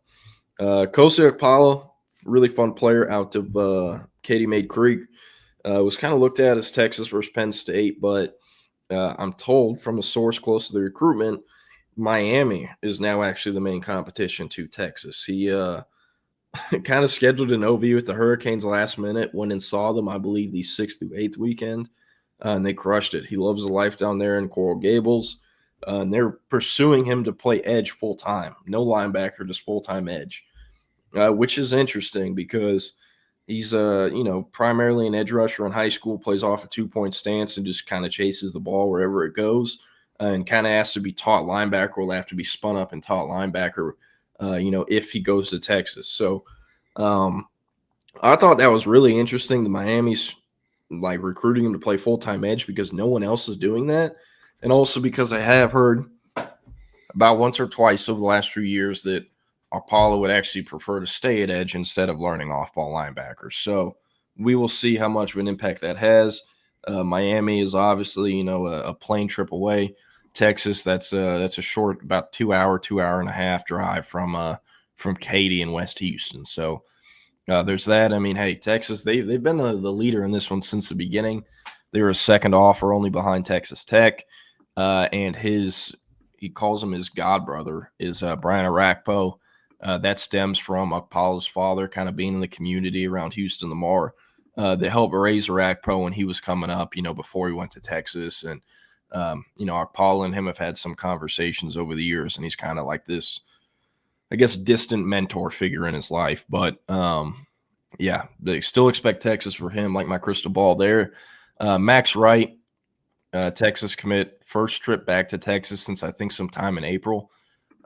He's not going anywhere. SMU, several other schools have tried to make runs, and he's like telling them, don't talk to me, I'm going to Texas when they show up to his school. So no worries there. Paris Melvin, really intriguing athlete prospect out of Cy Springs. Super dominant Texas high school football player, was district MVP in what's actually a pretty competitive Cypress ISD district. We are under the impression he's getting recruited to play defensive back. Some other schools, I believe I've told him receiver or running back or, even not full-time return specialist, but that's part of what he'd do if he went to that school.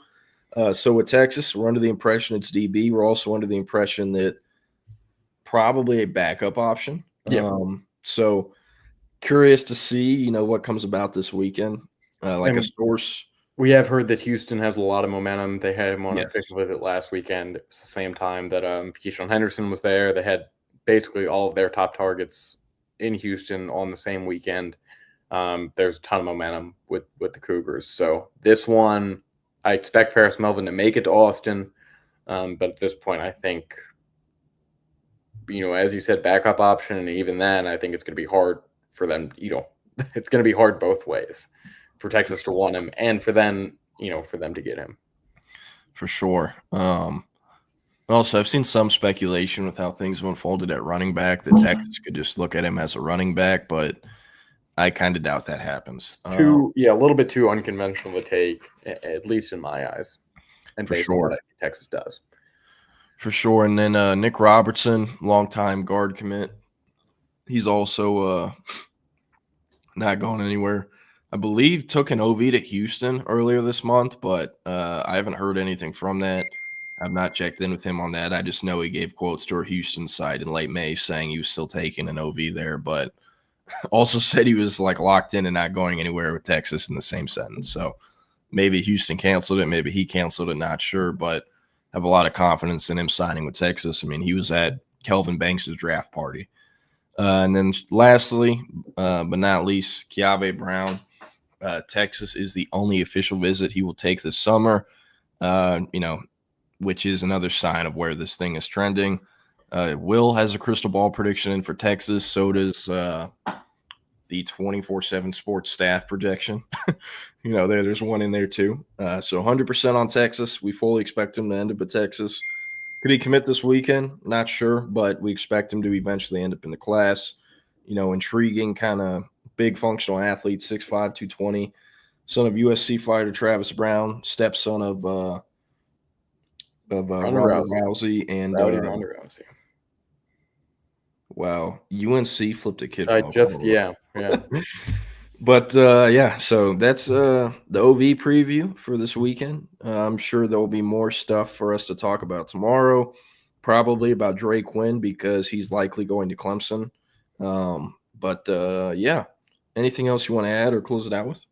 I've got nothing. I've got to get out of here in just a minute, but the Indiana Pacers will be playing Game 6 without Tyrese Halliburton, reportedly. I believe Rick Carlisle actually just said that. So, it's gonna be hard to get to 7. But I guess we'll just have to wait and see until tomorrow. Got it. Real quick, this is going to be the last thing because I have been meaning to talk about this.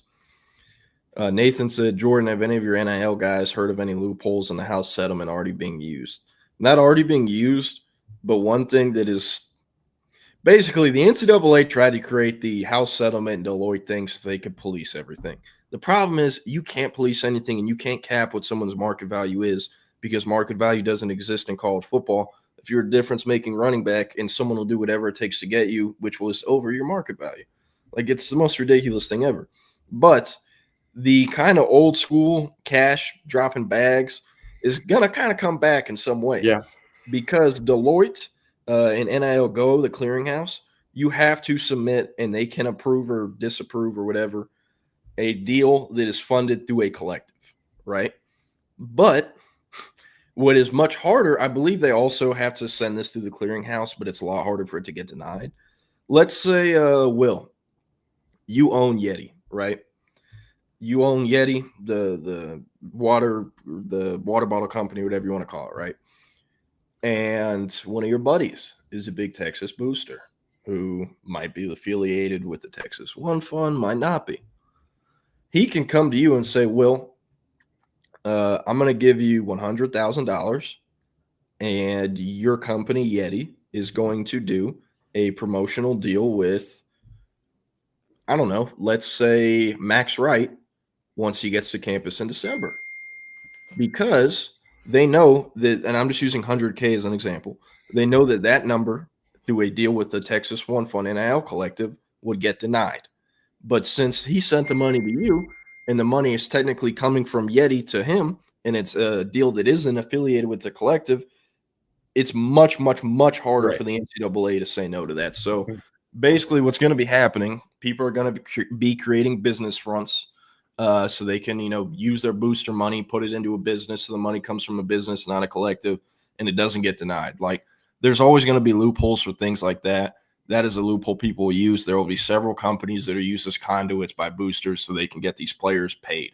So that is the main thing I've heard. I've not heard of an example of it actually happening yet, but wheels are being put in motion. I know with several businesses across the state of Texas, across the United States. So SEC schools or other programs can do this. So, yeah. But anyways, we got to get out of here. We're running late, and we appreciate everyone who tuned in today. Thank you. And, hey, up next, SEC Unfiltered is taking a look at the biggest matchups in week 1 of the college football season, including Texas versus Ohio State in Columbus. Up next, Chip and Zay will be on the live stream at 2 p.m. Facebook, YouTube, Twitter, Twitch, wherever you get your live streams at. And we're going to get out of here. Nathan, Coach Top, Manchester Red, Jake Bayless, CB, Longhorn Bearer, JW Crunch, everyone who tuned in, we appreciate y'all. Everyone on podcast platforms, we appreciate you too. Until tomorrow, we're going to get out of here, and y'all have a great hump day. See you. See you tomorrow.